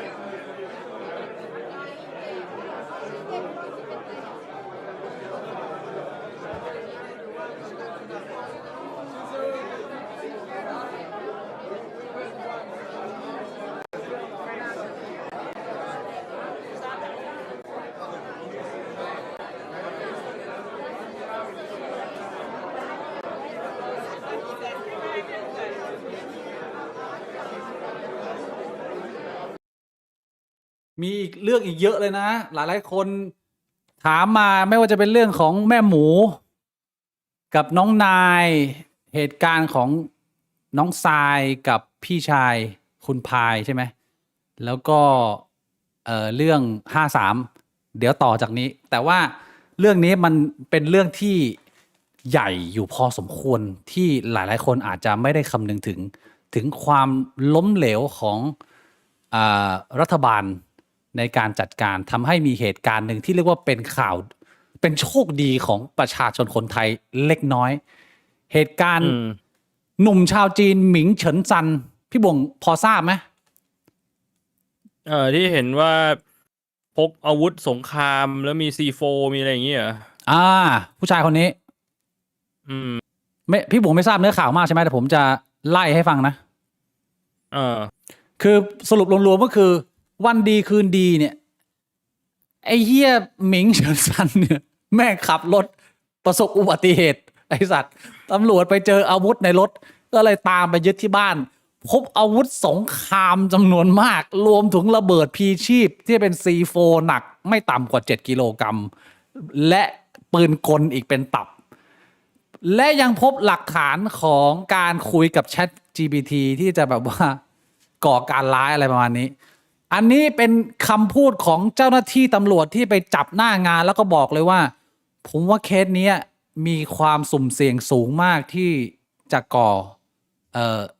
อาชญากรรมร้ายแรงต่อสังคมโดยรวม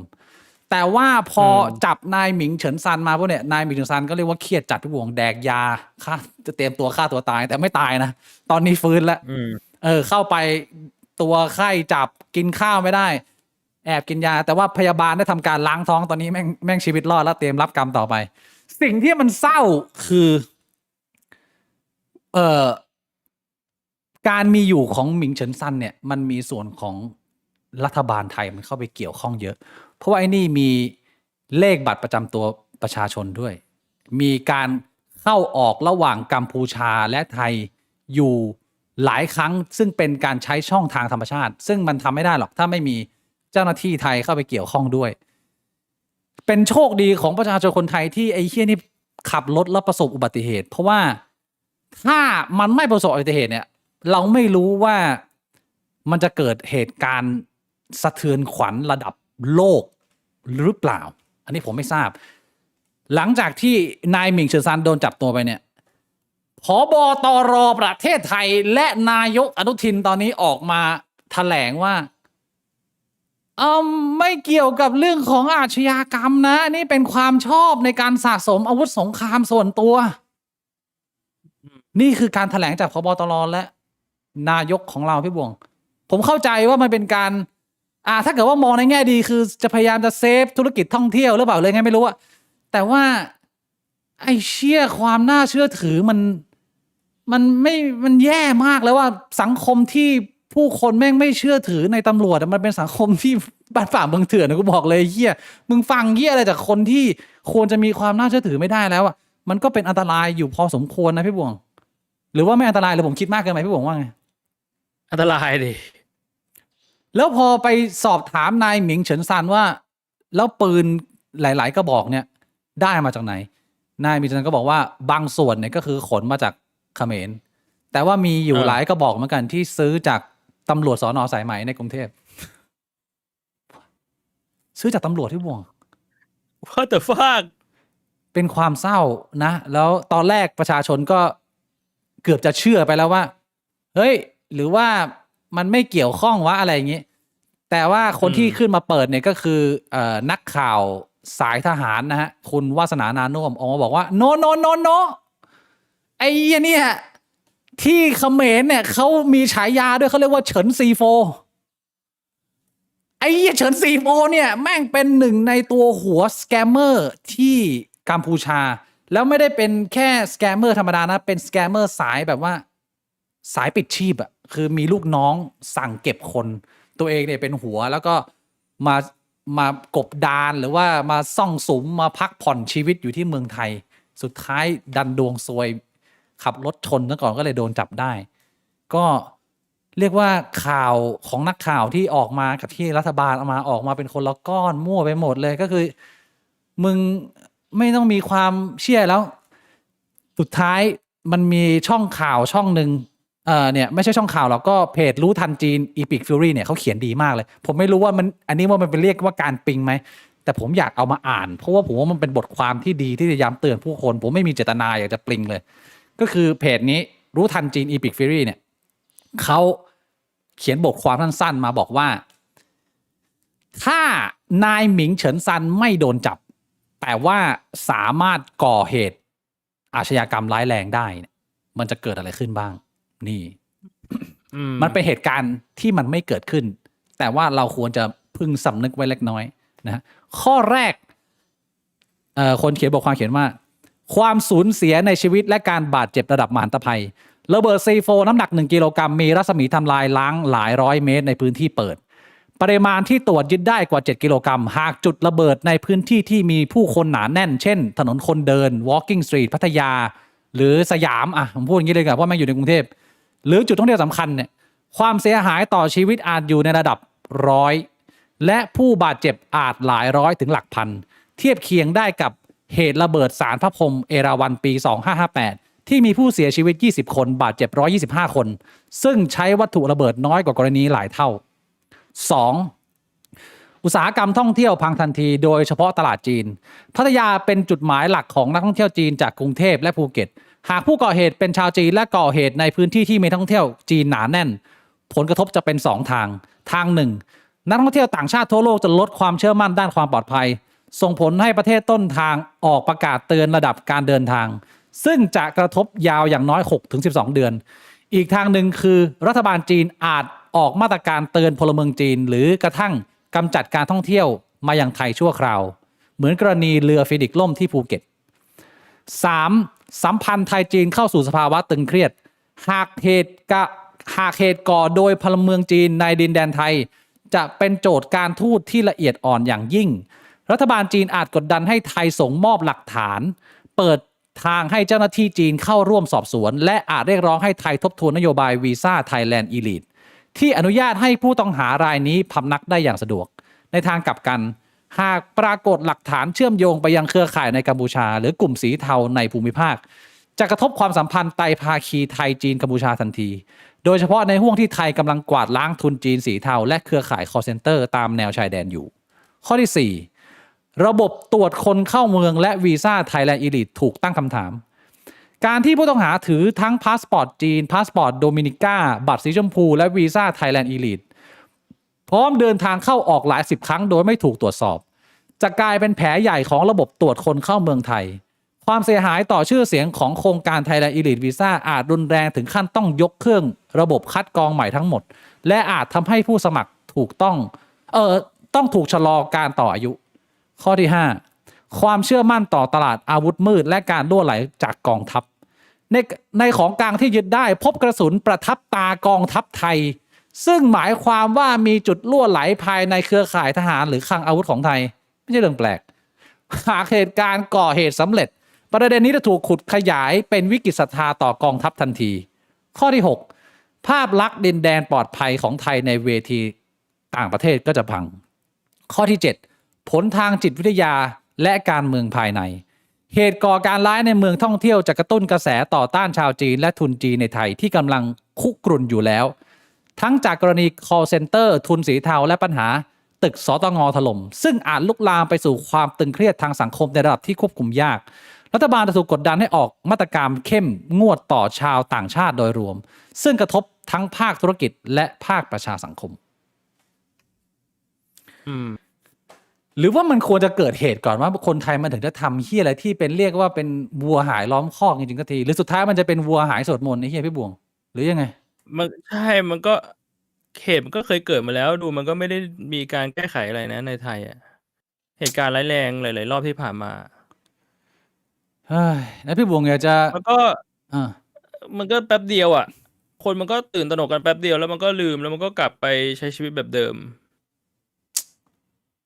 มันเป็นกรรมของคนไทยเหรอหรือว่ายังไงวะที่มันจะต้องรอวันโดนที่อะไรหนักๆถึงจะแก้ไขได้หรือว่าต่อให้โดนที่อะไรหนักๆก็จะไม่มีทางแก้ไขได้มันเป็นชะตาของคนไทยอยู่แล้วพี่บวงมองไง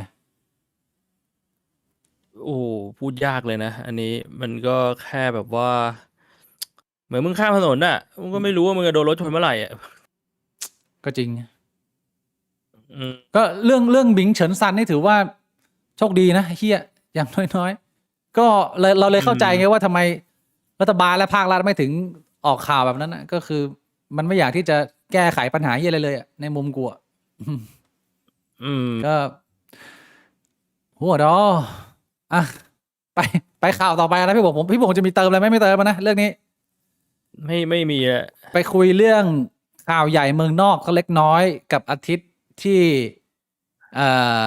โดนัลด์ทรัมป์ประกาศให้เปิดเอกสาร UFO พี่บงพี่บงได้ดูเอกสารคร่าวๆหลักฐานที่เขามาโชว์ไหมมีความเห็นอะไรยังไงไหมกับหลักฐานผมที่ก็ไปดูในเว็บไซต์มันมีรูปไม่กี่รูปเองเนี่ยผมไม่รู้ผมต้องไปกดดูตรงไหนอ่ะแต่เห็นแค่รูปเฉยๆแล้วมันก็แบบไม่เห็นมีอะไรเลย เฮ้ยหลายคนก็ออกมาโอ้โหของจริงนี่ไงมีนี่ไงหลักฐานมาแล้วสรุป ไอ้เชี่ยเอเลี่ยนมีจริงนะหลายคนเขามีภาพยนตร์เรื่องอะไรนะเขากระโดงที่อะไรอะใช่ป่ะไม่ใช่เขาโอ้โหตอนนี้คนไฮแตกบอก UFO มีจริงหลักฐานมาแล้วชัดๆแค่นี้ยังไม่ชัดอีกเหรอพี่วงคอมเมนต์ไหมมันเป็นภาพที่เคยเห็นในเน็ตอยู่แล้วอ่ะแล้วมันก็มีคนเอามาพูดกันในเน็ตเยอะแล้วว่าไอ้แบบนี้มันก็คือคำว่า UFO มันไม่ได้หมายถึงเอเลี่ยนนะพี่บิ๊ก UFO มันหมายถึง unidentified flying object ก็คืออะไรก็ตามที่แม่งบินอยู่บนอากาศที่เราไม่รู้ว่ามันคืออะไรอ่ะแต่ถ้าเรารู้จริงๆมันอาจจะเป็นแค่ลูกโป่งไงแต่เราเข้าใจผิดไงมันเป็นว่ามันเป็นอย่างอื่น UFO ไม่ได้หมายถึงเอเลี่ยน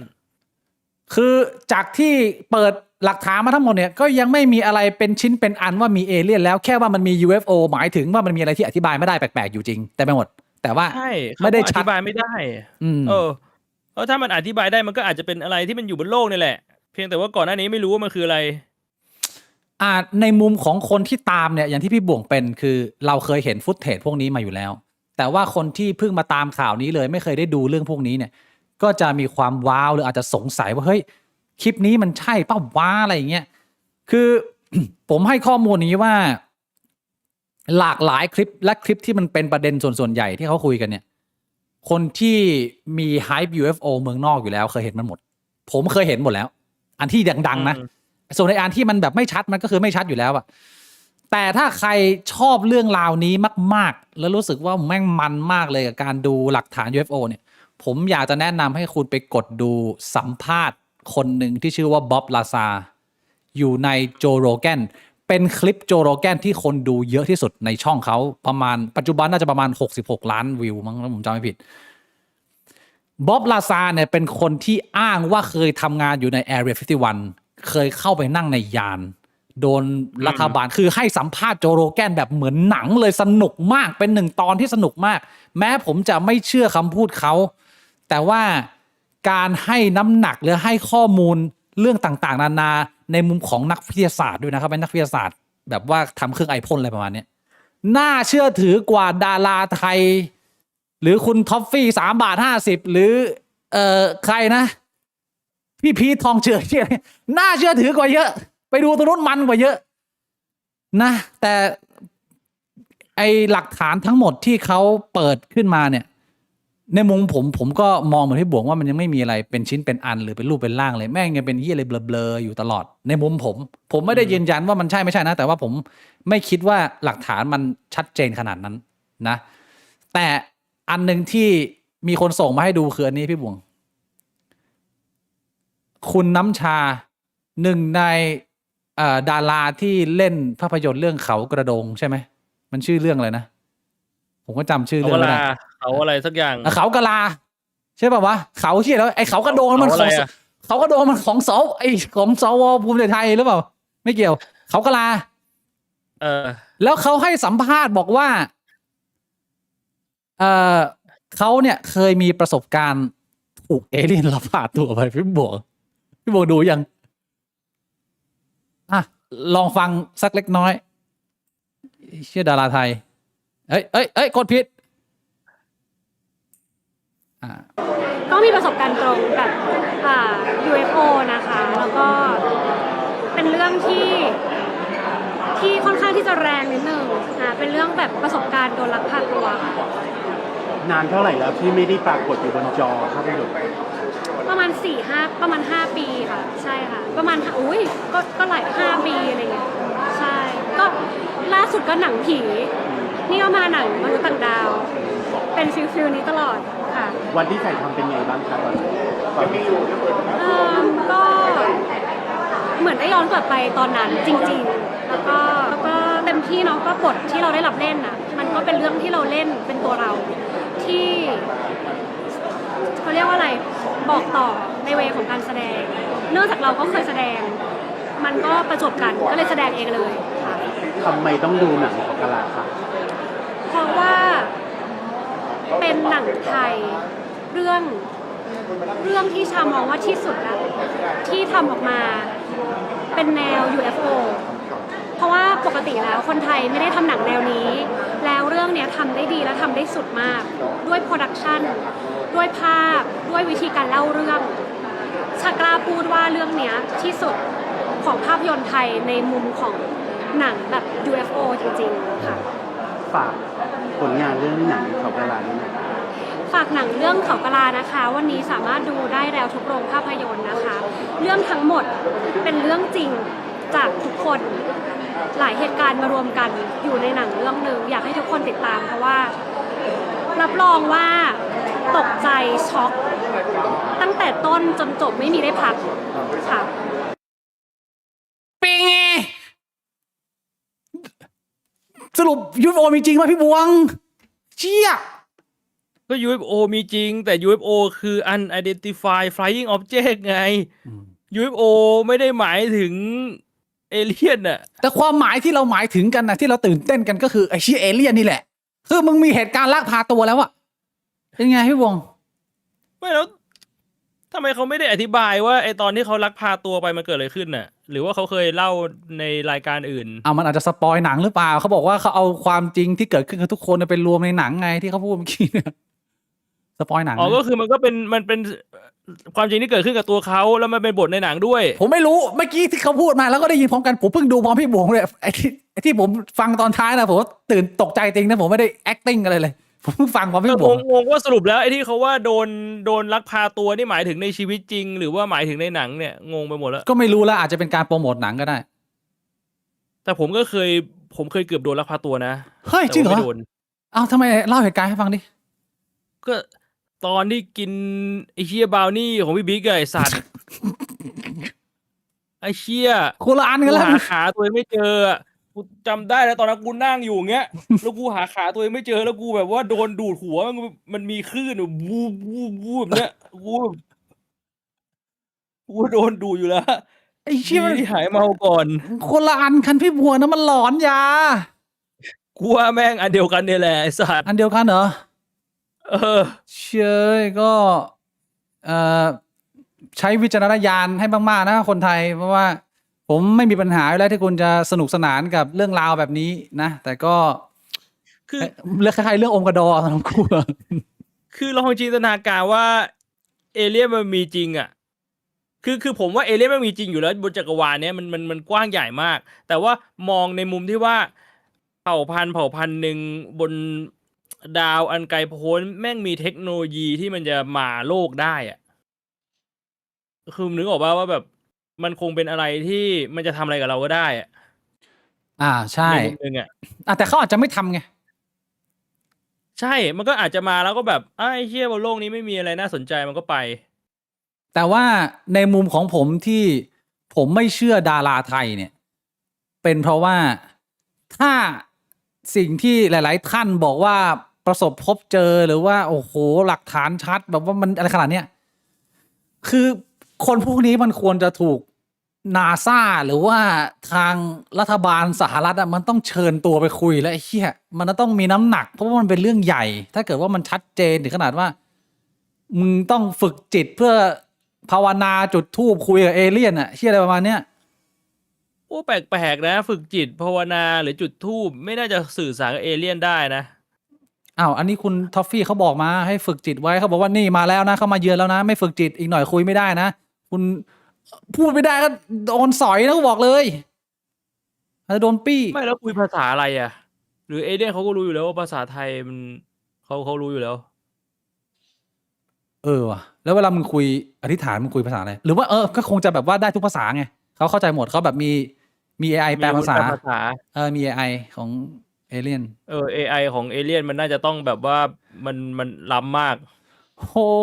my god แล้วไอ้ที่แบบว่าในหนังพวกแบบเอเลี่ยนลักพาตัวที่แบบเอาอะไรแหย่เข้ามาในตูดอะไรอย่างงี้พี่ว่าไง แย่เข้ามาทำไมพี่วง ก็ศึกษาไงศึกษาชีวภาพของมนุษย์ ก็เป็นไปได้นะถ้าจับไปต้องโดนนะพี่วงอยากโดนจับปะล่ะ ไม่อยาก ไม่อยากโดนนะ อยู่บนโลกก็สบายดีอยู่แล้ว เอาของแบบนี้มันเลือกไม่ได้พี่บวงถ้าเขาเลือกแบบเฮ้ยนายชัยธวัฒน์นี่แม่งหน่วยก้านดีว่ะเอาแม่งมาศึกษาหน่อยดิเห็นแม่งออกกำลังกายช่วงนี้เนื้อแม่งแน่นปากเล กู ย เลิกออกกำลังกายแล้วกูเลิกออกกำลังกายแล้วกลับไปแดกอาหารขยะเหมือนเดิม บวกเนี่ยไม่โอ้โหเป็นตัวแทนมนุษยชาติหน่อยดูวะ ตัวแทนทำอะไรอ่ะ ไอ้เชี่ยกูจะเป็นตัวแทนของมนุษย์ได้เหรอ ได้ กูไม่ใช่คนที่ฉลาดที่สุด ไม่ได้คนที่แข็งแรงที่สุด ไม่ใช่คนที่แบบว่าวิ่งเร็วที่สุด คือมันไม่ได้เป็นที่สุดสักอย่างหนึ่งอ่ะ คือถ้ามึงเป็นเอเลี่ยนแล้วมึงจะเลือกตัวแทนของมนุษยชาติสักคนหนึ่งอ่ะมึงต้องเลือกคนที่มันเป็นที่สุดในทางหนึ่งวะ อันนั้นคือมันเป็นสมมติฐานในหัวบางอย่างแต่ว่าสถานการณ์เกิดจริงก็คือว่ามันมีเอเลี่ยนเนี่ยแม่งบินมาลงที่กรุงเทพมีแล้วก็มันก็ไปลงในพื้นที่ที่แบบว่าไม่มีใครเห็นตอนคืน แล้วก็ไปเจอเด็กกระโปรงวันหนึ่งแม่งเดินดูดลูกอม มัน เดิน ก็แค่เลือกอะนะแบบ มัน มึงซวย ไอเอเลี่ยนมันก็ถามเด็กคนนั้นว่าเฮ้ยผมต้องการมาจับคนที่แข็งแกร่งที่สุด คุณช่วยบอกนะว่าในplanet ของคุณเนี่ยคุณควรผมควรจะเลือกใครไอเด็กก็บอกอ๋อพี่บิ๊กบวงสตูดิโอไงจอมมารผมอ่ะนั่นคือเหตุการณ์จริงพี่บวง มึงว่าเอเลี่ยนมันจะเชื่อไอ้เด็กกระโปรงคนหนึ่งที่แม่งเดินไปเดินมาอะไรอย่างเงี้ยเหรอ อ้าวทำไมอ่ะเด็กเขาจริงใจไหม เอเลี่ยนมึงไม่ทำโพลหน่อยเหรออย่างน้อยๆมึงถามสักแบบให้เอ็นมันเยอะๆหน่อยเอ็นสัก300อย่างเงี้ย เด็กมันรู้ว่าไอเอเลี่ยนมันรู้ว่าเด็กจริงใจไม่โกหกนะเด็กมันพูดคนไหนมาคนนั้นก็มีหน่วย มึง ก้าน รู้ นะ ว่าเด็กจริงใจไม่โกหกแต่มันอาจจะรู้ว่าเด็กมันก็โง่เหมือนกันนะเด็กมันอาจจะพูดความจริงอ่ะแต่มันไม่ได้พูดตรงกับแบบว่าข้อเท็จจริงไง เด็กแม่งหยิบ มั มื น อ เป็ ถื น อ ความจริงในหัวมันเฉยๆอ่ะ เด็กแม่งหยิบมือถือขึ้นมาแล้วก็เปิด YouTube Big Bang Studio คนนี้ครับมันก็ไปดู YouTube ไงพอเปิด YouTube YouTube คืออะไรมันก็ไปดูแบบมีโจโรแกนเนี่ยไอ้โจโรแกนนี่มันโอ้โหคนดูมันเยอะกว่าไอ้บิ๊กบวงสตูดิโอเยอะแบบเนี้ย ไอเอเลี่ยนนั่นก็ขึ้นยานแล้วก็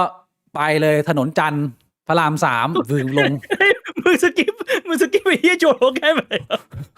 กูไม่ฟังที่มึงพูดนะกูจะไปปี้อย่างเดียวกูบอกเลยยังไงก็ต้องโดนอยู่แล้วไม่บวง ไอ้เหี้ยโจโรแกนไปไหนอ่ะ ผมข้ามไปเรื่องต่อไปดีกว่าเรื่องเอเลี่ยนมันยาวแล้วเดี๋ยวมันมีอีกหลายเรื่องไอ้เรื่องหลังๆนี่เริ่มหนักแล้วอันนี้เราสนุกกันมาเยอะแล้วนะหลังๆมันจะเริ่มตึงเลยมันจะเริ่มเครียดแล้วพี่บวงไอ้เครียดทั้งบ้าน พร้อมหนักนะมันจะเริ่มไม่ตลกแล้วนะผมให้เวลาคุณหัวเราะอีก20 วิ ก่อนที่เราจะไปเรื่องต่อไป มันเป็นหัวข้อของเรื่องของความสัมพันธ์แล้วพี่บวง หัวข้อความสัมพันธ์เนี่ยเราจะคุยกัน3ประเด็น ประเด็นแรกคือมีคำถามจากน้องทางบ้านที่ฝากพี่บวงมา ประเด็นที่2คือข่าวแม่หมูกับน้องนาย แล้วประเด็นที่3คือเหตุการณ์ที่ดังสัสๆที่ไม่สามารถเบรกได้ก็คือดราม่าของน้องทรายที่ไม่ใช่น้องทรายคุณแม่ขอร้องเป็นน้องทรายเมอร์เมดนางเงือกเนี่ยนายเงือกไทยเนี่ย เมอร์แมน ข่าวนี้ดังมากพี่บวงดังถึงขนาดที่ว่าตอนนี้ไต้หวันก็เป็น Talk of the Town คือเป็นข่าวที่ใหญ่ที่สุดในไต้หวันมันดังขนาดนั้นอันนี้ไปทั่วโลกแล้วเพราะว่าบริษัทมันใหญ่มากเราจะไล่ลำดับความตึงเครียดไปเรื่อยๆเราจะเริ่มจากอันแรกก่อนคือคำถามเรื่องความสัมพันธ์ของน้องทางบ้านที่เขาส่งไปถามพี่บวงในอาทิตย์นี้พี่บวงก็คือมีน้องคนหนึ่งเขาส่งคำถามมาเกี่ยวกับเรื่องของการนอกใจอะนะเขาก็ถามว่าพี่อยากรู้ว่าพี่คิดยังไงในมุมของการนอกใจแล้วทำไมคนเรามันถึงนอกใจกันกับการที่เรามีความสัมพันธ์กับคนคนหนึ่งเรารักเขาเราหวังดีกับเขาแต่มันก็มีการนอกใจอะไรแบบเนี้ยเขาก็ถามแล้วเขาก็บอกว่าเนี่ยอยากให้เอามาพูดในพอดคาสต์เพราะว่าอะไรบอกได้เดี๋ยวก็พูดคุยกันคือมันก็เป็นหัวข้อของการนอกใจแหละอันเนี้ยสำหรับผมพูดตามตรงว่าผมก็ไม่รู้นะว่าขอบเขตของการนอกใจมันคืออะไรพอมันเป็นคำว่านอกใจมันต้องแยกก่อนไหมระหว่างนอกใจกับนอกกายหรือจริงๆมันคืออันเดียวกันมันไม่ต้องแยกผมตอบอย่างนี้ว่ามันขึ้นอยู่กับคนหลายคนมองเรื่องนี้ไม่เหมือนกันในยุคปัจจุบันนี้เนี่ยมันมีคนที่มองแยกและคนที่ไม่มองแยกพี่บวงอันนี้ผมว่าพี่บิ๊กก็พูดถูกเอาเหตุการณ์ของผมเลยเอาชีวิตส่วนตัวของผมเลยครั้งสุดท้ายที่ผมคบกับปิ่นแล้วผมก็เลิกกันเนี่ยคือมันก็คือผมเป็นคนบอกเลิกผมเป็นคนบอกเลิกทุกครั้ง อ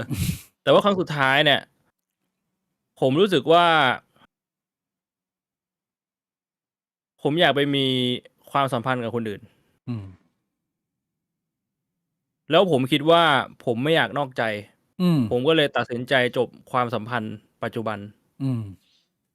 ไอ้แบบเนี้ยมันถือว่านอกใจไหม ไม่ คือการที่เราอยากไปมีความสัมพันธ์กับคนอื่น ยังไม่นับว่าเป็นการนอกใจ อ่า แต่ว่าถ้าสมมุติเรา act on it คือเราไปเริ่มความสัมพันธ์กับคนอื่น ตอนที่ยังอยู่ในความสัมพันธ์เก่า ก็คืออันนี้เรียกว่านอกใจ ใช่ อืม คำถาม แต่ คื ถึ อ งกันนั้นแล้วคนแม่งก็ด่าผมอยู่ดีตอนนั้น จริงเหรอ คนเขาด่าพี่บวงเหรอ เออ ก็คือพี่บวงแม้จะไม่ได้นอกใจ แต่หลายๆคนเขาก็มีความผูกพันกับน้องปิ่นไง ก็อาจจะมองว่ามันเป็นการทำร้ายน้ำใจ บนความต้องการส่วนตัว แต่ผมคิดว่าถ้าเราไม่ได้เป็นพี่บวงอะเราไม่รู้หรอกว่าพี่บวงรู้สึกยังไง สุดท้ายแล้วเรื่องพวกเนี้ยผมค่อนข้างเคารพแล้วผมคิดว่า มันก็ดีกว่าที่พี่บวงนอกใจแล้วมันเลิกลากันแบบยิ่งแย่กว่านี้คือพี่บวงก็ตรงไปตรงมาของพี่บวงผมว่ามันก็โอเคแล้วอะไม่ได้บอกว่าสนับสนุนหรอกแต่ว่ามันดีกว่าที่คนอื่นทำได้ ผมคิดว่าหลายๆคนไม่มีความกล้าหาญพอที่จะทำแบบพี่บวงด้วย ผมว่าพี่บิ๊กพูดถูก มันคือคำถามที่น้องเขาถามแล้วว่าเพราะอะไร แล้วผมว่าคำตอบส่วนหนึ่ง อาจจะไม่ใช่ทั้งหมด มันคือเรื่องของความกล้า อืม คือบางทีเนี่ย ผมเข้าใจนะว่ามองในมุมหนึ่งเนี่ย มันก็คือ ก็เราไม่อยากนอกใจอ่ะ มันก็ต้องเลิกความสัมพันธ์เก่าก่อนหรือเปล่า ใช่ ก่อนที่เราจะไปมีความสัมพันธ์ใหม่อีก อืม แต่ว่ามองในอีกมุมหนึ่งก็คือ มันก็ผมก็ไม่เถียงนะ ว่าจริง ๆ มันก็เป็นการกระทำที่เห็นแก่ตัว กับการที่ผมก็บอกเลิกแฟนผมทั้งที่เขาก็ยังรักผมอยู่อ่ะ มันก็คือการทำให้อีกคนที่เขารักเราเขาหวังดีกับเราเสียใจแหละ อืม เพราะฉะนั้นเนี่ยมันเลยกลายเป็น การที่บางคนไม่มีความกล้าพอที่จะเลือกไง อืม เพราะว่าไม่ว่าทางไหนมันก็คือมันเป็นการทำร้ายคนที่เรารักกันแหละ ใช่ ใช่ไหม อืม ถึงแม้ว่า โอเค มันก็รู้ๆกันอยู่ว่าทางไหนมันทำร้ายมากกว่ากัน อืม นึกออกใช่ไหม เข้าใจ ผมว่าส่วนหนึ่งเนี่ยมันจะเป็นเรื่องของความไม่กล้า อันนั้นเป็นส่วนหนึ่งแต่ว่าคือคำถามเนี้ยไอ้เรื่องว่าทำไมคนมันนอกใจ ผมตอบแบบสั้นๆเร็วๆในมุมผมคือ มันมีหลากหลายเหตุผลมาก มันมีเหตุผลเยอะมากที่คนจะทำสิ่งนี้ ผมไม่ได้บอกว่ามันสมควรแล้ว แต่สิ่งที่มันเกิดขึ้นน่ะ แต่ละคนมันไม่เหมือนกันเลยเว้ยมันไม่สามารถเอามาสรุปได้ว่าทำไมคนถึงนอกใจ แต่สิ่งที่ผมจะแนะนำน้องที่ถามคำถามพี่บวกมาแล้วผมเห็นคำถามแล้วเนี่ย ผมแนะนำเป็นวิธีการรับมือแล้วกัน แล้วผมคิดว่าอันนี้มันน่าจะใช้ได้กับทุกๆคนก็คือ ถ้าเราเคยมีประสบการณ์ในการโดนคนนอกใจเนี่ย สิ่งหนึ่งที่ผมแนะนำคนรอบตัวก็คือ คุณต้องมีความสามารถในการขีดเส้นให้ชัดเจน การขีดเส้นเนี่ย มันก็เป็นส่วนหนึ่งของคนที่มีความมั่นใจหรือมีความเป็นตัวของตัวเองสูงในระดับหนึ่งนะถึงจะทำได้ แต่มันเป็นสกิลหนึ่งที่ผมคิดว่าโคตรจำเป็น ไม่งั้นคุณจะต้องพบกับสภาวะที่แม้คุณจะโดนเอาเปรียบ แม้คุณจะโดนนอกใจ แต่คุณก็ยังต้องทนมันต่อไป แล้วคุณก็ตั้งคำถามว่าเราดีขนาดนี้ เราทำขนาดนั้นทำไมยังทำอย่างนี้ต่อไป ผมคิดว่าสิ่งหนึ่งที่มันแฟร์มากเลยก็คือ เมื่อเราโดนนอกใจแล้ว เราจะต้องขีดเส้นเป็นว่า โอเคมึงนอกใจกู แล้วกูจะไม่ปล่อยให้ใครมาทำแบบนี้กับกูอีก ประสบการณ์ความรักความสัมพันธ์คนหนึ่งชีวิตหนึ่งมันสามารถมีได้หลายครั้ง แต่ว่าสกิลเนี้ยมันจะช่วยปกป้องมึงได้ค่อนข้างเยอะ มันไม่ใช่เรื่องแปลกที่มึงจะเคยโดนนอกใจหรือมึงจะนอกใจคนแต่ถ้าพูดในมุมของคนโดนผมอยากให้คุณรู้ว่าคุณจะต้องโปรเทคตัวเองแล้วบอกให้หรือสื่อสารให้กับคู่ชีวิตหรือแฟนหรือคนที่เราเลือกคบว่า คุณไม่สามารถทำกับเราแบบนี้ได้อีก เพราะว่าเราก็มีพื้นที่ที่ เราไม่อยากให้ใครมันมารบกวนหรือดูถูกหรือหักหลัง น้องต้องขีดเส้นให้เป็น แล้วไม่ให้เขาทำผิดพลาดได้อีก อันนี้เป็นสิ่งเดียวที่ผมจะแนะนำน้องทางบ้านได้ ไม่อยากจะให้แบบว่าทำไมหนูทำดีขนาดนี้แล้ว หนูพยายามทำอย่างนู้นแล้ว ให้แม่งทุกอย่างทำไมแม่งยังนอกใจอีก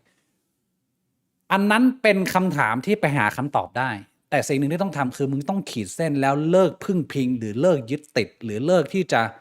ให้โอกาสเขาง่ายๆ เพราะว่าบางทีเรื่องแบบเนี้ยถ้าเราขีดเส้นไม่เป็น เราก็จะไม่สามารถบาลานซ์อำนาจทางความสัมพันธ์ได้ อยากให้ทุกคนเริ่มเข้าใจว่าไม่ว่าคุณจะอยู่ในโพสิชันไหนเนี่ยคุณสามารถขีดเส้นให้ตัวเองและโปรเทคตัวเองได้ เพื่อที่ความสัมพันธ์ในอนาคตต่อไป เราจะมีคนที่เคารพเรามากขึ้นมากขึ้น อันนี้คือคำที่ผมอยากจะฝากน้องทางบ้านที่ส่งถามมา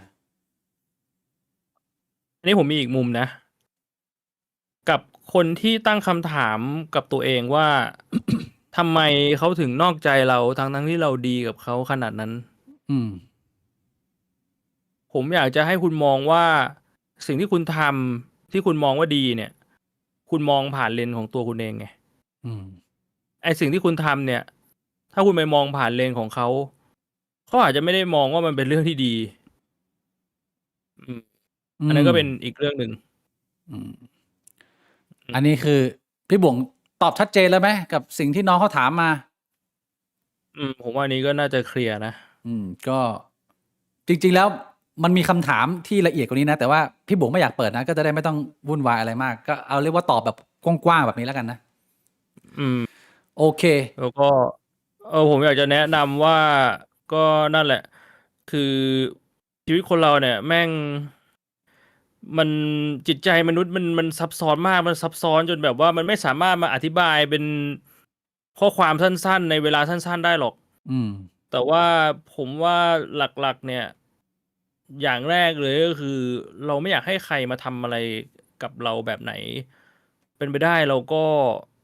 อย่าไปทำอะไรกับใครแบบนั้นน่ะ คือผมว่ามันคงแทบจะไม่มีใครบนโลกนี้ที่มันอยากจะโดนนอกใจอ่ะ มันอาจจะมีคนที่มันมีรสนิยมแปลกๆอ่ะผมว่ามันมีอยู่แล้วแหละแต่มันคงเป็นส่วนน้อยมากๆอ่ะ เพราะฉะนั้นผมว่าผมพูดได้เต็มปากว่าคนส่วนใหญ่ไม่ได้มีใครอยากจะโดนนอกใจหรอก เพราะฉะนั้นถ้าคุณไม่ได้อยากจะโดนนอกใจอ่ะ มันก็คุณก็ไม่ควรจะไปนอกใจใคร ก็โอเคนะ จริงๆแล้วสิ่งที่มันน่าสนใจเกี่ยวกับความสัมพันธ์ตรงนี้เนี่ย มันมีคนที่เคยถามเรามาคราวที่แล้วไลฟ์ที่แล้วเขาถามว่าพี่บิ๊กช่วยพูดเรื่องกับดักกตัญญูได้ไหมจำได้ไหมพี่บวงจริงๆผมว่ามันเป็นประเด็นที่น่าสนใจมากที่จะคุยเรื่องความสัมพันธ์ ผมไปนั่งรีเสิร์ชมาแล้วก็พบว่าจริงๆแล้วเนี่ย กับดักความกตัญญูเนี่ย มันเป็นส่วนเล็กๆของกับดักความสัมพันธ์ ซึ่งมี9แบบที่คนพบเจอกันบ่อยๆไม่ได้พูดถึงทั้งหมดนะซึ่งผมมาไปลิสต์มาแล้วอยากจะมานำเสนอทุกคนว่ากับดักของความสัมพันธ์แล้วการที่คุณต้องทนทุกข์ทรมานกับความสัมพันธ์ที่จริงๆแล้วคุณเดินออกมาได้แต่ทำไมคุณถึงเดินออกมาไม่ได้เนี่ยมันเป็นเพราะอะไรแต่ว่า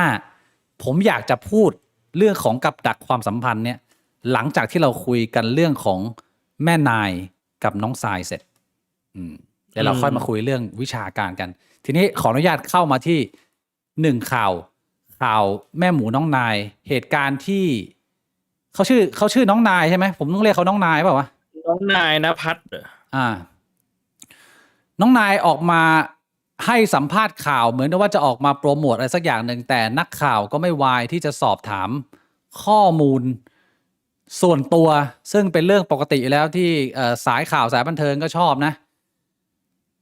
ผมไม่รู้พี่บ่งเห็นข่าวหรือเปล่าเห็นพี่บ่งเห็นนะเอาสรุปง่ายๆก็คือว่า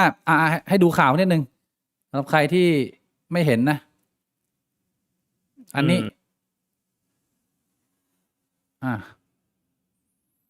คือน้องนายไปให้สัมภาษณ์ว่าตอนนี้เนี่ยตัวเองตัดขาดกับคุณแม่ไม่ได้ติดต่อกันแล้วเป็นเวลา2 ปีนะเรียกว่าเลิกยุ่งกันไปแล้วจากเหตุการณ์ที่อาจจะโดนคุณแม่บีบเรื่องของความสัมพันธ์อะไรอย่างเงี้ยแล้วน้องนายก็ต้องจบกับความสัมพันธ์เก่าไปก็เหมือนเป็นแผลให้น้องเขาอยู่พอสมควร แล้วล่าสุดพอมาออกมาให้คำสัมภาษณ์ว่าตัดขาดกับแม่เนี่ย มันก็เป็นประเด็นดราม่าอันใหม่ขึ้นมา แล้วคุณแม่คุณหมูเนี่ยก็มีไปเม้นต์ในโพสต์หนึ่งบอกว่าเนี่ยคุณแม่เขาเริ่มไม่ไหวแล้ว4 ปีแล้วนะ คือคุณแม่ก็ปล่อยให้เขาไปมีชีวิตของเขาแล้ว ไม่รู้เขาจะแทงพี่ซ้ำแล้วซ้ำเล่าไปถึงไหนอะไรประมาณนี้สังคมก็มอง2 ฝ่ายพี่บวง มองในมุมของน้องนายที่โดนกดดันจากทางที่บ้าน ส่วนหนึ่งอีกมุมนึงก็เห็นใจคุณแม่ความซับซ้อนของความสัมพันธ์ครอบครัวพี่บวงมองเรื่องนี้ยังไง โอ้โห คือเราไม่ได้เป็นคนในครอบครัว เราไม่ได้เป็นคนใกล้ตัวที่เห็นทุกความเคลื่อนไหวของเขาแม่งพูดยากเลยว่ะ เอาตรงๆ มันไม่หรือต่อให้รู้ทั้งหมดอ่ะ มันก็คงจะพูดไม่ได้อยู่ดีอ่ะ เอาว่าแค่ความสัมพันธ์ของผมกับน้องกับพ่อกับแม่ มันก็เป็นเรื่องที่บางครั้งตัวผมเองผมก็ไม่รู้ว่าแม่งต้องทำยังไงด้วยซ้ำอ่ะทั้งที่ผมก็รู้ดีที่สุดใช่ไหมแล้วที่ ว่าแต่มันมีเรื่องหนึ่งที่ผมพอจะพูดได้ก็คือ มันก็เหมือนกับไอ้เรื่องตะกี้ที่ผมพูดแหละว่าบางทีเนี่ย ในเรื่องของความสัมพันธ์ มันไม่ใช่แค่เรื่องของความสัมพันธ์แบบคนรัก ไม่ว่าจะเป็นความสัมพันธ์รูปแบบไหนอ่ะกับการที่คุณทำดีให้อีกฝ่าย มันคือมุมมองของคุณ มันไม่ใช่มุมมองของอีกฝ่าย อันนี้มันมีเรื่องหนึ่งที่ผมเคยเล่าให้ฟังบ่อยๆในไลฟ์ผมมาเล่าให้ฟังอีกรอบหนึ่งแล้วกันมันเป็นเหตุการณ์หนึ่งเป็นเรื่องปกติเรื่องหนึ่งในชีวิตประจำวันผมเนี่ยผ่านมานานแล้วก็คือผมจำได้ว่าวันนั้นนะผมออกไปกินข้าวกับเพื่อน แบบไปกินข้าวที่ไหนก็ไม่รู้แถวบ้านแหละกินเสร็จกลับมาบ้านอิ่มมากช่วงนั้น แบบเพิ่งกินแบบมื้อใหญ่ เดินเข้ามาหน้าปากซอย ผมก็เห็นพ่อผมอ่ะขับจักรยานออกจากบ้านมาพอดีสวนกับผมก็เลยเดินเข้าบ้านพ่อผมอ่ะจะไปกินข้าวแถวบ้านเหมือนกันพ่อผมก็ถามว่ากินอะไรมายังผมบอกเนี่ยกินมาแล้วอิ่มมากโคตรอิ่มเลยพ่อผมก็ถามเอาอะไรไหมเดี๋ยวซื้อมาให้ผมก็บอกไม่เอาอิ่มไม่ไหวกินไม่ไหวแล้วแล้วผมก็เดินกลับบ้านไปแล้วก็ไปนั่งเล่นเกมนั่งเล่นคอมอยู่เนี่ยผ่านไปประมาณชั่วโมงหนึ่งพ่อผมกินข้าวเสร็จขับรถจักรยานกลับเข้ามาที่บ้านตะโกนขึ้นมาผมอยู่ข้างบนไงตะโกนขึ้นมาจากหน้าบ้านเลยนะไอ้บวงซื้อก๋วยจั๊บมาให้แล้วไอ้บวงผมก็แบบเอาไว้ในตู้เย็นน่ะเดี๋ยวลงไปกินคือผมอิ่มแบบไอ้ชี้พุงจะแตกอ่ะแต่ผมก็บอกพ่อผมบอกเอาไว้ในตู้เย็นเดี๋ยวลงไปกินพ่อผมก็เดินมาเปิดตู้เย็นเอาของใส่แล้วก็เดินขึ้นบ้านไป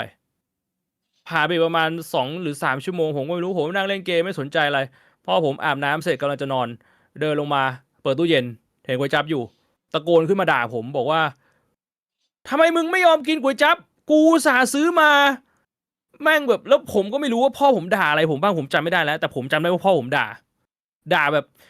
อารมณ์ประมาณแบบมึงรู้ไหมว่ากูแบบทำงานมาแม่งเหนื่อยแค่ไหนกว่าจะหาตังค์มาได้แล้วกูซื้อของมาให้มึงแดกมึงไม่แดกอะไรแบบเนี้ยแล้วผมจำได้ว่าผมฟีลขาดเลยคือผมก็ด่ากลับเลยบอกแต่คือผมพูดตะโกนกลับไปอ่ะประมาณว่าคือก็บอกแล้วว่าไม่ให้ซื้อเพราะว่าอิ่มมากกินข้าวมาแล้วอิ่มมากกินไม่ไหวแล้วพอคุณพ่อซื้อมาบุ๋มก็บอกแล้วใช่ไหมว่าเดี๋ยวกินเอาเก็บไว้ในตู้เย็นก่อนคำว่าเดี๋ยวกินก็คือเดี๋ยวกินอะไรแบบเนี้ยคือผมไม่ได้ด่าแบบหยาบคายหรือแบบตะโกนด่าแบบอะไรนะผมก็คือตะโกนแล้วก็พูดแค่ว่าผมจะกินซึ่งเอาตรงๆมันไม่ได้เป็นเหตุการณ์ที่เกิดขึ้นบ่อยมันเหตุการณ์นี้แม่งเกิดขึ้นครั้งเดียวในชีวิตเลยแต่ว่ามันก็ทำให้ผมจำฝังใจเลยว่าแบบไอ้เชี่ยมันเกิดอะไรขึ้นวะแล้วอันนี้ใครผิดคือมันเป็นเหตุการณ์ที่ผมวนในหัวหลายรอบหลายรอบเลยว่าแบบอันนี้คือความผิดใครวะอะไรแบบเนี้ยนึกออกใช่ปะเข้าใจแล้วผมคิดว่าของผมเนี่ยมันเกิดขึ้นแค่ครั้งเดียวในชีวิตนึกออกปะอันนี้ให้ผมนึกเหตุการณ์แนวนี้อ่ะแม่งนึกไม่ออกแล้วแต่ว่าผมการันตีได้เลยว่าในชีวิตของใครบางคนน่ะแม่งเจอเหตุการณ์แบบนี้บ่อยผมไม่รู้นะว่าของน้องนายกับแม่หมูเขามีเหตุการณ์แบบนี้มากแค่ไหนแต่ผมการันตีเลยว่าในชีวิตแม่งต้องมีในสังคมอ่ะแม่งต้องมีคนที่มาเจออะไรแบบเนี้ยซึ่งมองในมุมของลูกอ่ะ อ้เชี่ยมันเครียดนะเว้ย ใช่ กับการที่แบบมันมีคนที่พยายามทำอะไรสักอย่างให้เรา แล้วเขามองว่าเขาทำด้วยความรัก เขาใช้ความรักมาเป็นเหตุและผลของเขา แต่ว่าเราเราทุกข์ทรมานกับมันอะแล้วแบบเนี้ยคือ แล้วเขาก็บอกว่าเขารักเราเขาเป็นห่วงเราเขาอยากให้เราแบบว่ามีอนาคตที่ดีเขาอยากให้เรามีความสุข อืม อันนี้คือมันต้องยังไงวะ ในฐานะคนเป็นลูก อันนี้ผมพูดในมุมของลูกก่อนนะ อืม มันต้องยังไง ในมุมของคนเป็นลูก อืม คือเราก็ต้องรับเอาไว้ เราก็ต้องทำตามความคาดหวังของเขาเหรอ อันนี้คือตัวอย่างที่ผมยกมาเนี่ยมันเป็นแค่อาหารมื้อหนึ่ง อืม แล้วสมมุติว่ามันไม่ใช่อะไรที่มันแค่เรื่องแบบว่าเพียงระยะเวลาสั้นๆน่ะ ถ้ามันเป็นเรื่องของการศึกษา มันเป็นเรื่องของแนวทางการใช้ชีวิตอ่ะพ่อแม่บางคนเนี่ย บอกว่าอยากให้ลูกนี่เรียนแบบนั้นแบบนี้เลย ไม่ใช่แค่อยากให้จบปริญญา คือมึงต้องเรียนสาขาวิชาชีพนี้ มึงจบไปแล้วมึงต้องไปเป็นแบบนี้แบบนั้น คือแม่งขีดเส้นชีวิตมาให้แล้วอ่ะ แล้วก็บอกว่าเพราะว่ากูหวังดีเพราะกูรักมึงเป็นลูกกู อยากให้มึงมีชีวิตที่แบบสุขสบาย เนี่ยถ้ามันไปถึงระดับนั้นแบบว่าระดับของการที่แบบมึง control ไม่มี toxic ชีวิตเป็นของตัวเองอ่ะ ม โหมันผมก็จินตนาการไม่ออกนะว่า มันต้องอึดอัดมันต้องเก็บกดแค่ไหนอะแล้วตอนที่มันระเบิดออกมามันจะเป็นยังไง อืม นี่ก็เป็นส่วนหนึ่ง ผมไม่อยากจะมาตัดสินความสัมพันธ์ของแม่หมูและน้องนาย เพราะว่าผมก็ไม่รู้ว่าเรื่องมันเกิดอะไรขึ้นบ้าง แต่ผมจะมาแชร์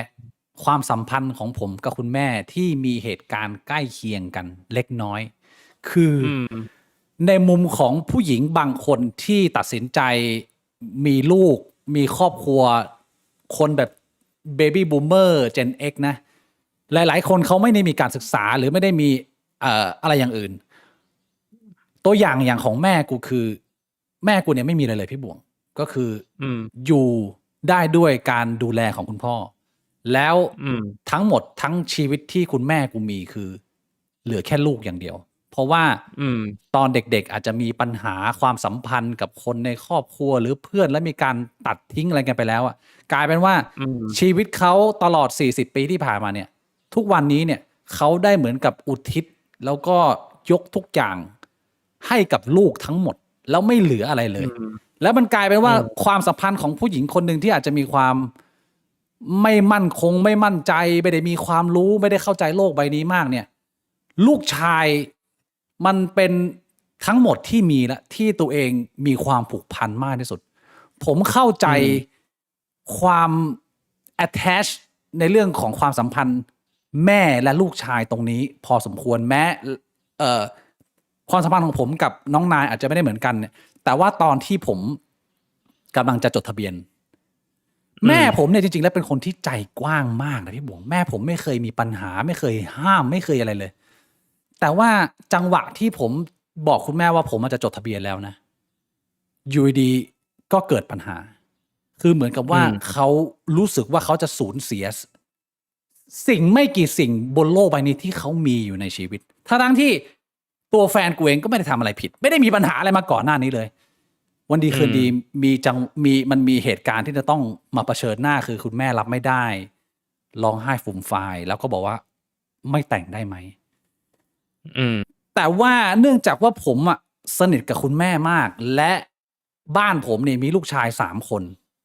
ไม่ได้เหนียวแน่นเหมือนแม่หมูกับน้องนายแล้วน้องนายนี่เป็นลูกชายคนเดียวด้วยแล้วแม่หมูนี่ไม่มีสามีด้วยหมายความว่าไอ้เชี่ยโลกทั้งใบเขาอ่ะแม่กูยังมีมากกว่าแม่หมูหน่อยนึงอ่ะกูบอกเลยนึกภาพออกไหมกูยังเจอปัญหานี้เลยเพียงแต่ว่าโอเคกูเข้าใจณโมเมนต์นั้นเลยว่าเขามีความหวาดกลัวแล้วก็เหมือนคล้ายๆมืด8 ด้านไม่อยากจะเสียลูกคนที่สนิทไปเพราะว่าพี่กูกับน้องกูก็ไม่ได้อยู่บ้านย้ายออกไปแล้วคนที่อยู่บ้านดูแลแม่มีแค่กูคือกูสนิทกับแม่มากที่สุดแล้วพอกูต้องย้ายออกเนี่ยเขาอยู่บนโลกนี้ไม่ได้เพราะว่าเพื่อนเขาตัดขาดไปตั้งนานแล้วเว้ยญาติโกโหติกาก็ไม่ได้คุยแล้วอะทั้งชีวิตมีแค่ลูกชาย3 คนกับแฟน1 คนอยู่กันอย่างเงี้ยมา40 ปีสิ่งที่ผมเจอนั้นถามว่าผมตกใจไหมผมตกใจแล้วผมก็รู้สึกว่ามันไม่แฟร์กับผมเลยที่ทำไมผมจะต้อง มาแฮนเดิลเรื่องแบบนี้ว่าไอ้เชี่ยแม่ควรจะในมุมความคิดเราตอนนั้นนะแม่ควรจะส่งเสริมให้เรามีชีวิตที่ก้าวหน้าและพัฒนาความสัมพันธ์ที่ดีต่อไปหรือเปล่าอะไรเงี้ยแต่ว่า อืม พอเราอยู่ในสถานการณ์ได้แป๊บเดียวแล้วเราเห็นแม่เราแบบว่าเหมือนแตกสลายอ่ะผมก็พอเขาจะเข้าใจว่าเราจะต้องแฮนเดิลสถานการณ์นี้ยังไง มันก็เหมือนกับที่ผมบอกไปก่อนหน้านี้ในเคสของน้องผู้หญิงเรื่องความสัมพันธ์น่ะสุดท้ายแล้วไม่ว่าคุณจะเป็นผู้หญิงหรือผู้ชายเนี่ยหรือในกรณีนี้นะคือคุณจะต้องเรียนรู้ที่สักวันหนึ่งคุณจะต้องขีดเส้นให้เป็น เส้นความสัมพันธ์ที่มันเคยเหนียวแน่นมาก เพียงแต่ว่าในกรณีที่มันเป็นเหมือนแม่หรือเคสของแม่หมูเนี่ย ถ้าความสัมพันธ์มันไม่ได้เป็นตัวอย่างแบบว่าท็อกซิกหรือว่าคอนโทรลฟรีกแบบหนักแล้วนะเอาเรียกว่าถ้าเกิดว่าให้ผมเดาสมมุติว่า เป็นคล้ายๆกรณีแม่ผมเนี่ย แน่นอนว่าเราก็ต้องเรียนรู้ที่จะขีดเส้น แต่ว่าเส้นเนี้ยมันจะต้องขีดด้วยความระมัดระวังและเบาบางที่สุด เพราะว่าผมรู้ว่า มันจะไม่เป็นแบบนี้ตลอด แล้วผมไม่ได้ทิ้งแม่ไปไหน ผมมีหน้าที่แค่จะพยายามปลอบประโลม แล้วก็พูดให้คุณแม่เข้าใจว่า มันเป็นการตัดสินใจที่ดีแล้วนะ เราไม่ได้ตัดสินใจหุนหันพลันแล่น หรือต้องการจะมีคู่เหมือนคนอื่นหรืออะไรอย่างเงี้ย อยากจะให้คุณแม่เข้าใจว่ายังไงแล้วผู้หญิงอันดับหนึ่งในใจผมเสมอก็คือคุณแม่ ผมหาวิธีการปลอบประโลมอยู่กับคุณแม่ แล้วก็ทำให้คุณแม่มั่นใจว่า ผมจะไม่ไปไหน มันใช้เวลาเนี่ย ไม่ใช่แค่คืนเดียวไม่บวง แต่มันต้องคุยอย่างเงี้ยเป็นเดือน จนไปเรื่อยๆแล้วเขาก็ทำใจรับได้ แล้วสุดท้ายมันก็ไม่มีปัญหาอะไร อืม แม่ลูกสะใภ้สามารถพบเจอหน้าค่าตากันไม่ได้มีปัญหา ความสัมพันธ์อะไรงี้กันมากขึ้น คือผมไม่ได้อยากจะแนะนำน้องนายหรอกเพราะว่าเราไม่เข้าใจสถานการณ์เขาแต่ว่าเส้นที่ขีดเนี่ย เมื่อเรามาอยู่ในวัยประมาณนี้แล้วเนี่ย และเป็นผู้ชายที่เติบโตมาแบบว่าเป็นผู้ใหญ่แล้วในระดับหนึ่งเนี่ย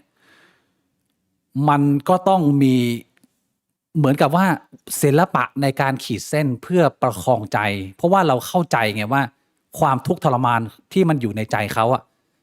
มันอาจจะเป็นเงื่อนไขหรือสิ่งที่เขาพบเจอที่เขาเลือกไม่ได้ แต่ผมรู้แค่ว่ามันมีทางออกและมันไปได้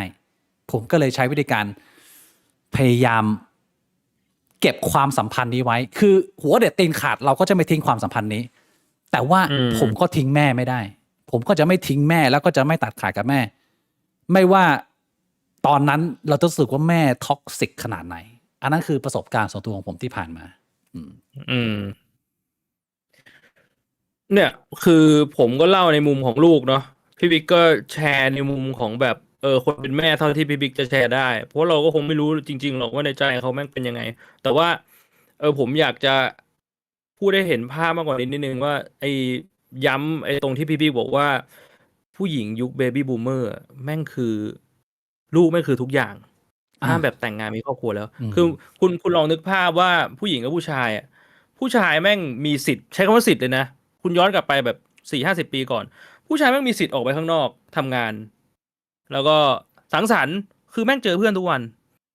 แต่ผู้หญิงอะแม่งต้องอยู่กับลูกนึกออกใช่ปะ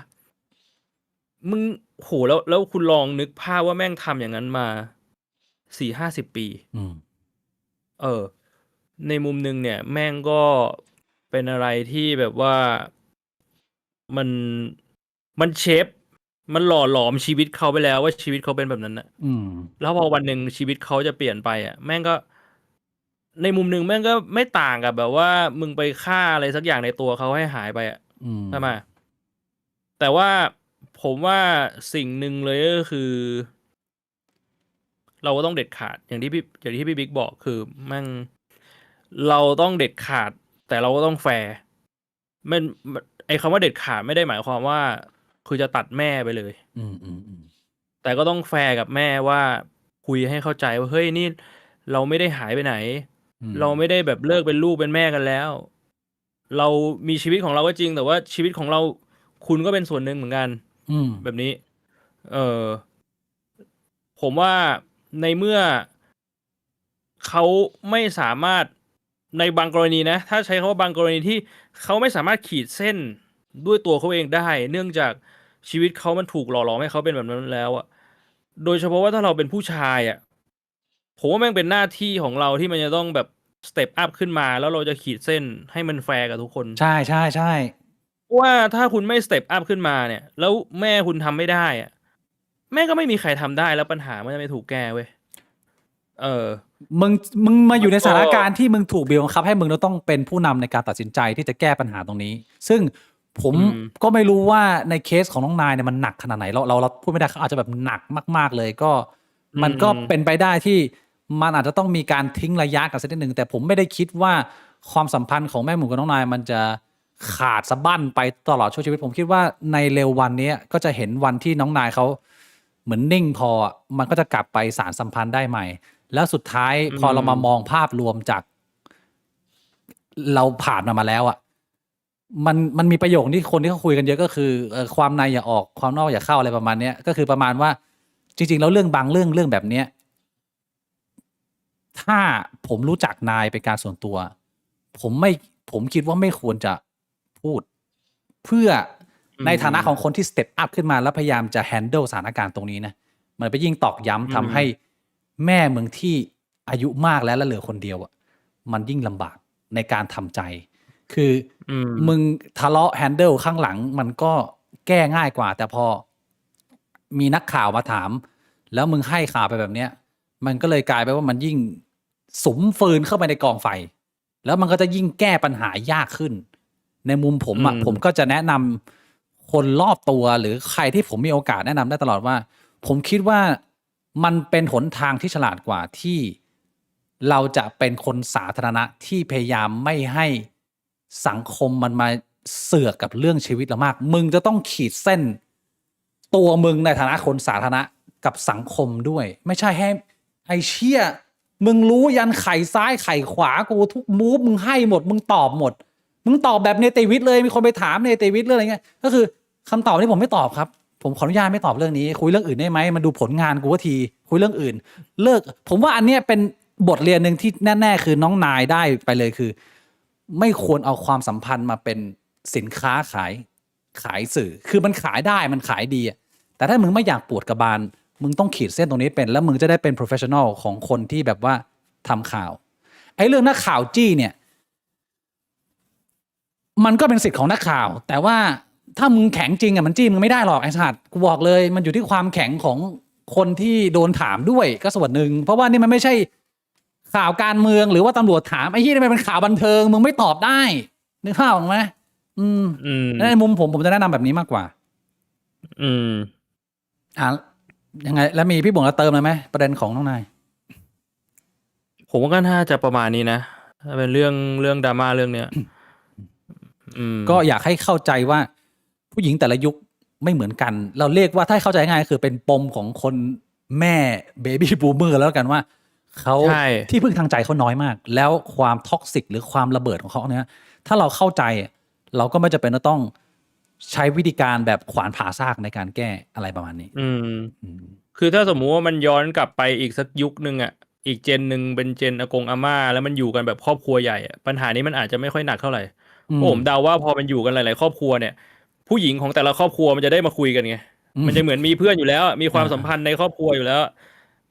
หรือแบบไปยุคแบบว่ายังเป็นแบบ tribal อยู่อ่ะก็คือผู้ชายออกไปล่าผู้หญิงในชุมชนมันก็อยู่ด้วยกันเลยเนี่ยแต่ว่ามันมาเหมาะเจาะตรงแบบพอมันเป็นช่วงต่างคนต่างอยู่กันแบบครอบครัวเดียวมีพ่อแม่ลูกอย่างเงี้ยมันก็เลยแบบเหมือนผู้หญิงแม่งอยู่ตัวคนเดียวแล้วผู้หญิงแม่งยังไม่ได้ออกไปข้างนอกได้เท่าไหร่มันยังเป็นทาบูของสังคมอะไรแบบเนี้ยก็หลากหลายสเกลนะปัญหาครอบครัวพบเจอก็เรียกว่าพูดแบบคร่าวๆรวมๆแล้วกันเราจะไปเรื่องที่หนักและเรื่องที่ใหญ่ที่สุดคือเรื่องของ น้องสายแต่ว่าผมขอกินน้ำไว้ผมเติมน้ำหนึ่งคอผมแห้งแล้วพูดเยอะได้พี่บงนั่งนะผมต้องไปเติมเพราะว่าน้ำผมหมดนั่งคุยกับคนทางบ้านไปก่อนนะ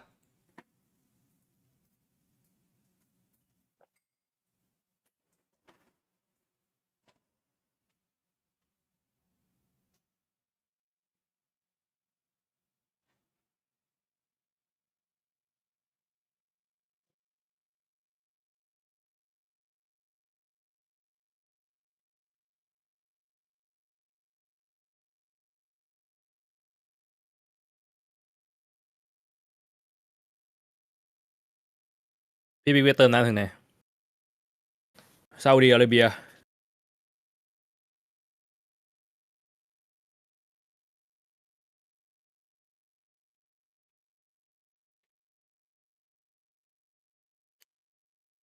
เติมอะไรเอาเติมน้ำไงพี่บิ๊กบอกไปเติมน้ำเติมเต็มปอดเฮ้ยน้ำมันเติมเข้าทางปอดเหรอเข้าทางปอดน่าจะไม่ได้นะ น่าจะหายใจไม่ออกตายนะพี่บ่งคุยสนุกมากเลยจะเอ้ยขอบคุณครับ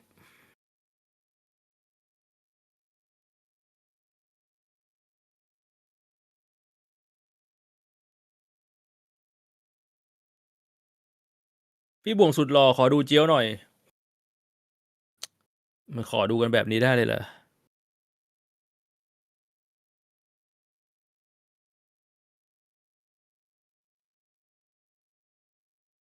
เฮ้ยอันนี้ก็เป็นเรื่องหนึ่งที่ เอ้ยมันเหมือนกลายเป็นเรื่องปกติในช่องเราไปแล้วนะคุณลองนึกดูดิว่าถ้าสมมุติว่าผมไปขอดูแบบ ผมทักไปในไลฟ์สตรีมของน้องผู้หญิงคนหนึ่งอะเอ้ยน้องขอดูจิ๋มหน่อยโหคนละเรื่องเลยนะ ไม่เหลือเลยนะแต่ว่านี้คือแบบว่าขอดูเจี๊ยวแบบรายวันอะ พี่บัวขอดูจูใคร ไม่หมายถึงแบบว่าตะกี้มีช่องแชทคนหนึ่งเขาบอกว่าเอ้ยพี่บวงสุดหล่อขอดูเจี๊ยวหน่อย เฮ้ย ทุกคำทางเพศเหรอ ผมเลยบอกว่าเฮ้ยโอ้โหช่องเรามันบางทีมันก็สร้างนอมแปลกๆไว้แล้วนะ จริงเหรอ ว่าลองนึกภาพว่าถ้าผมไปเข้าไปดูสตรีมเมอร์ผู้หญิงคนหนึ่งแล้วบอกเฮ้ยน้องขอดูจิ๋มหน่อยโหเละเลยพี่บิ๊ก เชี่ย โด เล น ย แน่นอน วงโดนอย่างนี้ไม่ช่วยนะกูบอกเลย โอ้โห ไม่ช่วยเลยเหรอพี่บิ๊ก มันไปขอดูจิ๋มคนอื่นเขาว่าเชี่ยไม่ได้ เอาแล้วที่น้องๆเขามาขอดูเจี๊ยวผมอ่ะพี่บิ๊กไม่ปกป้องผมอ่ะ เขารู้ว่าเราพูดเล่นกันเราก็พูดเล่นอย่างนี้ประจำมาแซวเล่น เข้าใจได้ น้องๆเขารู้ มันก็บริบทนะบริบท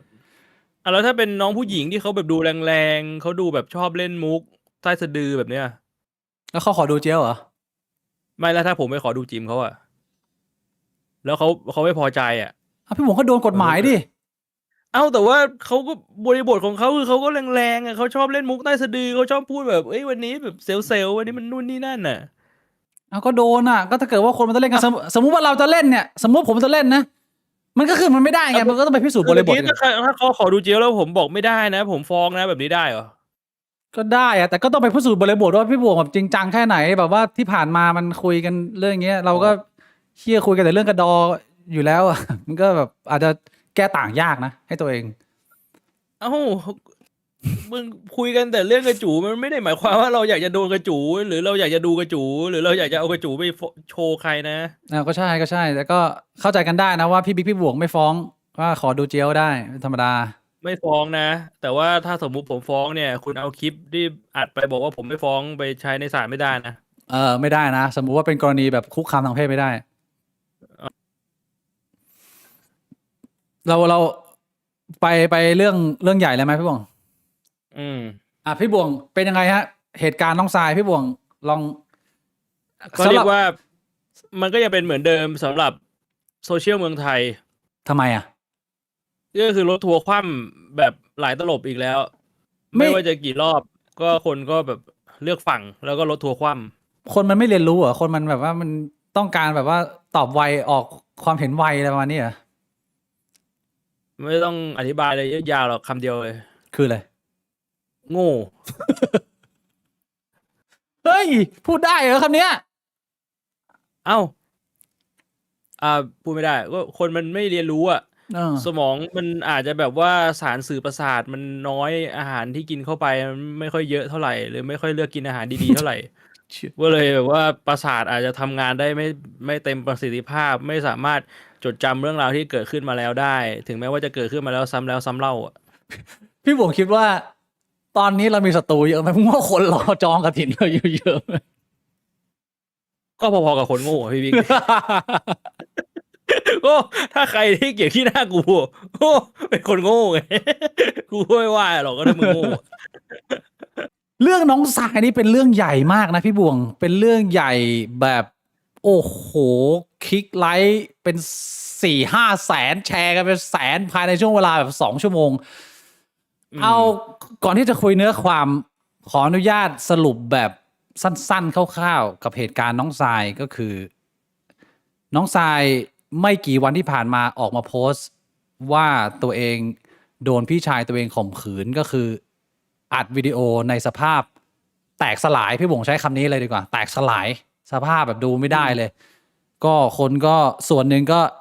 เลือกข้างเรียบร้อยก็เห็นใจนะมันดูแซดมาก แล้วหลังจากนั้นไม่นานเนี่ยพี่ชายกับคือพี่ชายเขาแถลงผ่านโซเชียลมีเดียของแฟนเขาถ้าผมเข้าใจไม่ผิด ก็ออกมาปฏิเสธทุกข้อกล่าวหาทั้งประเด็นเรื่องของการข่มขืน และเรื่องของภาษีที่ดินอะไรก็ว่าไป แล้วพอพี่ชายออกมาปุ๊บทีนี้รถทัวร์ก็เปลี่ยนอีกหนึ่งรอบเชี่ยเป็นไงเขาปฏิเสธทุกข้อกล่าวหาเพราะมีหลักฐานยื่นนู่นนี่นั่นแล้วน้องทรายก็เลยโต้ตอบโดยการเอาคลิปหลักฐานที่เคยอัดไว้ ซึ่งก็บอกด้วยว่าทุกคนก็รู้นะว่าเขาว่ามีหลักฐานตรงนี้ แต่ทุกคนก็ยังเลือกที่จะไม่ปกป้องเขาเลือกที่จะแบบว่าอยู่ตรงข้ามทำร้ายเขาก็เลยเอาคลิปหลักฐานมาเปิด ซึ่งคลิปหลักฐานมาเปิดแบบไม่ต้องมาเปิดกันนะผมไม่อยากมาเปิดเลยผมว่าหลายคนก็คงจะดูแล้วก็คือ เป็นหลักฐานการสนทนากันว่าตัวเขาเองเนี่ยเคยถูกบังคับให้ถึงจังหวะนี้ไม่กล้าพูดคำนี้แล้วมันดูหยาบคำว่าอมกระดอเนี่ยในสถานการณ์นี้มันดูแย่แต่ว่ามันก็คือเหตุการณ์นั้นแหละแล้วรถทัวร์ก็เปลี่ยนฝั่งอีกหนึ่งรอบพี่บวงมองเหตุการณ์นี้ยังไงในเรื่องของเอาตรงมันเป็นสำหรับผมมันเป็นปัญหาที่มันหลายชั้นมากคือผมว่าขั้นตอนแรกคือเราต้องแยกออกจากกันในเรื่องของ sexual assault กับปัญหามรดกก่อนผมว่าคือในมุมผมเนี่ยไอเรื่องของการเลือกข้างเรื่องของการเชื่อใครมันควรจะหยุดได้แล้วสำหรับดราม่าไม่ว่าจะเป็นเรื่องอะไรก็ตามเลยมันควรจะไม่เชื่อก่อนแล้วก็รอฟังความทั้งสองฝั่งหรือว่ารอดูหลักฐานก่อนไม่ใช่ว่าเราจะไม่ปกป้องคนที่เสียหายแล้วก็เราต้องดูว่าใครเป็นคนกระทำความผิดนะแต่ว่ามันก็เป็นหลักฐานหลายๆรอบเป็นบทเรียนหลายๆครั้งแล้วกับเรื่องราวที่เกิดขึ้นในประเทศไทยไม่รู้กี่ครั้งต่อกี่ครั้งว่าแต่ละเรื่องเนี่ยมันมีปัญหาอะไรบ้างคือผมพูดได้ทั้งในมุมของคนที่เสพดราม่าและในมุมของคนที่เคยเป็นคนที่เสียหายในหลายๆทางเนี่ยคือเราต้องฟังหูไว้หูแล้วเราก็ไม่ได้จะไอการที่ผมบอกว่าไม่เลือกข้างไม่ได้หมายความว่าเราจะไปแซะเราจะไปถามแบบจริงหรือเปล่ามีหลักฐานนะบอกว่ามึงมาออกมาบอกแบบนี้ว่ามึงไปเจอเรื่องนี้มาเนี่ยคนอื่นเขาเสียหายไม่ใช่แต่คือมันแค่ฟังแล้วก็จำแล้วก็รอให้เวลามันผ่านไปให้เรื่องมันคลี่คลายมากขึ้นมันแค่นั้นเราไม่จำเป็นต้องไป take action อะไรอันนี้มันเป็นเรื่องแรกแล้วก็อย่างที่บอกเรื่องมรดกเนี่ยผมพูดตามตรงว่าอันนั้นเนี่ยจริงๆมันก็น่าจะเป็นเรื่องของการไปคุยกันที่ศาลแล้วถูกป่ะเพราะผมก็ไม่ได้รู้เรื่องอะไรแบบนี้เท่าไหร่หรอกมันก็เป็นเรื่องของกฎหมายแล้วก็หลักฐานเพราะว่าถ้าคุณดูในเรื่องของมรดกนะมันก็มีทั้งสองฝ่ายก็พูดกันคนละแบบแล้วแต่ละฝ่ายก็เรียกว่ามีการโชว์หลักฐานกันเล็กน้อยตรงนั้นมันเป็นเรื่องของศาลละแต่ผมว่าที่มันเป็นประเด็นหลักเลยก็คือเรื่องของ sexual assault เรื่องนี้เป็นเรื่องใหญ่สุดที่คนพูดคุยกันคือสถานการณ์ปัจจุบันเนี่ยหลังจากที่น้องทรายออกมาเปิดหลักฐานคลิปเสียงอันแรกเนี่ยก่อนที่เราจะขึ้นไลฟ์มาผมเห็นจดหมายจากคุณพ่อหลังจากที่ไม่ได้ติดต่อกันมานานคุณพ่อได้ส่งจดหมายแล้วน้องทรายก็เอามาเปิดในน่าจะเป็น IG ตัวเองละมั้งเหมือนกับพูดประมาณว่าแบบก็คือเสียใจกับเรื่องที่เกิดขึ้นแต่ก็ไม่รู้จะทำยังไงแล้วในภาพรวมของเหตุการณ์เนี่ยมันก็ยังขาดตัวละครอีกตัวละครหนึ่งที่ยังไม่ได้ให้การก็คือตัวพี่เลี้ยงเพราะฉะนั้นเนี่ยสิ่งที่เราคุยกันเนี่ยมันคุยอยู่บน ข้อเท็จจริงที่รับรู้พร้อมกันทั้งสังคม เราไม่ได้รู้เรื่องทั้งหมดว่าอะไรเกิดขึ้นใครทำอะไรยังไง อันเนี้ยผมตอบไม่ได้เลย เราคุยได้แค่ว่า จากเท่าที่เห็นโต้ตอบกันไปมาสองฝั่งเนี่ยแล้วก็ยังไม่ได้รู้หมดเนี่ย ตรงเนี้ยพี่บวงเข้าใจไปว่ายังไงบ้าง แล้วใครเป็นคนผิดคนถูกอะไรยังไง พี่บวงพอจะพูดได้ไหมหรือว่ามันยังไม่ชัดเจนพอในสถานการณ์ตอนนี้ มันก็ต้องใช้คำว่าท่าก่อน คือท่าคลิปเสียงที่น้องทรายเขาเอามาเปิด มันเป็นของจริงใช่ไหมผมไม่รู้ ผมไม่มีสิทธิ์ไปตัดสินอ่ะ ผมไม่มีความรู้พอ แต่ว่าถ้ามันเป็นของจริง โหนั้นมันก็เป็นการชัดเจนแล้วว่าเหตุการณ์นั้นมันเกิดขึ้นจริงใช่ไหมอันนี้มันเป็นสิ่งที่ผมมานั่งคิดหลายรอบมากเลยนะเพราะว่าอาทิตย์ที่แล้วผมก็เพิ่งเล่าไปว่าตอนเด็กๆผมเคยเจออะไรมา แล้วมันก็เป็นเหตุการณ์คล้ายๆกันแต่ว่ามันมีความต่างกันอยู่ ผมคิดว่าเหตุการณ์ของผมกับเหตุการณ์ที่ทรายเขาเจอเนี่ยมันมีความต่างกันอยู่3 อย่าง 1 คือผมไม่ได้รู้สึกว่าผมโดนล่วงละเมิด 2 คือคนที่กระทำเนี่ย อายุน้อยกว่าผม แล้วก็แต่ว่าตอนที่ผมอยู่ในเหตุการณ์เนี่ย ผมอายุเท่าเขานะ ก็คือเขาบอกว่าเขาอยู่ประมาณ10 ขวบใช่ไหมผมก็อยู่ประมาณ10 ขวบ 3 คือ อันนี้เป็นจุดใหญ่เลยคือ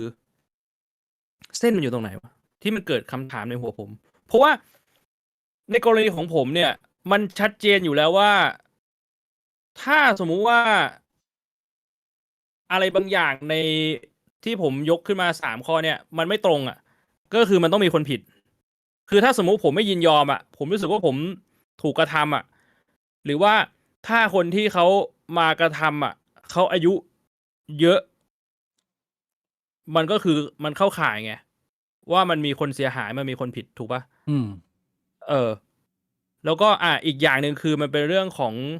การที่เป็นคนในครอบครัวแท้ๆด้วย มันเป็นอินเซสด้วย มันเป็นปัญหาเข้าไปอีก อันนี้เรื่องใหญ่สุด ซับซ้อนเข้าไปอีก อันนี้คือความต่างที่ไม่เหมือนกันเลยของพี่บวงคือการที่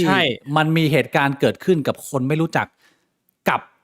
เป็นพี่ชายคนเดียวของมึงไม่เหมือนกันอยู่ด้วยกันตลอดไหมผมไม่ทราบนะเพราะว่าเห็นเขาบอกว่ามันแบบโตคนละที่ อันนี้ก็ไม่รู้จริงไม่จริงแต่ว่าอย่างน้อยๆคือต่อให้ไม่อยู่ด้วยกันตลอดแต่มันคือสายเลือดอ่ะมันคือคนที่มึงคิดว่ามึงไว้ใจได้อ่ะผมก็เลยคือผมไม่ได้จะบอกว่าทรายเขาควรจะคิดอะไรยังไงนะมันแค่เหตุการณ์ของเขามันคล้ายกับเหตุการณ์ของผมมันเลยทำให้ผมคิดเฉยๆไงว่าเส้นมันอยู่ตรงไหนอย่างแบบอายุเนี่ยเพราะว่า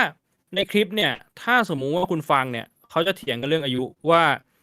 ตอนที่พี่ชายเขาก่อเหตุเนี่ยอายุ14หรืออายุ16แล้วผมก็คิดในหัวว่า14หรือ16แม่งต่างกันเหรอวะไม่ต่างกันเท่าไหร่พี่บิ๊กว่าต่างไหมในมุมจะอยู่14หรือ16แม่งไม่ต่างในมุมผมเรื่องประเด็นอายุเนี่ยผมมองเหมือนพี่บวงคือผมไม่ได้คิดว่ามันเป็นประเด็นที่จะต้องมาถกเถียงกันมากขนาดนั้นมันไม่ได้แบบว่า16หรือ23อันนี้มันต่างกันเยอะแต่ว่าพอมันต่ำกว่า16ลงไปเนี่ยมันมีความเป็นไปได้ที่น้องตัวพี่ชายเนี่ยมันก็เรียกว่าเล่นสนุกคืออันเนี้ยเป็นประเด็นที่เราควรจะพูดคุยกันเยอะมากในมุมผมนะพี่บวง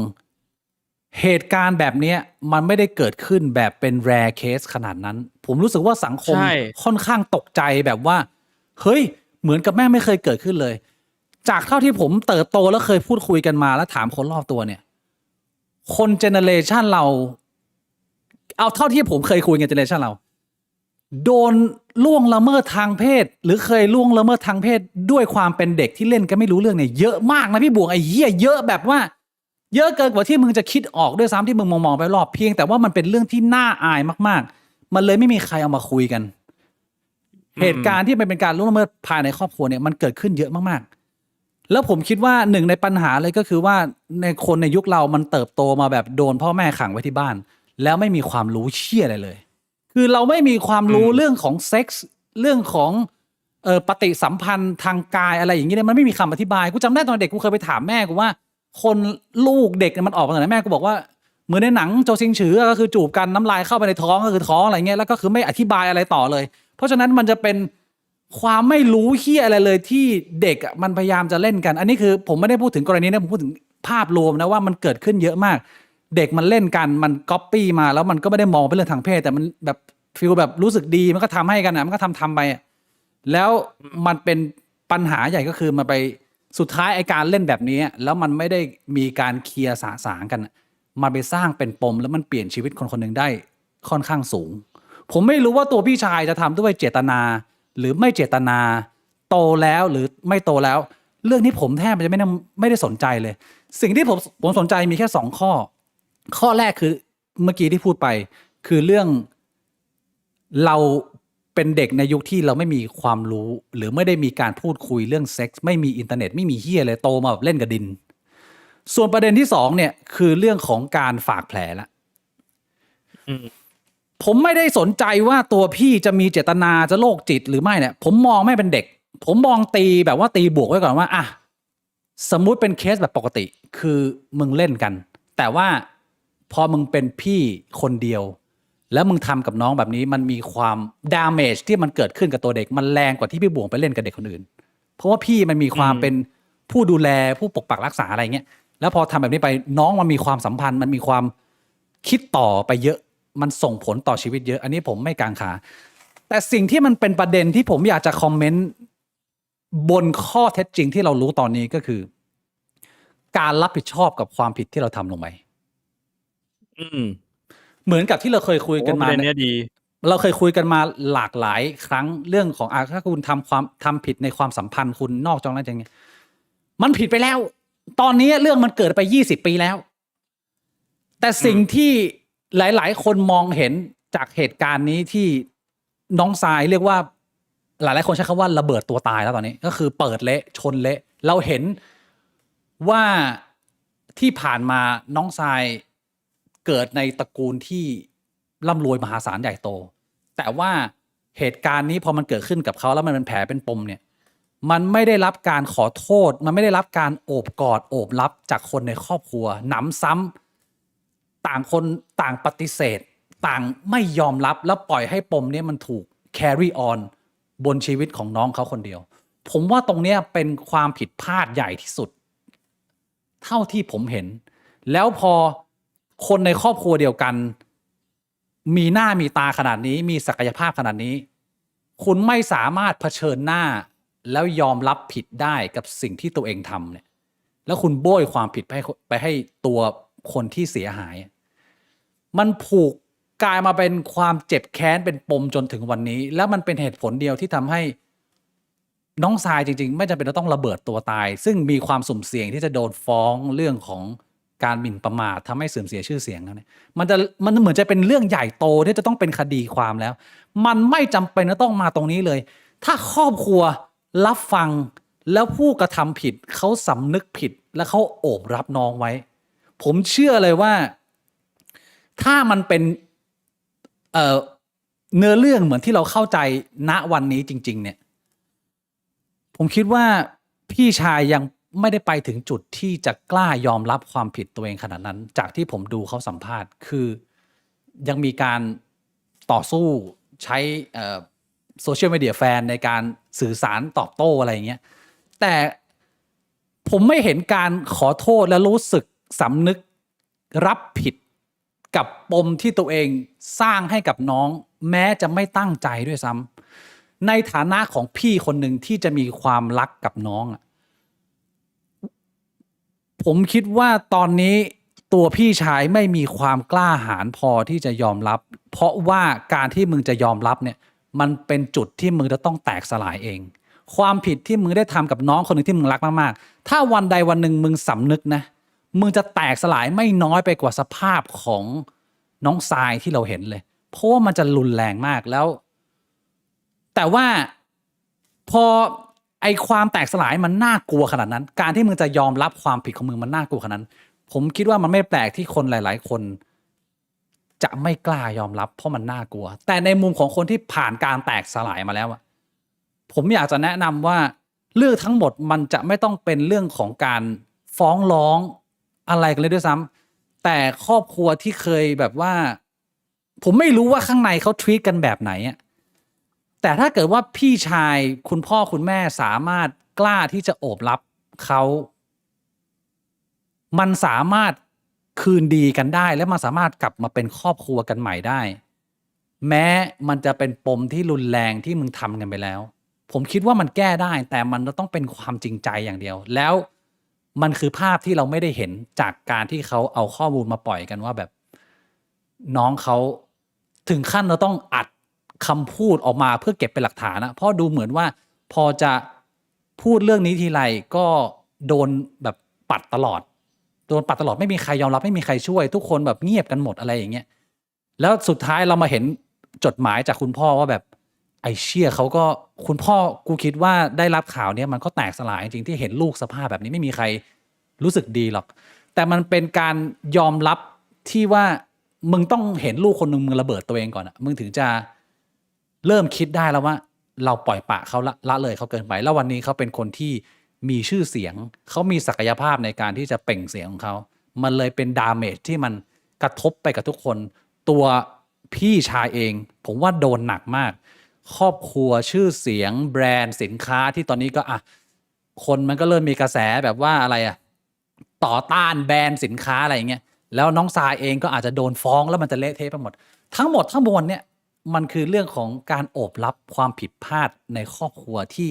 มันถูกปล่อยปละละเลยในมุมกูคิดว่าเรามาถึงวันเนี้ยมันพูดได้แค่ตรงนี้ พี่บวงว่าไง ผม โอ้โหสำหรับผมมองต่างกับพี่บิ๊กนิดนึงนะ ยังไง ในมุมที่ว่าพี่บิ๊กบอกว่าผมไม่รู้ว่าพี่บิ๊กสื่อแบบนั้นหรือเปล่า แต่ผมฟังแล้วผมเข้าใจว่าพี่บิ๊กจะสื่อว่ามันยังไม่สายเกินไป คือมันยังมีการขอโทษขอโพยมันยังอะไรกันได้ใช่ไหมหรือพี่บิ๊กไม่ได้มองแบบนั้น ผมมองว่าการขอโทษที่จริงใจ เป็นทางออกทางเดียวที่จะปลดล็อกตัวพี่ชายและตัวน้องทราย เพราะว่าพ่อแม่ที่ผ่านมาเราพอจะเข้าใจได้ว่าเขาไม่ได้ซัพพอร์ตหรือว่าไม่ได้ให้กำลังใจ แล้วตอนเนี้ยต่อให้พ่อแม่พูดยังไงมันไม่เคลียร์แล้วเว้ยมันเหลือแต่ตัวพี่ชายคนเดียว แล้วการที่แฟนของพี่ชายออกมาปกป้องพี่ชายเนี่ย มันก็เป็นมูฟที่ผมมองว่าค่อนข้างพัง คือถ้าเกิดว่าผมเป็นแฟนของพายเนี่ย ผมจะแนะนำว่าถ้าเรื่องทั้งหมดมันเกิดขึ้นจริงอ่ะมันเป็นหน้าที่ของเธอที่เธอจะโอบรับน้องชายคนนี้แล้วเริ่มต้นใหม่ทำหน้าที่พี่ชายให้ดี ไม่ใช่ออกมาตีอะไรกันแบบนี้ ถ้าผมเป็นแฟนเขานะผมจะแนะนำแบบนี้ เนี่ยอันนี้เป็นจุดหนึ่งที่ผมไม่เชิงไม่เห็นด้วย เพราะผมใช้ว่าอะไรเดี๋ยวผมรู้สึกว่าแม่งมันเลย point of no return มาแล้วเว้ยสำหรับเรื่องนี้นะ อืม ในกรณีของน้องทรายเนี่ย ผมว่ามันเลยจุดที่จะสามารถกลับไปเป็นเหมือนเดิมได้แล้ว แบบ completely มันแรง ด้ มา วย ก เห แล้ว ตุผ มั ล น เดี นา ยว นแล้ว เลยก็คือเรื่องมันลงโซเชียลแล้ว อืม มันไม่มีทางเลยคือผมว่าถ้าสมมุติว่าพี่เขาขอโทษน้องจริงๆอ่ะสองคนเนี้ยความสัมพันธ์อ่ะมันอาจจะกลับไปเป็นเหมือนเดิม หรืออาจจะดีขึ้นได้ อืม แต่ว่ายังไงมันไม่มีทางที่คนจะมองพี่เป็นเหมือนเดิม ในมุมของสังคม ใช่ เรามองสองบริบทก่อน บริบทของความสัมพันธ์ในครอบครัว มันอาจจะดีขึ้นได้เว้ยแต่ว่าบริบทของความมีหน้ามีตาในสังคมแม่งคือมันฟัก completely มันเละเทะแล้วอ่ะ แล้ว ซึ่ง คืออันนี้มันก็แม่งคืออุทาหรณ์จัดๆเลยของครอบครัวใหญ่ ที่คิดว่าเฮ้ยเชี่ยเรื่องนี้ก็คือแบบกวาดไปใต้ผมแม่งก็ไม่มีใครรู้หรอกแต่ว่าน้องแม่งดังขึ้นมาอยู่ๆด้วยเรื่องอะไรเรื่องหนึ่งแล้วมีชื่อเสียงแบบว่าพูดไปแม่งเข้าถึงทุกคนปุ๊บก็คือมันก็เป็นอีกบทเรียนหนึ่งที่ตอกย้ำว่าไอ้เชี่ยบางทีคือ เรื่องบางเรื่องไม่ว่าสถานการณ์ไม่จะเชี่ยแค่ไหนอ่ะคุณก็ต้องกล้าทำในสิ่งที่แบบว่า มันอาจจะทำให้คุณเจ็บ แต่ว่ามันเคลียร์ทุกอย่างอ่ะ อืม โดยที่คุณไม่มานั่งคิดหน้าคิดหลังว่าแบบเฮ้ยช่างแม่งเหอะหรืออะไรแบบเนี้ย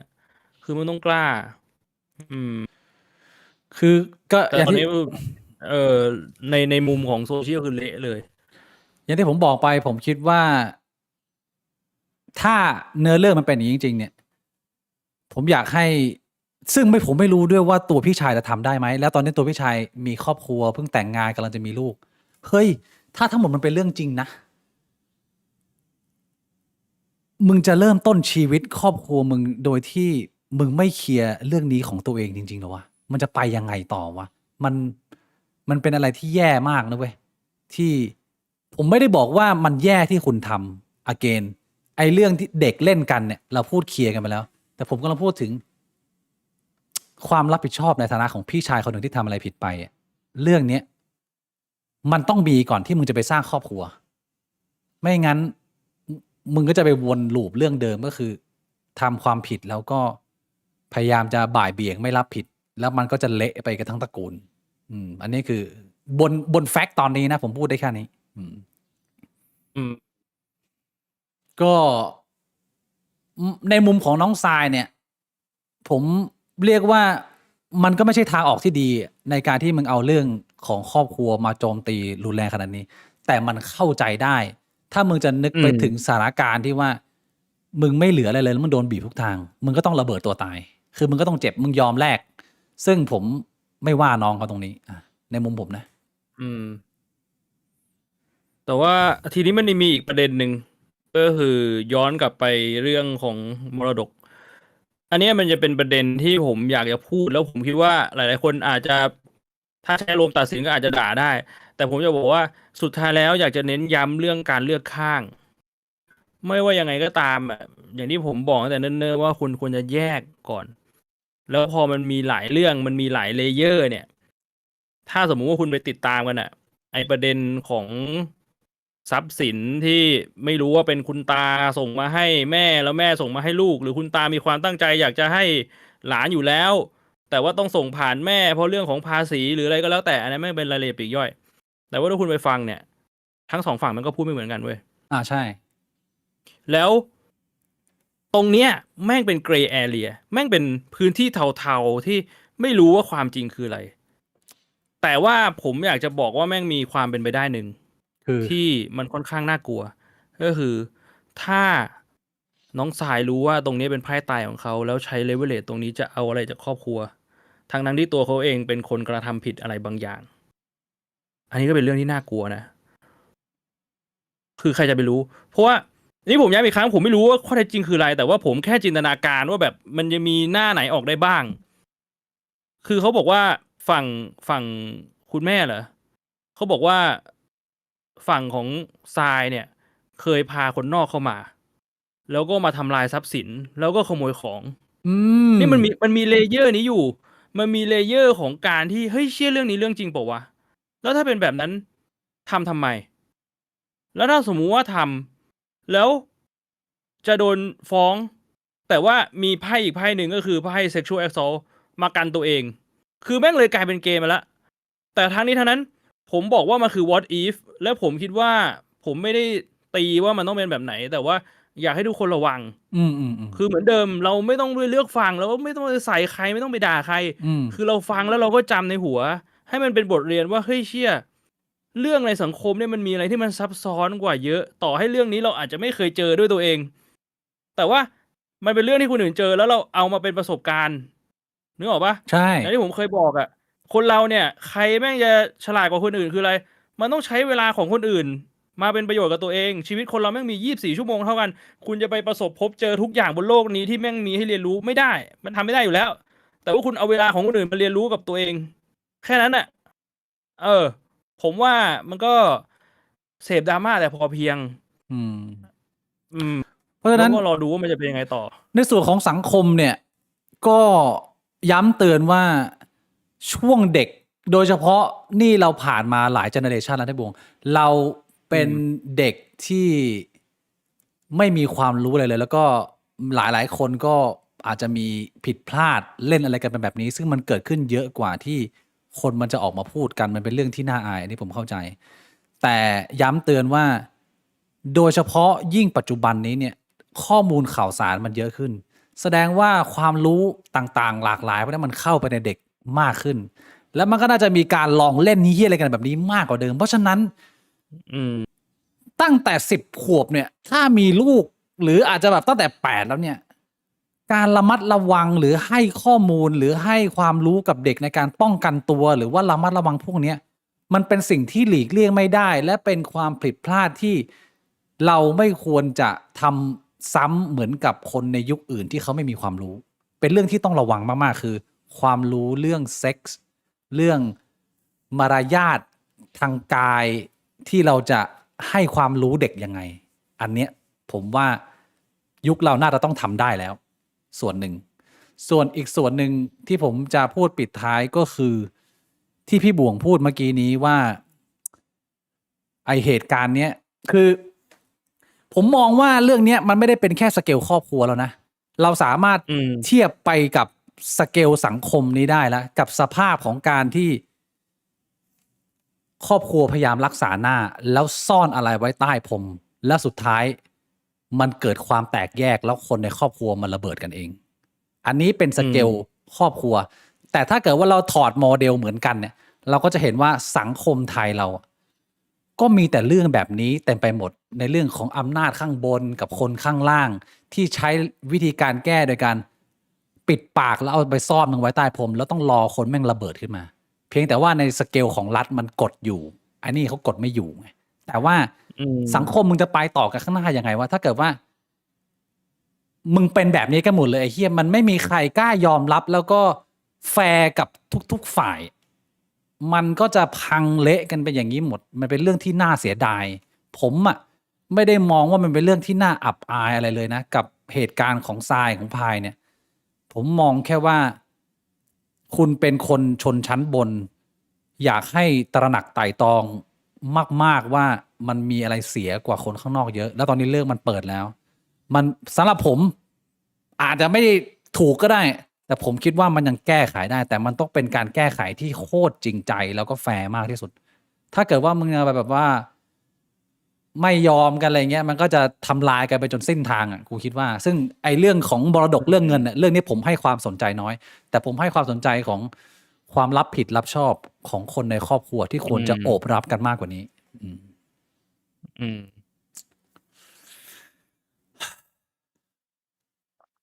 โหแต่ว่าแม่งเป็นเรื่องที่ยากแล้วก็ผมว่าในมุมหนึ่งอ่ะ บางทีมันเป็นมุมมองที่แตกต่างกัน คือบางทีเนี่ยเอาแน่นอนอันนี้ผมไม่ได้พูดถึงครอบครัวของกรณีของน้องทรายแล้ว ผมไม่รู้แล้วว่าครอบครัวเขายังไง แต่ผมอยากพูดกว้างๆว่าบางที คนในครอบครัวแม่งอาจจะมีหลายชั้นอีก แล้วคนที่อยู่วงนอก คนที่ไม่ได้เป็นที่เกิดเป็นตัวก่อเหตุเนี่ย แม่งก็อาจจะมองว่าเอ้ยเชี่ยอันนี้ไม่ใช่เรื่องของกูมึงไปเคลียร์กันเอาเอง อืม หรือบางคนอาจจะมองว่า อันนี้เนี่ยมันเป็นเรื่องที่กูช่วยไม่ได้ ยังไงมึงก็ต้องเคลียร์ใจกันเอาเอง ต่อให้กูอยากจะช่วยแค่ไหนอ่ะกูก็ทำได้แค่บังคับให้มึงคุยกัน อืม แต่ถ้ามึงไม่คุยกันอ่ะ มันก็คือสุดความสามารถของกูแล้วนึกออกไหมมันอาจจะเป็นกรณีนั้นอีกมันมีหลายเลเยอร์มาก พอมันเป็นเรื่องของการที่ผู้ถูกกระทำผู้กระทำแล้วก็เป็นคนที่สนิท แต่ว่าไม่ได้เป็นคนกระทำหรือคนถูกกระทำอะไรแบบเนี้ย อืม ก็เป็นอีกมุมหนึ่ง อืม น่าสนใจ อ่ะ จบเรื่องของน้องทราย ซึ่งเรื่องของน้องเขาอ่ะเขายังไม่จบหรอก แต่ว่าเราจบแต่เพียงเท่านี้เพราะว่าข้อมูลมันก็มีเท่านี้ ทีนี้ผมขออนุญาตมาปิดข้อมูลวิชาการเล็กๆน้อยๆที่เอามาหลายคนคนที่เคยถามมาคราวที่แล้ว ถามผมเรื่องกับดักความกตัญญูใช่ไหมจริงๆแล้ว มันเป็นส่วนหนึ่งของกับดักความสัมพันธ์มากมาย แต่ผมหยิบมา9 อัน เพื่อที่จะเอามาพูดแล้วก็หลายๆคนจะได้คิดตามว่า เรากำลังตกอยู่ในกับดักไหมความสัมพันธ์ที่มันดึงไม่ให้เราไปไหน ซึ่งมันมีเยอะมากนะ มีหลายสเกลด้วยพี่บวงสเกลเฉพาะคนในครอบครัว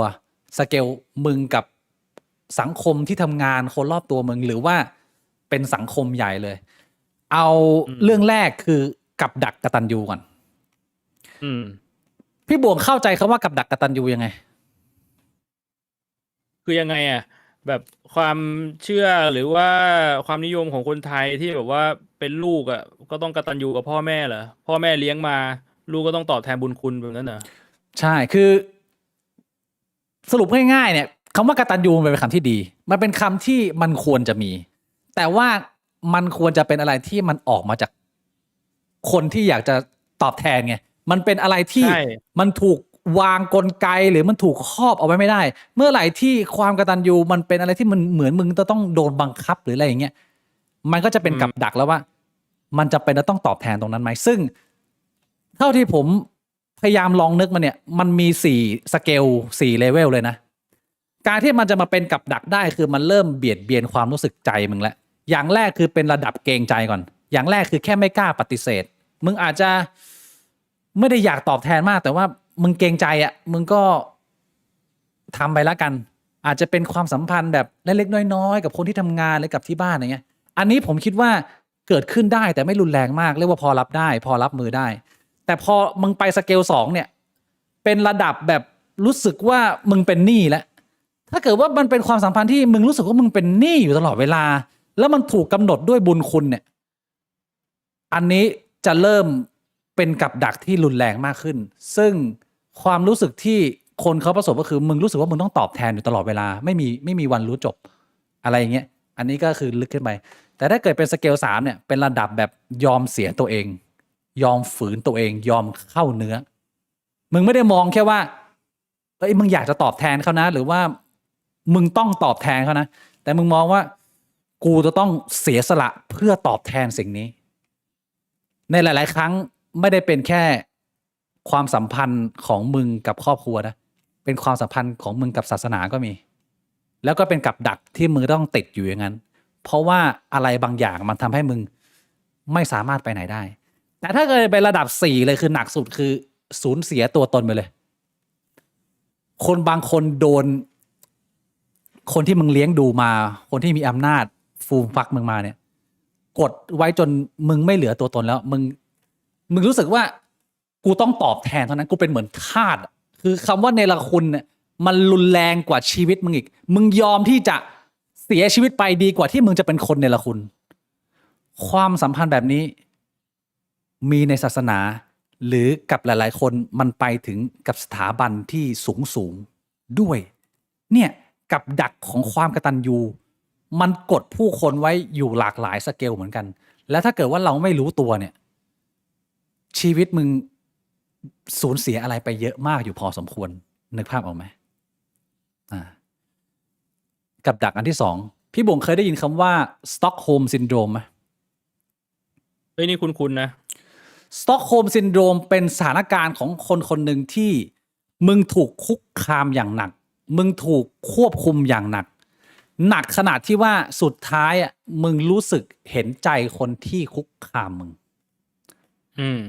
ซึ่งมันเป็นกลไกการเอาตัวรอดของสมองมึง เพราะว่ามึงรู้สึกว่าถ้ามึงไม่รักเนี่ยมึงอาจจะตายได้ แล้วมันก็เลยกลายเป็นความรักที่มึงมีให้กับคนที่กดขี่และทำร้ายมึง อันนี้คือสต็อกโฮล์มซินโดรมเกิดขึ้นอยู่กับทุกขนแห่งทุกสเกลสังคม การเมืองครอบครัวศาสนา มีรูปแบบการกดขี่คุกคามและควบคุมคนอยู่เยอะมากอยู่พอสมควร ใครสนใจไปกดดูเนื้อหาเพิ่มเติมได้สต็อกโฮล์มซินโดรมก็เป็นอันหนึ่งที่มีคนเคยส่งขึ้นมาแล้วมันอยู่ในหัวข้อเดียวกันกับดักความสัมพันธ์พี่บุ๋มคำที่อธิบายไอ้สต็อกโฮล์มซินโดรมง่ายๆเลยก็คือเป็นความรักเพื่อการอยู่รอดมึงต้องรักเท่านั้นไม่งั้นมึงไม่รอดแล้วมึงก็รักมันไม่ใช่อาการกลัวใช่ไหมมันไม่ใช่มันเหมือนสมองมันหลอกมึงว่ามึงรักแล้วมึงก็คิดว่ามึงรักไปจริงๆมันไม่ใช่กลัวมันมาจากความกลัวแต่ว่าที่มึงรู้สึกว่ารักแต่ว่าลากมาจากความกลัวแล้วมึงไม่สามารถไปทางออกได้ถ้ามึงไม่รักนะมึงเลยรักเพราะว่ามึงต้องการความรอดอันนี้คือสต็อกโฮล์มซินโดรมอันที่3 trauma bonding trauma bonding คือความสัมพันธ์แบบโรลเลอร์โคสเตอร์หลายๆคนน่าจะเคยได้ยินแล้วก็คือความสัมพันธ์ที่ เวลาแม่งดีแม่งก็ดีสัสๆเลยเวลาแม่งเฮี้ยแม่งก็เฮี้ยสัสๆเลยแล้วแม่งก็สลับกันไปสลับกันมาอย่างเงี้ย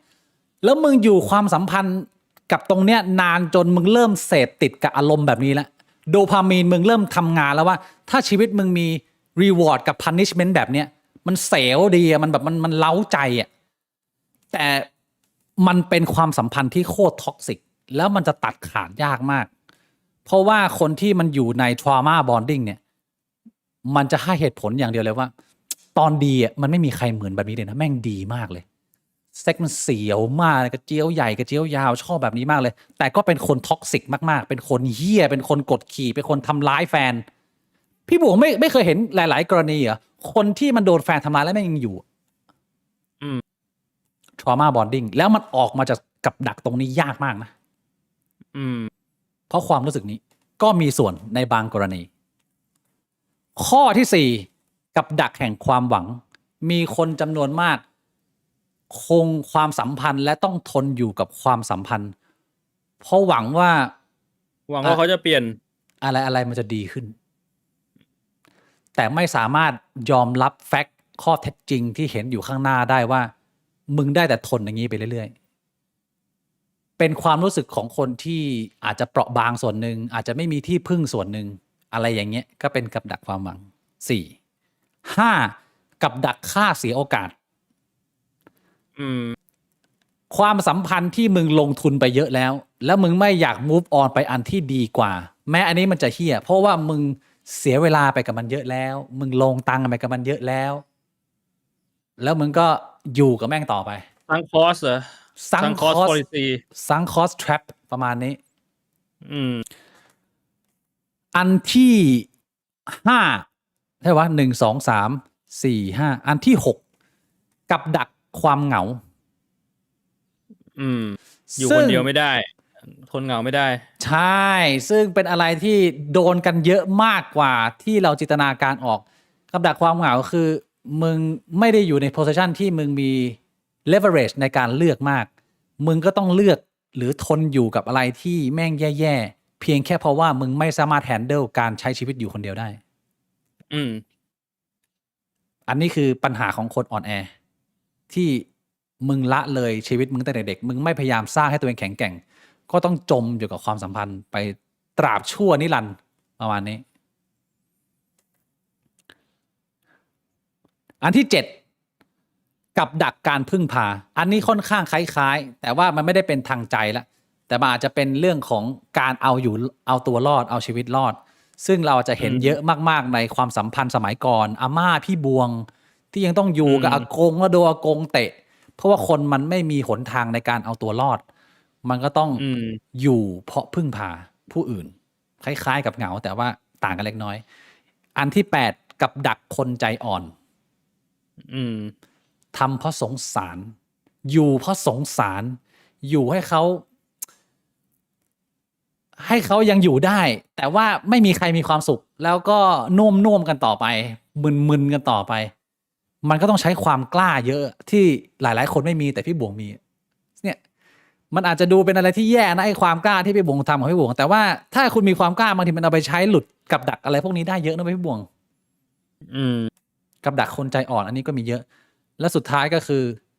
กับดักภาพลักษณ์อีโก้คนที่ตัดสินใจมีครอบครัวแต่งงานเพียงเพื่อที่จะเติมเต็มหน้าตาและให้สังคมยอมรับว่ามึงเป็นคนมีอะไรกับเขามึงสำเร็จนะชีวิตมึงไปได้นะเป็นคนที่สมบูรณ์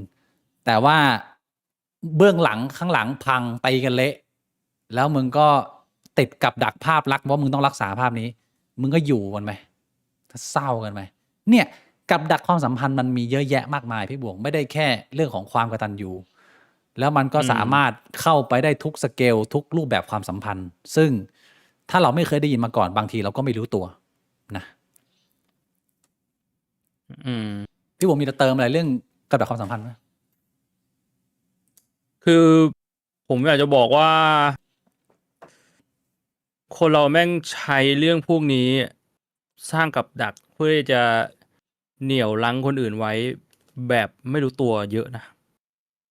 หมายถึงว่าคนที่สร้างของมนุษย์คนที่สร้างกับดักก็ไม่รู้ตัวว่าตัวเองสร้างกับดักนี้ไว้ คือบางทีเนี่ย อันนี้เรามองในมุมของคนที่ติดกับดักคนที่ไปไหนไม่ได้ เพราะอะไรบ้างมันมีเหตุผล แต่ว่าถ้ามองอีกมุมหนึ่งของเหรียญเนี่ย คนที่ไปเหนี่ยวรั้งคนอื่นไว้อะเขาก็ทำไปโดยบางทีเขาไม่รู้ตัวนะ และนี้แหละ เป็นสิ่งที่น่ากลัว อืม ที่คุณจะต้องรู้ตัวว่าตอนเนี้ย คุณอยู่ในสถานการณ์ไหน คุณอยู่ในสถานการณ์ของคนที่โดนเอาเปรียบ หรือคนที่กำลังเอาเปรียบคนอื่น อืม บางครั้ง ซึ่งถ้าคุณอยู่ในสถานการณ์ที่เอาเปรียบคนอื่นอยู่ บางครั้งแม่งก็อาจจะแบบว่า ไม่ค่อยสำคัญเท่าไหร่ คุณอาจจะไม่ต้องรู้ตัวก็ได้ถ้าคุณแค่เอาเปรียบทางด้านเศรษฐกิจทางด้านการเงิน ไม่ได้ทำอะไรผิดกฎหมาย มันก็คือการเอาตัวรอดของสัตว์ไม่เห็นกับตัวอยู่แล้ว อืม ตอนนั้นอันนั้นมันขึ้นอยู่กับ moral compass หรือว่ามุมมองในใจคุณแล้วว่าคุณเป็นคนที่มีมุมมองทางด้านดีชั่วแค่ไหนนะผมคงจะพูดอะไรไม่ได้มาก แต่ว่าอย่างที่พี่บิ๊กบอกมันสำคัญที่เราต้องรู้ตัวว่าเราเป็นคนที่โดนเอาเปรียบอยู่ ผมบอกเลยว่าโดยเฉพาะในโลกของธุรกิจ อืม ในโลกของธุรกิจเนี่ยคำว่ากตัญญูหรือคำว่าบุญคุณเนี่ย ไม่ใช่คำที่มีความหมายดีนะผมบอกเลยแม่งเป็นคำที่เขาใช้เกี่ยวคุณเอาไว้ อืม แล้วก็สูบเลือดสูบเนื้อคุณไปเรื่อยๆเหมือนปริง ตรงนี้ต้องระวังให้มาก ผมเห็นมาเยอะแล้ว กับไอ้คำว่าบุญคุณ ไอ้คำว่าเอ่อการทำดี การขายฝันน่ะ มันคือการขายฝันน่ะ อืม คุณเคยได้ยินคำนี้ไหม อืม บางครั้งเนี่ยคำที่มีความหมายแบบเดียวกัน แต่ว่าคำหนึ่งมีความหมายบวก อีกคำหนึ่งมีความหมายลบ บางทีคุณต้องแยกให้ออก สำหรับผมอ่ะ ในมุมของธุรกิจนะ ผมมองว่า บุญคุณจะหมดไปเมื่อโดนทวง เชี่ ถ้าโดน ย อันนี้เป็นข้อสังเกตง่ายๆเลย ถ้ามีใครทวงบุญคุณเมื่อไหร่ในแง่มุมของธุรกิจนะให้คุณรู้ตัวเลยว่าเขาเกี่ยวคุณอยู่ ตรงรูตูดข้างซ้ายอะแก้มก้นข้างซ้ายคุณต้องเช็คดูว่าแบบมันมีใครเกี่ยวคุณอยู่หรือเปล่า เชี่ย ถ้ามีคำนี้ออกมานะ อันนี้ผมไม่ได้พูดถึงแบบในกรณีของครอบครัวนะ เป็นพ่อเป็นแม่อะไรอย่างงี้ไม่ใช่ ในมุมของธุรกิจอะแม่ง คือแน่นอนมันมีคนที่สนับสนุนคน มีคนที่ให้คนอื่นด้วยใจอยู่จริง ซึ่งตรงนั้นน่ะ ผมมองว่าถ้าให้ด้วยใจ ก็ต้องได้รับการตอบแทนด้วยใจ ฝั่งที่ต้องตอบแทนก็คือตอบแทนด้วยใจ ใช่ มันก็แฟร์ๆผมถึงได้บอกไงว่าในมุมของธุรกิจสำหรับผมผมว่าคำว่าบุญคุณนี่มันหมดไปเมื่อโดนทวง ถ้าสมมุติว่าผมอยากจะตอบแทนผมตอบแทนเอง อืม แล้วผมไม่ลืมใครให้ผมบ้าง แต่ว่าถ้าสมมุติว่าเขามาทวงอ่ะ ในมุมผมอ่ะผมก็จะตังหงิดเลยว่าแบบอ้าวแสดงว่าที่คุณให้เราเนี่ย คุณไม่ได้ให้เราด้วยความหวังดีตั้งแต่แรก แบบที่คุณบอกแบบที่คุณกล่าวอ้างแล้ว อืม เพราะฉะนั้นเนี่ยมีระวังให้เยอะคนโดยเฉพาะคนเจนใหม่ที่เพิ่งเข้ามาอยู่ใน workforce เข้ามาทำงานในระบบการงานเนี่ย จะโดนตรงนี้เยอะ ย้ำเตือน อยากจะให้ระวังไว้ ไปทบทวนสถานการณ์ชีวิตตัวเองให้มาก เรียกว่าปกป้องผลประโยชน์ตัวเอง แล้วก็อย่าเอาเปรียบคนอื่น เราก็อยู่กันแบบแฟร์ๆ คือในยุคสมัยใหม่เนี่ย เรื่องพวกนี้มันไม่มีทางอื่น ที่จะแก้ได้นอกจากคุณจะต้องฝึกให้ตัวเอง มีความคิดคือมึงต้องเป็นคนฉลาด ไอ้เชี่ยมึงแบบว่าใช้ชีวิตทู่ซีไปแบบโง่ๆแบบยุคสมัยก่อนไม่ได้แล้วก็พูดตรงสมัยก่อนมันยังไปได้เรื่อยๆเพราะว่ามันก็โง่ๆผิดๆกันหมดไอ้เหี้ยมองไปมันก็เหมือนกันยุคสมัยนี้ถ้ามึงโง่นะกูบอกให้ว่ามึงจมเลยเชี่ยมึงจะมันโง่หัวขึ้นยากเพราะฉะนั้นต้องประดับความรู้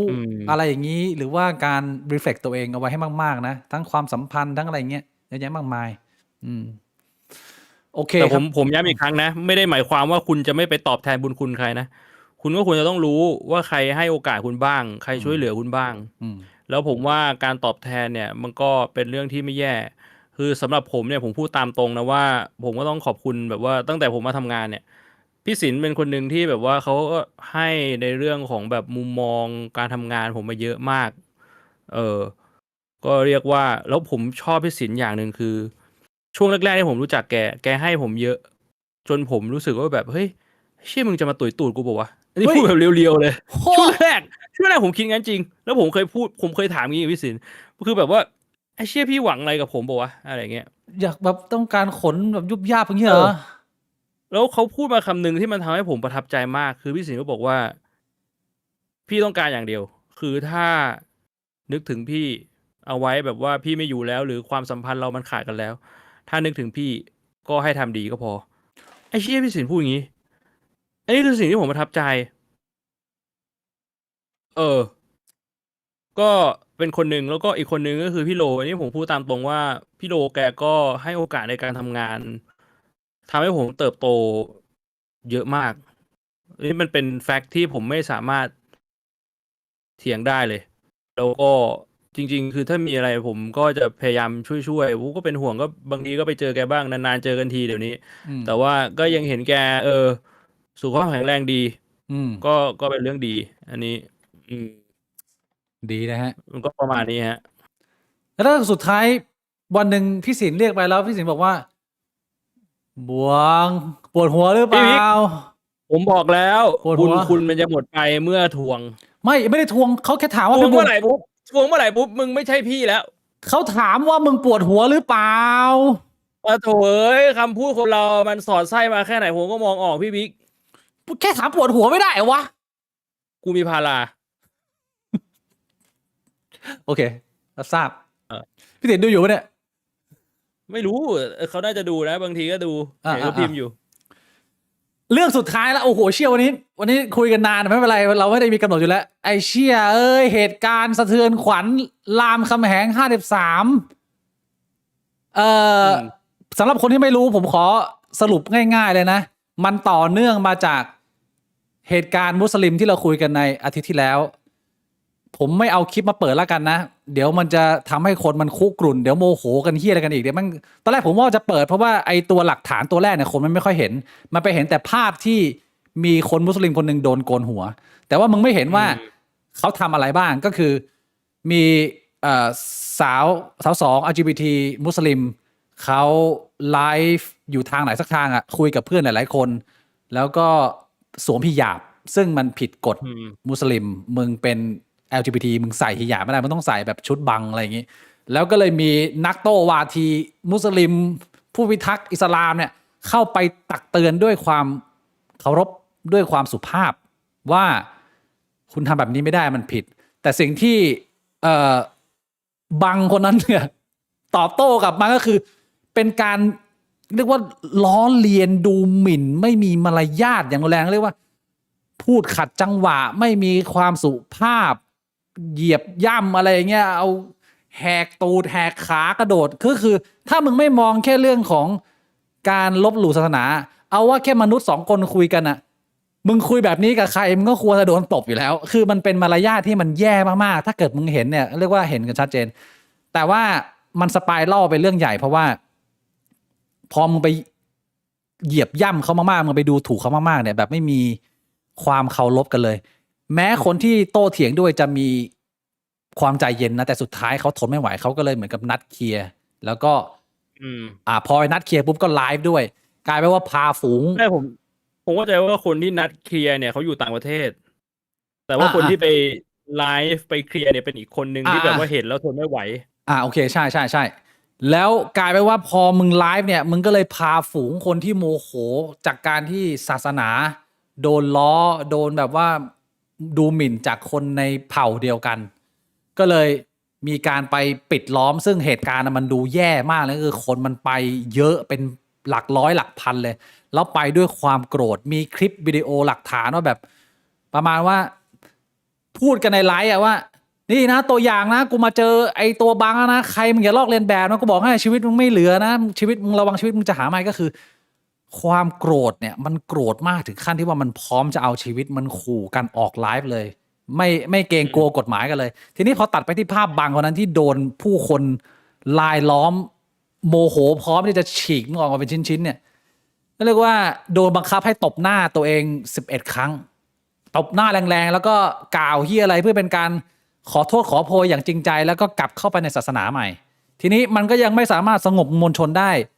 ก็เลยมีการเสนอให้โกนหัวแล้วก็มีการถามด้วยว่า คุณเต็มใจที่จะรับการโกนหัวไหมมีการถามไปเหมือนกับว่าเป็นความสมัครใจนะเราไม่ได้บังคับ แต่สภาพอะคือมีตีนรอมึงอยู่อะปิดร้านมึงอยู่อะมึงตอนแรกอะบังเขาบอกแล้วว่าเขาไม่โกน แต่ว่าคนที่เจรจาเขาบอกว่า ใช่บอกว่าเป็นสิทธิ์ของคุณนะที่จะไม่โกนบังเลยบอกไม่โกน แล้วก็บอกว่านั่นเป็นสิทธิ์ของคุณแต่เราไม่รับประกัน ไม่รับประกันชีวิตมึงว่ามึงจะเดินออกมาจากตรงนี้ได้หรือเปล่า ซึ่งก็คือ แปลเป็นภาษาไทยก็คือมึงโกนซะไม่งั้นโดนตีน ไม่งั้นมึงตายประมาณนี้ แล้วสิ่งที่มันแย่ก็คือว่าณเหตุการณ์ที่มันกำลังช่วงชุลมุนเนี่ยมันก็มีเจ้าหน้าที่เข้าไปพยายามจะเคลียร์อะไรพี่บวงแต่ว่าเจ้าหน้าที่อ่ะมันยังไงไม่รู้อ่ะสุดท้ายอ่ะมันไปยืนโกนหัวเข้าไปเหี้ยเจ้าหน้าที่ไม่ได้ไปแยกการประชาทันของฝูงเหล่าสัตว์ที่กำลังครุกรุ่นโมโหอย่างรุนแรง แต่ว่าไปยืนโกนหัวเขาแล้วมันก็เลยโดนตำหนิว่าอ้าวไอ้เหี้ยแล้วเจ้าหน้าที่รักษาความปลอดภัยมึงไม่คุมเรื่องนี้เหรอมึงยังจะให้มนุษย์เรามันแบบว่าใช้วิธีการแก้ปัญหาแบบกดดันกันเอาหินปาที่อะไรประมาณเนี้ยถ้าเกิดย้อนไปภาพ 2,000 ปีที่แล้วอ่ะเหตุการณ์มันประมาณนี้พี่บวงแล้วสุดท้ายคนก็ออกมาว่าเฮ้ยมีคนวิพากษ์วิจารณ์ว่าไอ้นี่ก็ไม่ถูกหรือไอ้นู่นก็ไม่ถูกพี่บวงมองเรื่องนี้ยังไง ก็ผมพูดไปตั้งแต่ต้นไลฟ์แล้วพี่บิ๊ก ว่า ไม่ต้องย้ายประเทศหรอกมึงแค่เลิกกินหมูก็พอ เฮ้ยเย้ยจะบ้าเลยคนทุกคนมันเป็นมุสลิมได้ยังไง เอ้าพูดตามแฟกต์อะถ้ามันถึงขนาดนี้แล้วอะพี่บิ๊กมึงมีทางเลือกอื่นเหรอ ไอ้เชี่ยคันนี้ขนาดเขาเป็นคนส่วนน้อยคนเยอะแยะเป็นมุสลิมมึงจะไปกลัวทำหาอะไรพูดคุยกันดิมึงจะต้องไปสู่คกเข้าพวกอย่างเดียวได้ยังไง คนเราเยอะกว่าพูดคุยเจรจา มึงพูดอย่างนี้ มึงว่ามาดามลำ 53เขาทำไง โกนหัวอยู่ดี ว่ามึงพูดได้แค่ในเน็ตไง แต่ เออ คนที่แอคชั่นน่ะมันเป็นคนส่วนน้อยไง นั่นน่ะสิ คนส่วนใหญ่ใช่ แต่แค่พูดไม่มีใครแอคชั่น มีใครไปช่วยมาดามลำ53ไหม เอ้าจากเหตุการณ์นี้นะพี่บวงผมขอพูดอย่างหนึ่งก็คือเป็นมุมที่ผมคิดว่ามันดี คือเป็นเหตุการณ์แรกที่ผมเห็นคนมุสลิมจำนวนมากออกมาประณามคนมุสลิมกันเอง เยอะในสังคมไทย ผมคิดว่าอย่างน้อยๆที่สุดมันจะต้องเห็นมูฟนี้ แล้วผมเห็นมูฟนี้ค่อนข้างเยอะ คือคนมุสลิม หรือไม่มุสลิมจำนวนมาก ออกมาประณามการกระทำของหลายมุสลิมที่ควบคุมตัวเองไม่ได้ แล้วต้องการจะชี้ชะตาหรือข่มขู่ผู้คน อันนี้ผมว่าโอเคในมุมผมอะ โอเค จริงๆมันก็เป็นเรื่องดี แล้วเรื่องกฎหมายนี่มีปัญหาไหมพี่บงสถานการณ์นี้มัน มี ส ปั ม ญหาอยู่แล้ว อ้าวหมายถึงว่าบางคนเขาบอกว่าอ้าวเฮียก็มึงเป็นคนปากส้นตีนอ่ะมึงไม่มีมารยาทมึงก็ควรจะโดนตีนสั่งสอนป่าวะหรือว่าการจัดการคอน FLICT ของมนุษย์ตรงนี้ มันจะต้องเคลียร์ยังไงในมุมพี่บวงอ่ะ เคลียร์ยังไงอ่ะเอาอย่างนี้ก่อน พี่บิ๊กคิดว่าเห็นด้วยไหมกับการที่ก็ถ้าคุณไปลบหลู่อะไรสักอย่างหนึ่งมันก็ควรจะโดนตีหรือว่าโดนฆ่าอะไรเงี้ย ผมไม่คิดว่าการลบหลู่ควรจะโดนตีหรือโดนฆ่าผมไม่คิดว่าปัญหาแบบนี้มันควรจะให้ประชาชนแก้กันเอง มันถึงจะต้องมีรัฐ มันถึงจะสงบสุขที่สุด แล้วผมคิดว่าทางนี้มันเวิร์กสุด ก็คือแก้ปัญหาด้วย เจ้าหน้าที่ที่เป็นกลาง ถ้าอย่างนั้นมันก็ชัดเจนแล้วว่าฝั่งมาดามผิด แล้วก็ควรลงโทษทางกฎหมายแล้วไอ้ฝั่งที่มารวมตัวกันทำตัวเป็นสารเตี้ยนี้ควรโดนอะไร ผมว่าไอ้ที่รวมตัวกันโดนสารเตี้ยเนี่ยเข้าข้อกฎหมายแล้วนะพี่บวง มันเข้าแล้ว ไอ้คนแรกอ่ะมีกฎหมายไอ้บางคนแรกเนี่ยมีกฎหมายรองรับหรือเปล่าไม่รู้นะไอ้เรื่องที่ไปล้อไปกวนส้นตีนเขาอะแต่ที่ไปยืนอยู่ตรงนั้นน่ะมีทนายหลายท่านออกมาบอกแล้วว่าไอ้ยืนแถวหน้าเนี่ยได้รับโทษเหมือนคนที่ข่มขู่นะและไอ้ที่ยืนแถวหลังเนี่ยโดน2 ใน 3ทนายออกมาพูดแล้วนะเรื่องเนี้ย โอเค อันนี้เรื่องกฎหมายเคลียร์ข้อเท็จจริงอ่ะมึงว่ามีใครจะโดนบ้าง มันไม่มีไง นั่นน่ะดิกูถึงบอกว่ากฎหมายมันทำอะไรได้ ถ้าข้อเท็จจริงมันเห็นอยู่เป็นแบบเนี้ยมึงก็แค่เลิกกินหมู ไอ้เชี่ยไม่แล้วเราไม่ต้องผลักดันหรอว่าเฮ้ยฟังก์ชันนะไอ้เหี้ยระบบความยุติธรรมเมืองไทยตำรวจถ้ามึงไม่ทำเรื่องนี้นะเดี๋ยวมันก็ทำมันอีกเดี๋ยวมันก็ก่อม็อบจราจรกระทืบกันอีกไอ้เหี้ยหรือว่ายังไงเรากินหมูจบไม่กินหมูง่ายสุด โหง่ายสุดนะ อัสสลามุอะลัยกุมอิสลามาสกีมาสกูมาสกีเนี่ยไอ้สัตว์ เย้แม่ง มันไม่ได้แก้ปัญหาโดยสังคมไงมันเหมือนกับเป็นวิธีการเอาตัวรอดเหมือนบางกับฉันก็ยอมโกนหัวไงพี่ ผ บว ม ง ก็แก้ไม่ได้หรอกผมได้แค่พูดแหละ มันก็คือก็ต้องใจเย็นๆกันหน่อยอ่ะ แล้ว นี่คือคำพูดอ่ะ คำถามอีกอันหนึ่งที่คนเขาถามว่า มาตรฐานในการล้อศาสนามันควรจะเหมือนกันไหมทำไมศาสนาอื่น ใช่ ทำไมศาสนาอื่นล้อแล้ว มันก็ล้อกันทุกที่อ่ะ อ่ะแต่ว่าไม่มีการไปปิดกระทืบแบบนี้ แต่ว่าทำไมศาสนานี้ เอา ล้อ จริง มา ๆ ติ ผ ด มว่าศาสนาอื่นมันก็มีนะ มีไหม แต่ว่าอาจจะไม่ได้หนักเท่าศาสนาอิสลาม อ่า อืม เรื่องนี้เนี่ย มุสลิมต้องเอาไปคิดไหมมุสลิมที่อยู่ในพื้นที่นั้นและสนับสนุนการทำแบบนั้น พี่บงคิดว่า เขาต้องเอาไปคิดหน่อยไหมหรือว่ามันจะต้องยังไงว่าเรื่องนี้ คือถ้าจะมองให้แฟร์ๆบางที มันต้องมองในมุมของคนที่จะล้อมึงต้องเอาไปคิดนิดนึงว่ามึงจะล้อทำไม คือคนที่มันล้อแบบนั้นอ่ะพูดตรงว่ามันไม่ได้คิดแม่งไม่มีสมองไงไอ้เหี้ยมันก็แค่นั้น ตีเลยดิ แต่ว่า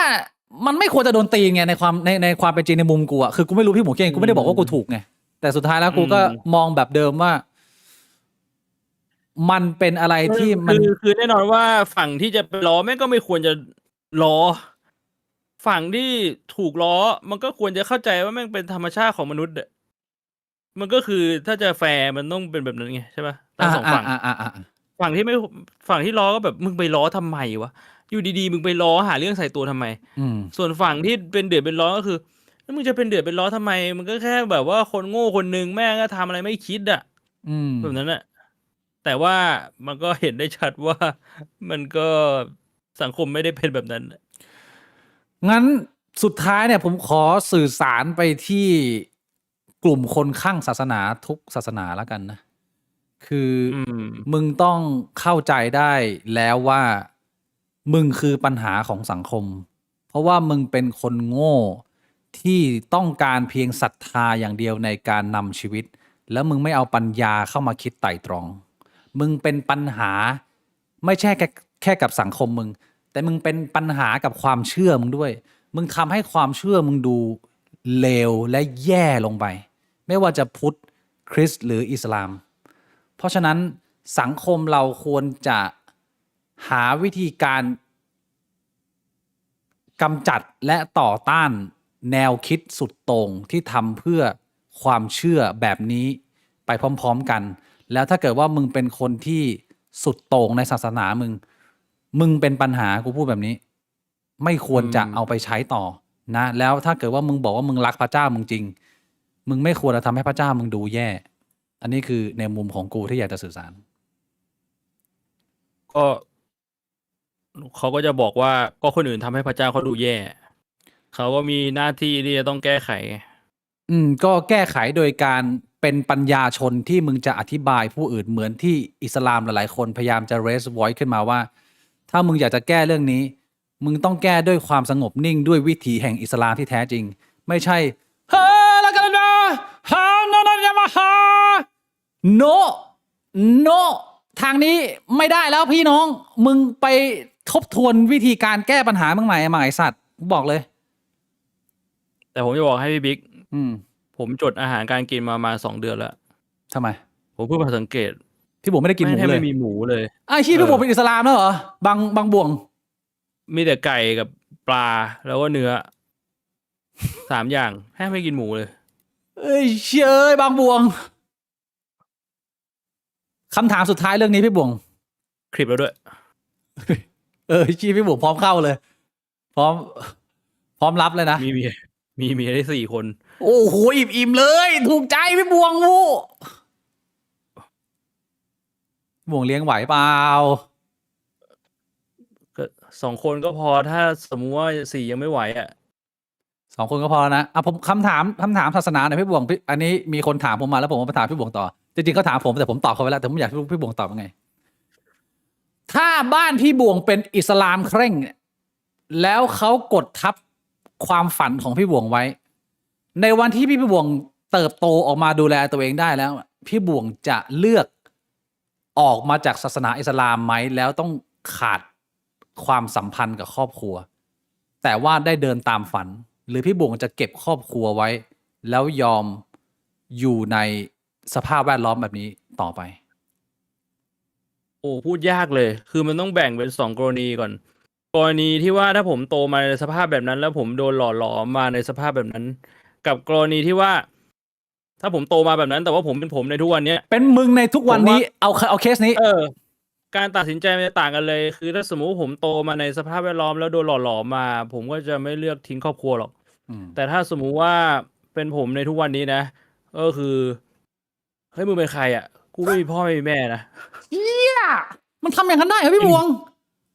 กูแดกหมูโชว์เลย ถ้าสมมุติว่ามันจะถึงขนาดนั้นน่ะ เลอ ต่างคนต่างไป ก็คือคุณก็คือมนุษย์คนหนึ่งอ่ะ ที่มี DNA คล้ายๆกับผมอ่ะ เอาแต่มึงตกนรกนะ โอ้กูก็ไปทอยเต่าเอาอ่ะ พี่บวงถอยเต่าเอาเหรอ กูไม่รู้หรอกว่านรกแม่งมีจริงเปล่าทอยเต่าเอา สมมติพี่บวงลงโลกไปเจออาจารย์ไพศาลทำไง อ้าวไอ้สัตว์มึงไม่ได้ดู อดีตได้นี่หว่าฮะ เป็นไงล่ะมึงโดนกี่ปีอะเนี่ยฮะ โอ้ยแต่ของกูโดนเยอะกว่าเยอะเลย กูทิ้งพ่อแม่ไปแล้ว ไม่ต้องห่วง อยู่กันยาว ผมขออนุญาตปิดท้ายหัวข้อของศาสนา อันนี้จากบทความหนึ่งที่มีคนแชร์เข้ามาในกลุ่มบิ๊กบวง เป็นบทความจากเพจที่ชื่อว่า Book Space เก่าละ เป็นคำพูดของคาร์ลมาร์กซ์เขาพูดว่าไม่ใช่คาร์ลมาร์กซ์พูดว่าคือมันเป็นภาพคาร์ลมาร์กซ์แต่ก็ไม่รู้ว่าคาร์ลมาร์กซ์พูดจริงๆไหมแต่ว่าคำพูดมันดีคือ ศาสนาคือเสียงทอดถอนใจของสัตว์โลกที่ถูกกดขี่ หัวใจของโลกที่ไร้หัวใจและวิญญาณของสภาพที่ไร้จิตวิญญาณ มันคือยาฝิ่นของประชาชน มาร์กบรรยายความศาสนาว่า เป็นการตอบสนองต่อการกดขี่และไร้น้ำใจของโลก แต่มันเป็นการตอบสนองที่ไม่พอเพียง เพราะแทนที่จะท้าทายตัวการกดขี่นั่นเอง มันเพียงแต่ทำให้รู้สึกชาต่อความเจ็บปวดเท่านั้น ๆ เอาจริงมันอาจจะท่อหลังๆมันอาจจะไม่ค่อยตรงเท่าไหร่นะ ไม่ตรงกับพี่บวง เพราะว่ามันไม่ได้เป็นยาชาต่อความเจ็บปวด มันกลายมาเป็นตัวกดขี่ซะเอง อ๋อยิ่งกว่านั้น มันก็คล้ายๆกับหัวไลฟ์ที่ผมขึ้นวันนี้ว่ามึงพวกเราทุกคนอยู่ในสภาวะสังคมของวัวหายสวดมนต์พี่บวง แก้ไม่ตรงจุด แล้วยังโปรลองให้ปัญหามันยังอยู่ต่อไป เพียงแค่เพราะว่ามึงอยากจะรู้สึกดีขึ้นไปอีกสักนิดนึง อีกสักหน่อยนึง นี่แหละ คือสภาพของสังคมที่เราจะต้องหลุดออกไป กูว่าเรามีอีกคำถามหนึ่งที่เป็นคำถามที่สำคัญที่สุดในไลฟ์นี้เลยพี่บิ๊ก คือ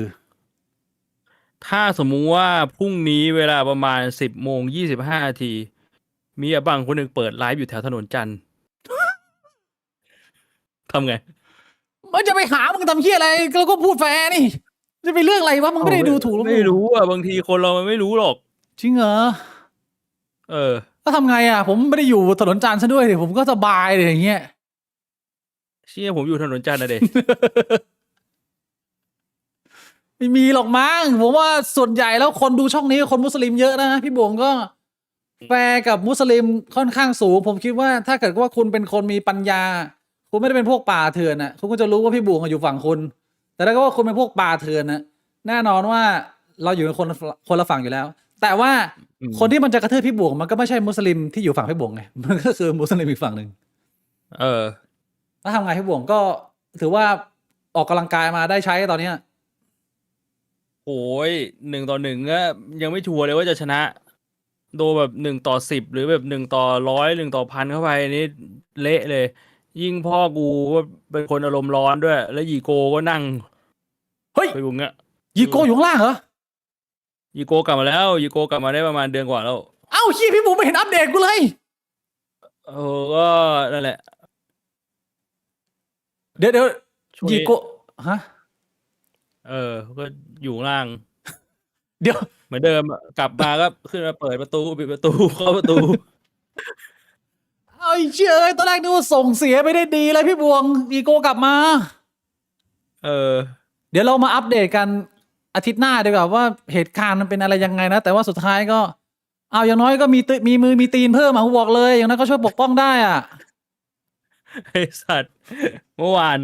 กูลงไปประตูมันปิดอยู่ กูลงไปข้างล่างเห็นยีโกนั่งอยู่กูบอกยีโกขึ้นไปเปิดประตูแล้วปิดประตูอีกแล้วยีโกบอกขาชา เดินไม่ได้ ขาชากูบอกขาชาจากอะไร เดินขึ้นไปข้างบน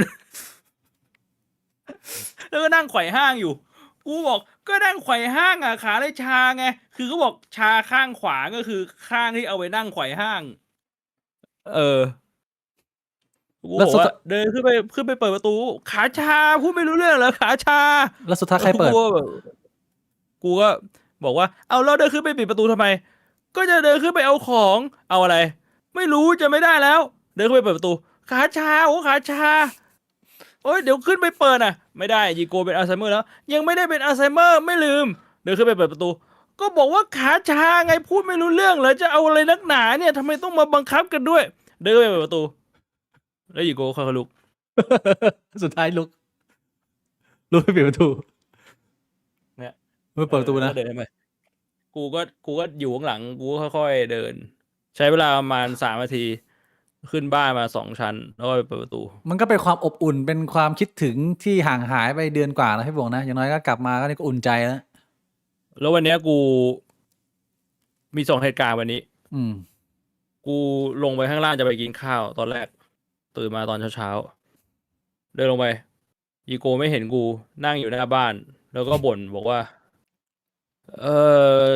ขอตังค์หน่อย เอาตังค์มาเข้ามาตังค์เข้ามา ไม่มีใครอยู่หน้าบ้าน เออ กูงง พูดอะไรวะ คุยกับใคร ไม่รู้มันก็เป็นเรื่องแปลก ไม่ได้คุยกับใคร เหมือนแค่แบบว่าบอกว่าแบบ อยากให้มีตังค์เข้าบ้านอ่ะ เหมือนสวดมนต์อะไรเงี้ย ประมาณแบบขอแบบให้ทรัพย์เข้าบ้านประมาณ อ๋อ นั้น เรียกซับเข้าบ้านแบบตังเข้ามา เออ ชิ้นน่ารัก กู นะ ก็ เว้ยเนี่ยคือเขาช่วยพ่อมึงไง กูก็ไม่สนใจกินข้าว อืม เสร็จปุ๊บขึ้นมาอาบน้ำไปยิม เดินลงไป เห็นยีโกกำลังเดินขึ้นมาพอดี แต่ยีโกยังไม่เห็นกูเลยหลบ แล้วก็ดูว่าเขาไปทำอะไร เออ โอ้เดินขึ้นมาบนบ้าน แล้วก็เดินลงไป เอ้าตรวจเช็คไงเผื่อมีโจรตรวจเช็ค เอ้าแต่ว่าปวดขาปวดขาทุกวันปวดนวดโอ้ยเนี่ยปวดเดินขึ้นบ้านไม่ไหว เดินมา เดินลงไป พอลงไปปุ๊บกูถามเมื่อกี้ขึ้นไปทำอะไรอ่ะยีโก ขึ้นไปเอาของ เอาอะไรอ่ะ เอาตังค์เอาไหนตังค์ไหนบอกไม่มีตังค์ อืม ก็ไม่มีดิเอ้าไหนบอกจะไปเอาตังค์ลืมว่าไม่มีตังค์ กูแบบ กูมีทางออกให้บวง ทุกครั้งที่ยีโกบอกว่าปวดขา มึงบอกไปเลยว่า ผมรู้จักอาจารย์คนหนึ่งมีความสามารถในการดูดสิ่งที่ปวดออกมาได้ สนใจไหมอาจารย์ไพศาล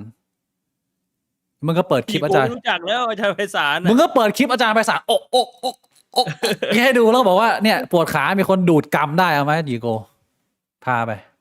เอาไปดูดกรรม มึงกูไม่รู้ทำไง แล้วผมขอถามก่อนที่จะตัดไป Q&A พี่บวง แล้วไม่ไปอยู่บ้านน้องชายอีกคนนึงแล้วเลย ก็ไปอยู่มาแล้ว แล้ว ก็อยู่ๆก็ขับรถมา แล้วก็เอายีโกมายืนอยู่หน้าบ้าน แล้วไม่คุยเลย แล้วก็ กับพ่อมึงเหรอก็มาทิ้งเอาไว้อย่างเงี้ย กูไม่รู้ว่าคุยอะไรกัน แต่รู้ว่าคุยนิดหน่อย เหมือนพ่อกูบอกว่าเอามาทำไมอะไรอย่างเงี้ยแต่ก็สุดท้ายก็ รับกลับมา มันก็รับกลับมา เรียกว่าเอาไปแล้วทนไม่ไหว ตอนแรกก็บอกว่า คือถ้าย้อนไปเหตุการณ์มันคือญาติเขาเอายามาให้ยีโกกินไง แล้วพ่อกูบอกว่าเนี่ยเอายามาให้กินแล้วก็ให้ยีโกสุขภาพดีๆให้อยู่ไปนานๆแล้วก็ปล่อยมาอยู่กับกูทำไมไม่เอาไปเลี้ยงอ่ะถ้าอยากให้อายุยืน อืม เขาก็เลยบอกได้เดี๋ยวเขาจะเอาไปเลี้ยงตลอดชีวิต อ่า ไปได้วันแรกโทรมาบอกว่า อยากเอายีโกกลับ พ่อกูบอกไม่ต้องเอามา ก็เป็นอย่างเงี้ยอยู่ประมาณ2 อาทิตย์ไม่ต้องเอามา อยู่ประมาณ2 อาทิตย์ สุดท้าย แล้วสุดท้ายยีโกก็เหมือนแบบ มายืนโผล่อยู่หน้าบ้าน เกาะ อยู่หน้าบ้าน เกาะไอ้เหี้ยโรเล็กอยู่ กูงงก็คือแบบเอาไปแล้วก็แบบให้กินยาขายดีแล้วมึงเอาไปแล้วมันมีไซส์สตอรี่พี่บิ๊ก คือยังไง ยีโกเนี่ยมีทองเป็นสมบัติก้นหีบอยู่ อืม ไม่รู้ว่าเป็นทองจริงทองปลอม อ่ะ ก็ระหว่างที่หยีโกไปอยู่ ก็มีการโทรมาถามพ่อกูว่าทองอยู่ไหน อ่ะ พอพ่อกูไม่ให้หยีโกก็ มาโผล่หน้าบ้าน ก็เลยแบบได้เหรอวะ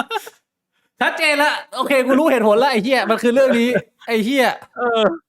มีการพูดคุยกันว่าทองอยู่ไหนหยีโกอยากเอาคืน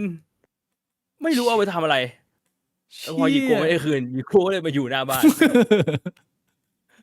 ชัดเจนเลยเหี้ยเข้าใจละเข้าใจแจ่มแจ้งแดงแจ๋วันนี้ไม่ต้องคุยไปถึงอาทิตย์หน้าแล้วเคลียร์ที่ ตร นี่ งว่าอันนี้คือมันเป็นเรื่องที่พ่อกับน้องกูเล่าให้ฟัง อืม ถึงแม้ว่ากูจะรู้จักเขามานานให้เครดิตเขาเยอะแต่กูก็ต้องฟังหูไว้หูกูไม่เลือกข้างอ่ะ ฟังหูไว้หูว่ายังไม่ได้ฟังความจากอีกฝั่งหนึ่งแต่ว่าฝั่งเราพูดมาแบบนี้นะ แล้วสุดท้ายมันก็ได้หยิกโกกลับมาก็สบายๆก็รอวันเอาขี้ป้ายกำแพงกูบอกเลย เอาจริงๆตะกี้ที่ไลฟ์เพื่อนอยู่เนี่ยกูได้ยินเสียงพ่อกูด่าอีโก้เลยแต่เสียงมันแค่ไม่เข้าไมค์ เชี่ยแล้วพ่อมึงเป็นไงบ้าง ก็ เนี่ คื ย อได้ปิดประตูอีกแล้ว พ่อมึงโอเคปะเนี่ย ไม่โอเคไอ้เชี่ยพ่อกูเป็นหอบ คือพ่อกูเนี่ยถ้าปิดกระจกอะหายใจไม่ออกเขาเคยจะหายใจไม่ออกตายรอบหนึ่งตั้งแต่อายุประมาณ40แล้ว คือมันไม่ใช่แบบว่าอาการที่แบบแม่งไม่ค่อยแรงเท่าไหร่ มันรุนแรงเว้ยแต่กูก็ไม่รู้จะทำไงกูก็คุยกับพ่อกูแล้วก็เขาก็แบบ มันไม่รู้จะทำไงมันก็อยู่เงี้ยเราตายก็ตายอะมันก็เป็นอย่างนั้นอะ มันก็พาไปดูดกรรมเนี่ยพี่บองลองหลายๆวิธี หมายถึงให้พ่อกูไปดูดกรรมอะนะหรือให้ยีโกไปดูดกรรม ก็ไปทั้งคู่อ่ะโดนดูดทั้งคู่อ่ะเผื่อมันต้องมีสักคนหนึ่งหายอ่ะไอ้เชี่ยลองไว้ ไอ้ อ่ะ เหี้ยเอ้ยแล้วทองก็ไม่รู้ทองจริงทองปลอม ตอนนี้อยู่กับใครอยู่กับพ่อมึงเหรอ อยู่กับพ่อกู พ่อกูบอกเอาไปทำไม ไม่ให้ ถ้าอยากได้เงิน เอาเท่าไหร่บอก เดี๋ยวให้ อยากได้เงินใช่ไหมเงินไม่พอเดี๋ยวให้ อืม ไม่รู้ แต่ว่าพอไม่ได้ทองปุ๊บอยู่แล้ว บ้าน ซัมมอนมา ยืนเนี่ย จะไปส่งเทเลพอนมาสารภาพค้างเลยอ่ะโอเค เอาจริงคือ กูไม่รู้ว่ากูเคยเล่าเหตุการณ์ก่อนที่เขาจะไปเปล่า คือจริงๆอ่ะมันมีญาติที่แบบเป็นญาติห่างๆอยู่ข้างบ้านกูเลย เนี่ยติดกันเลย แล้วเขาอาจจะเป็นคนที่แบบว่าเอาอาหารมาให้ตอนเย็น คือพ่อกูอ่ะรับผิดชอบที่อยู่ แล้วก็อาหารมื้อเช้ากับมื้อกลางวัน แล้วญาติเขาก็รับผิดชอบอาหารเย็น แล้วมันมีอยู่วันหนึ่งคือปู่มันกลับมา ปู่มันจะกลับมาเสาร์อาทิตย์ ปู่มันก็เลยแบบคุยกับเขาบอกว่าทำแบบนี้มันไม่แฟร์กับคุณพ่อนะอะไรประมาณเนี้ยแบบปู่ก็แบบคุยกับเขาให้เขาส่งสารไปถึงญาติว่า เนี่ยคือไม่มีใครสนใจเลยเหรอคือพี่น้องพ่อกูกับยีโกไม่ได้มีแค่2 คนมี5-6 คนน่าจะช่วยกันใช่คือถ้าช่วยกันก็คือ พ่อกูก็เลี้ยงมาปีกว่าแล้ว ถ้าจะให้แฟร์ก็คนละปีไปก็คืออีก5 ปีกว่าจะเจอยีโกอะไรแบบเนี้ยวนกันไปนะวนมือกันไปเขาก็เลยแบบว่ามาเอาไปแต่สุดท้ายมันก็ไม่ได้นานกูก็บอกว่าโอ้โหปู่พูดก็กูบอกปู่นะกูพูดแบบตรงๆเลยกูบอกว่าเฮ้ยโหนี่พูดดีอยู่เนี่ยถ้าเป็นที่ผมจะบอกเลยว่าเอาจริงนี่ผมก็เคยคิดว่าจะผลักยีโกให้แบบว่าตกกระไดตายเนี่ยมันสภาพมันไม่ไหวแล้วอะไรแบบเนี้ยนี่คือสิ่งที่มึงอยากจะสื่อสารกับญาติมึงเหรอไอ้เชี่ยมันบลัฟหรือเปล่าอยากจะรู้ว่าญาติเขาจะรีแอคชั่นยังไงเขาคอบลัฟบอกมึงบลัฟกูสงสัยสมมุติว่าวันหนึ่งยีโกขึ้นมาเคาะประตูแล้วกูว่าผลักยีโกตกบันไดตายเลยตำรวจรู้ไหมไม่มีกล้องวงจรปิดเชี่ยกูคุยกับปู่นะอันนี้จริงจังคือกูอ่ะไม่ได้คิดจะทำจริงนะแต่กูคุยกับปู่แบบเป็นซีนาริโอปู่ก็บอกว่าเดี๋ยวนี้เทคโนโลยีเรื่องเครื่องตรวจเครื่องจับเท็จน่าจะดีนะเธอบอกน่าจะไม่ผ่านเครื่องจับเท็จเชี่ยสรุปไม่ได้ช่วยกันก็คุยกันจริงจังอ่ะว่าแบบแม่งไอ้เชี่ยต้องขนาดนั้นเลยวะโหดไปปล่อยให้แกนั่งเล่นขี้ไปอยากจะรู้ไงว่าถ้าแบบพูดไปแบบนี้ตรงๆรีแอคชั่นของญาติจะเป็นยังไงเพราะเห็นเขารักหนาอยากให้แบบแข็งแรงอยากให้แบบว่าอายุยืนซึ่งเอาตรงคือญาติเนี่ยกูไม่ได้พูดถึงญาติรุ่นเดียวกันนะแต่กูพูดถึงญาติที่เป็นพี่น้องเขาอะ คือไอ้หลานๆน่ะมันก็เหมือนกูกับปู่อ่ะมันคือมันไม่ได้สนิทหรือมันไม่ได้แบบ ไม่ได้ ว่า มีสัมพัน อ ธ์ ยู่ แล้ว ด้วย อะ กันเงี้ย อืม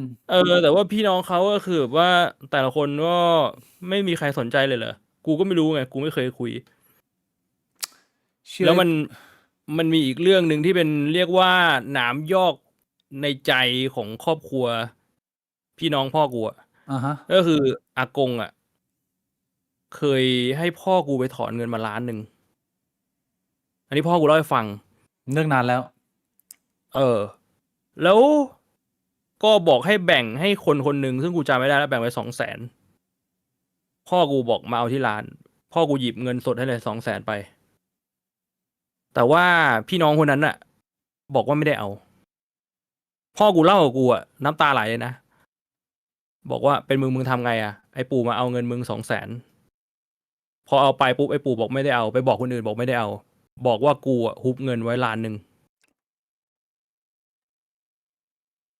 มันเลยทำให้พี่น้องคนอื่นน่ะ มองว่าพ่อกูฮุบมาแล้ว1,000,000มึงก็ดูอีโก้ดิแต่ว่า1,000,000อ่ะ พ่อกูให้น้อง200,000อีก800,000เอาคืนอากงไปไม่รู้อากงไปทำอะไร ไอ้เชี่ยบ้านมึงแม่งทรีตกันแบบนี้วะแม่งโหดจังวะไอ้เหี้ย ซึ่งอย่างที่กูบอก กูก็ไม่ได้อยากจะฟังความข้างเดียว กูฟังแล้วกูก็ได้แต่คิดในใจว่าแบบเฮ้ยเชี่ยแม่งจริงเหรอวะมันทำกันแบบนี้เหรอแล้วต่อให้กูจะเป็นลูกพ่อกูก็พร้อมที่จะฟังความของอีกฝั่งนะ อืม แต่กูก็คิดว่าแบบ เราก็ไม่มีโอกาสได้ฟังคุยอะไรเงี้ย แฟกต์ที่เกิดขึ้นมันก็ใกล้เคียงกับที่พ่อกูเล่าอ่ะ อืม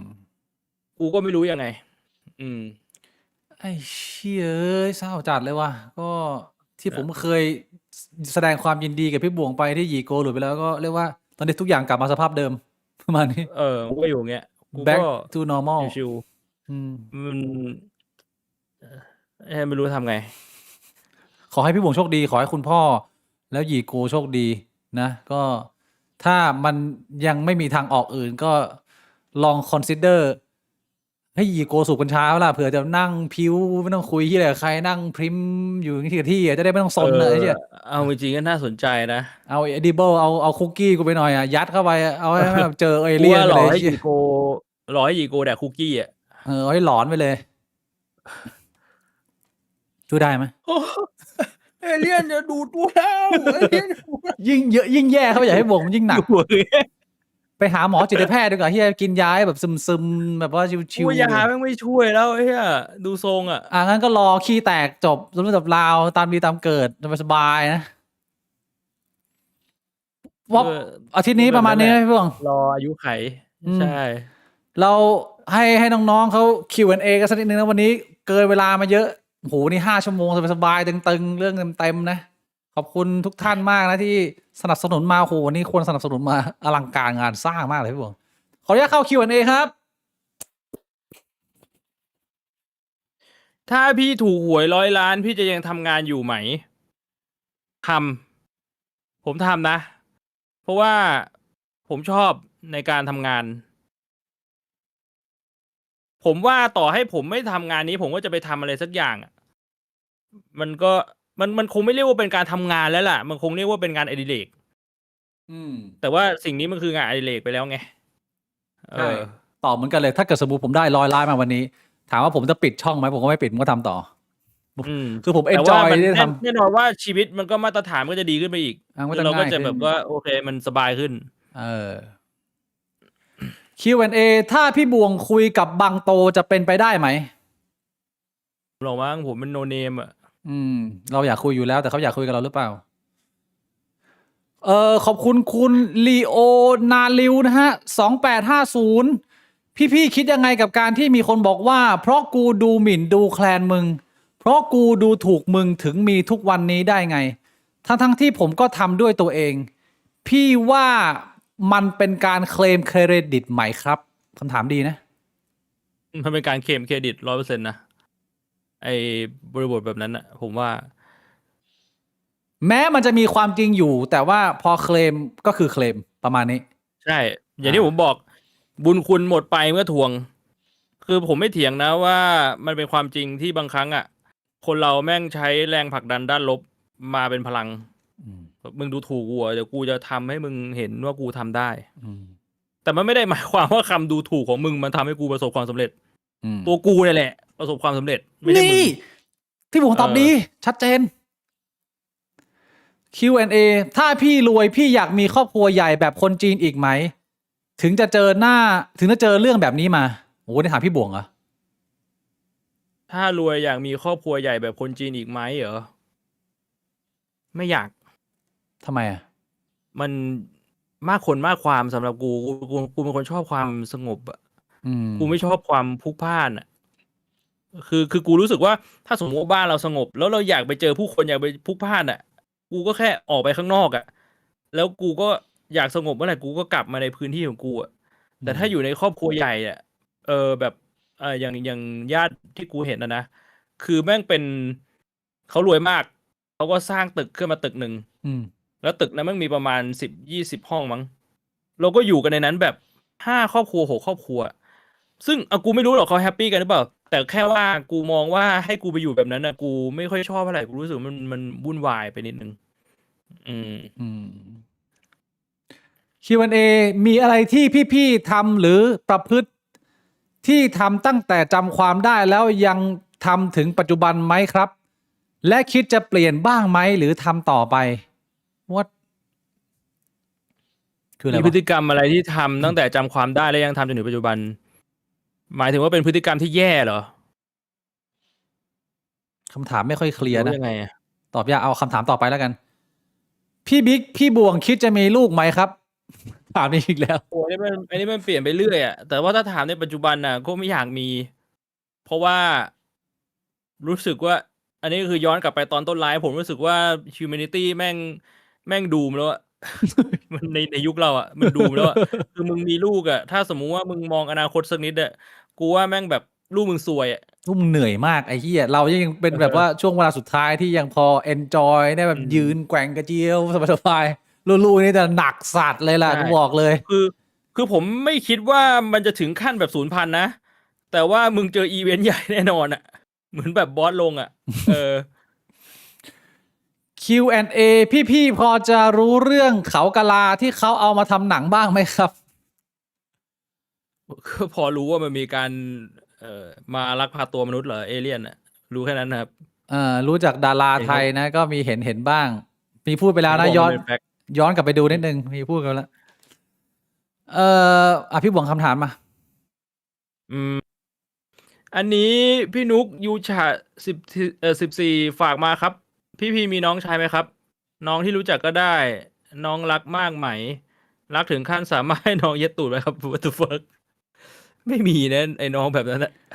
Q&A พี่ๆคิดว่าถ้าเป็นคนถ้าเป็นพ่อคนแล้วยังชักว่าวอยู่ไหมครับ What the fuck bro ก็ชักว่าวได้มึงจะเป็นพ่อคนเป็น เอ คุณ อ ตาเป็นคุณปู่เป็นคุณลุงก็ชักว่าวได้นะ ที่จะมีอะไรมาพากพี่บวงจากการชักว่าวเพราะมันไม่มีแล้วมึงต้องเอามีดมาแทงพี่บวงกูบอกเลย หรือมึงต้องตัดแขนพี่บวงทิ้งอ่ะ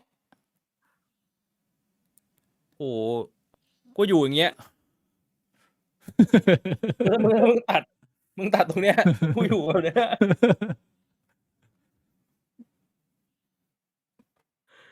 Q&A มาพี่บวงให้พี่บวงเลือกอ่ะ ถ้าสิ่งที่พ่อพี่บวงบอกทุกอย่างคือความจริงพี่บวงจะมีวิธีจัดการกับพี่น้องของพ่อพี่บวงยังไงก็ทำอะไรไม่ได้นะพูดตามตรง มันจัดการไม่ได้หรอกครับ ผมก็แค่จะถามว่าเฮ้ยแล้วแบบนี้คือทำยังไงอ่ะคุณก็ปล่อยให้พี่น้องคุณแบบว่าทรมานแบบเนี้ยนะคุณไม่มาแบ่งเบาภาระสักหน่อยเลยเหรอมันก็คงได้แค่คำถามในฐานะของหลานอ่ะมันทำอะไรไม่ได้อ่ะ ไอ้เชื่อมีแต่คำถามชักว่าว คือสำหรับผมอ่ะผมมองว่าผมมี2 ออปชันก็คือ อยู่แบบนี้ไปที่บ้านหรือว่าก็ไปอยู่ที่อื่น ซึ่งผมไม่ได้อยากไปอยู่ที่อื่นเท่าไหร่ผมว่าอย่างน้อยอยู่ที่บ้านแม่งเราก็ยังแบบว่าช่วยเหลืออะไรได้บ้างเล็กน้อยต่อให้มันจะแบบนิดหน่อยอ่ะ อืม ก็ยังดีกว่าแล้วรอให้ตรงนี้มันจบแล้วค่อยไปอยู่ที่อื่นอะไรเงี้ย Q&A พี่บิ๊กใช่จีนแต้จิ๋วไหมครับ แล้วทำไมนามสกุลมีคำว่าฟองด้วยครับผมเป็นพันธุ์ผสมครับ ผมเป็นจีนแต้จิ๋ว 75% แล้วผมมีแคระ 25%ทำไมนามสกุลใช้คำว่าฟองด้วย เพราะว่าตอนแรกพ่อผมเนี่ยไม่ได้มีนามสกุลไทยเหมือนกับคนจีนหลายๆคน ก็มียุคหนึ่งเขาก็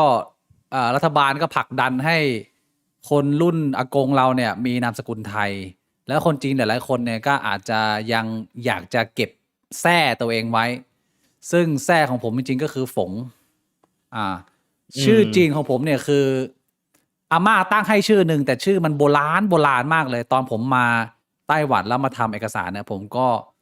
ทำชื่อตัวเองใหม่ชื่อใหม่ของผมที่ผมตั้งให้ตัวเองก็คือผมเอาคำว่าวรุษเนี่ยมาเปลี่ยนให้ใกล้ๆคำจีนให้มากที่สุดก็จะเป็นฝงเว่ยหลุนมันคล้ายๆวรุษซึ่งผมก็ยังเก็บแท้ของที่บ้านเอาไว้ประมาณนี้ถ้ามีความฝันที่มีโอกาสประสบความสำเร็จน้อยมากควรหยุดฝันตั้งแต่แรกไหมเพราะมันขึ้นอยู่กับว่าคุณเป็นคนรับความเสี่ยงได้มากแค่ไหนคือถ้าคนที่มันรับความเสี่ยงได้เยอะมันก็จะแบบช่างแม่งก็ถ้าสมมติกูเฟลมันก็คือกูล้มเหลวมันก็รับได้แต่ถ้ามันเป็นคนที่รับไม่ได้มันก็คุณต้องประเมินตัวเองพวกเนี้ยมันเหมือนถ้าสมมุติว่าคุณเคยแบบว่าเปิดพอร์ตลงทุนแล้วมันมีให้ประเมินความเสี่ยงก็ต้องถามใจตัวเองดูว่าคุณรับความเสี่ยงได้มากแค่ไหนบางทีคำถามเนี้ยมันถามตัวเองง่ายๆไม่ได้นะพี่บวงว่าตัวเองรับความเสี่ยงบางคนมันไม่รู้จนกว่ามึงจะสูญเสียแล้วมึงจะรู้ว่ามึงรับได้ขนาดไหนมึงต้องลองเคยเสียก่อนใช่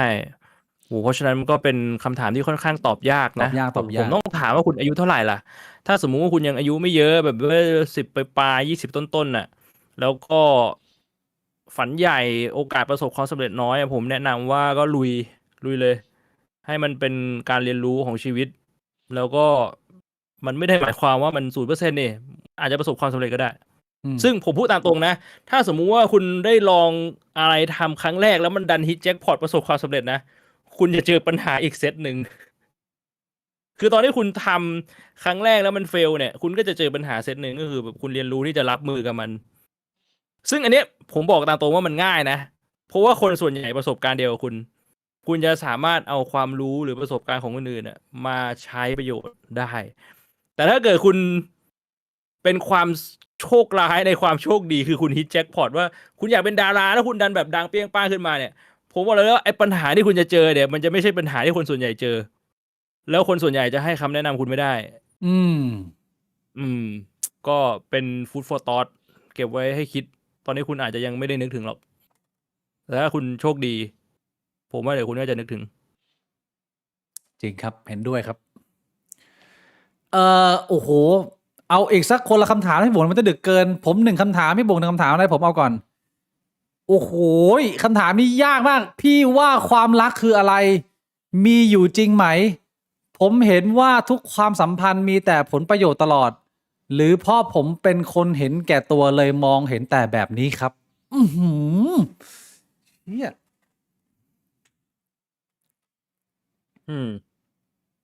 เอาจริงเคยเถียงกับพี่บิ๊กตอนอยู่มหาลัยเรื่องนี้นะจริงเหรอ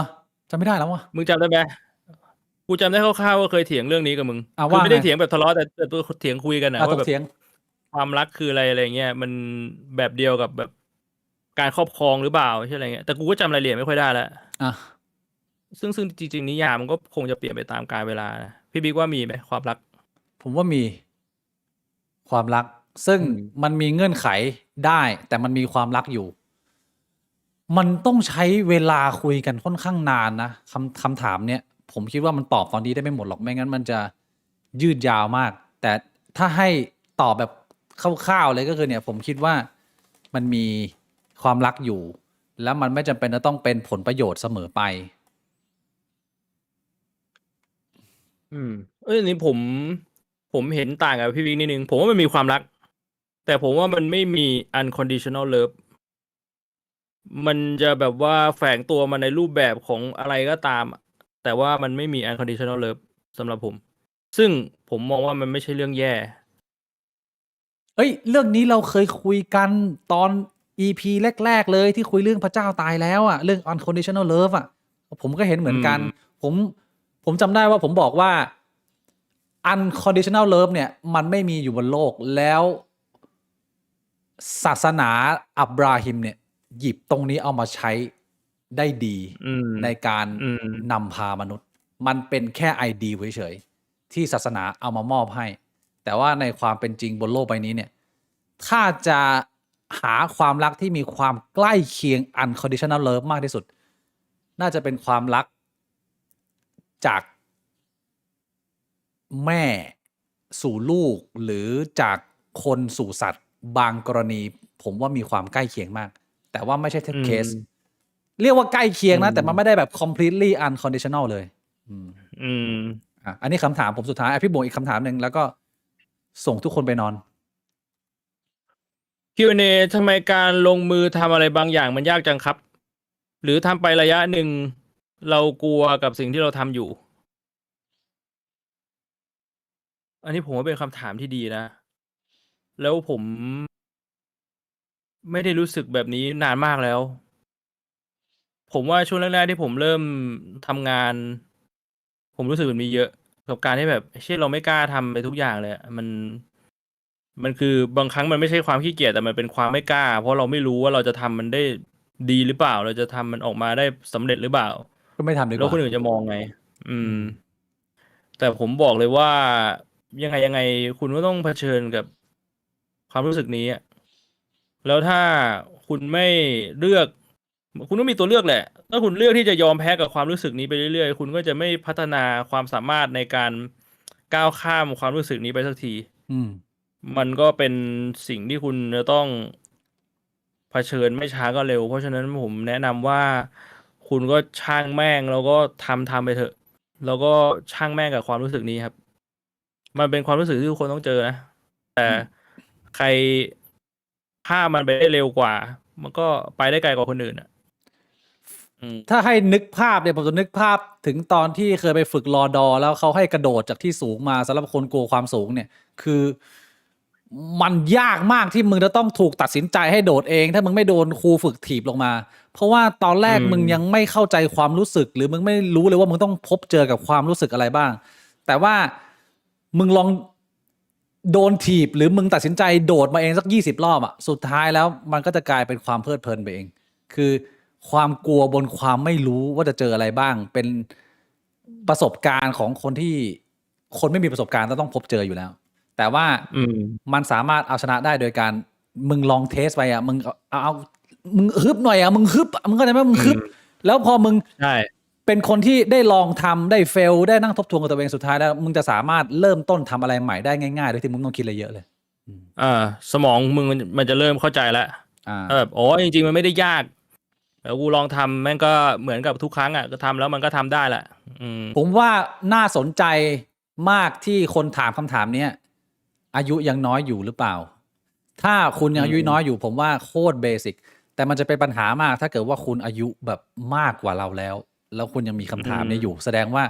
ไอ้เชี่ยมึงเสียเวลาชีวิตมานานมากนะไม่ได้ทำเชี่ยอะไรเลยอ่ะมึงเข้าใจไหมก็ซึ่งถ้าคุณมีความรู้สึกแบบนั้นนะมันก็ยิ่งต้องรีบทำไงไม่งั้นคุณก็จะรู้สึกแบบนี้ไปเรื่อยๆแล้วทุกวันมันก็จะทับถมขึ้นไปเรื่อยๆปลดล็อกนิดเดียวแล้วไปไกลโลดนะนี่ Nike just do it เขาบอกมาประมาณนี้พี่บวงเชื่อเก็บแรงไปเล่นเกมดีกว่าเจอกันใหม่ครับผมสำหรับวันนี้ขอบคุณทุกท่านมากนะ Q&A อะไรเก็บไว้เพิ่มเติมทีหลังนะฮะขอบคุณทุกการสนับสนุนเยอะแยะมากมายวันนี้ถ้าเกิดว่าพูดอะไรผิดไปก็ขออภัยด้วยนะถือว่าเป็นอรรถรสการพูดคุยของบิ๊กและบวงนะฮะสำหรับวันนี้ลาไปก่อนครับพี่บวงทุกท่านเจอกันใหม่พุธหน้าครับสวัสดีครับสวัสดีครับ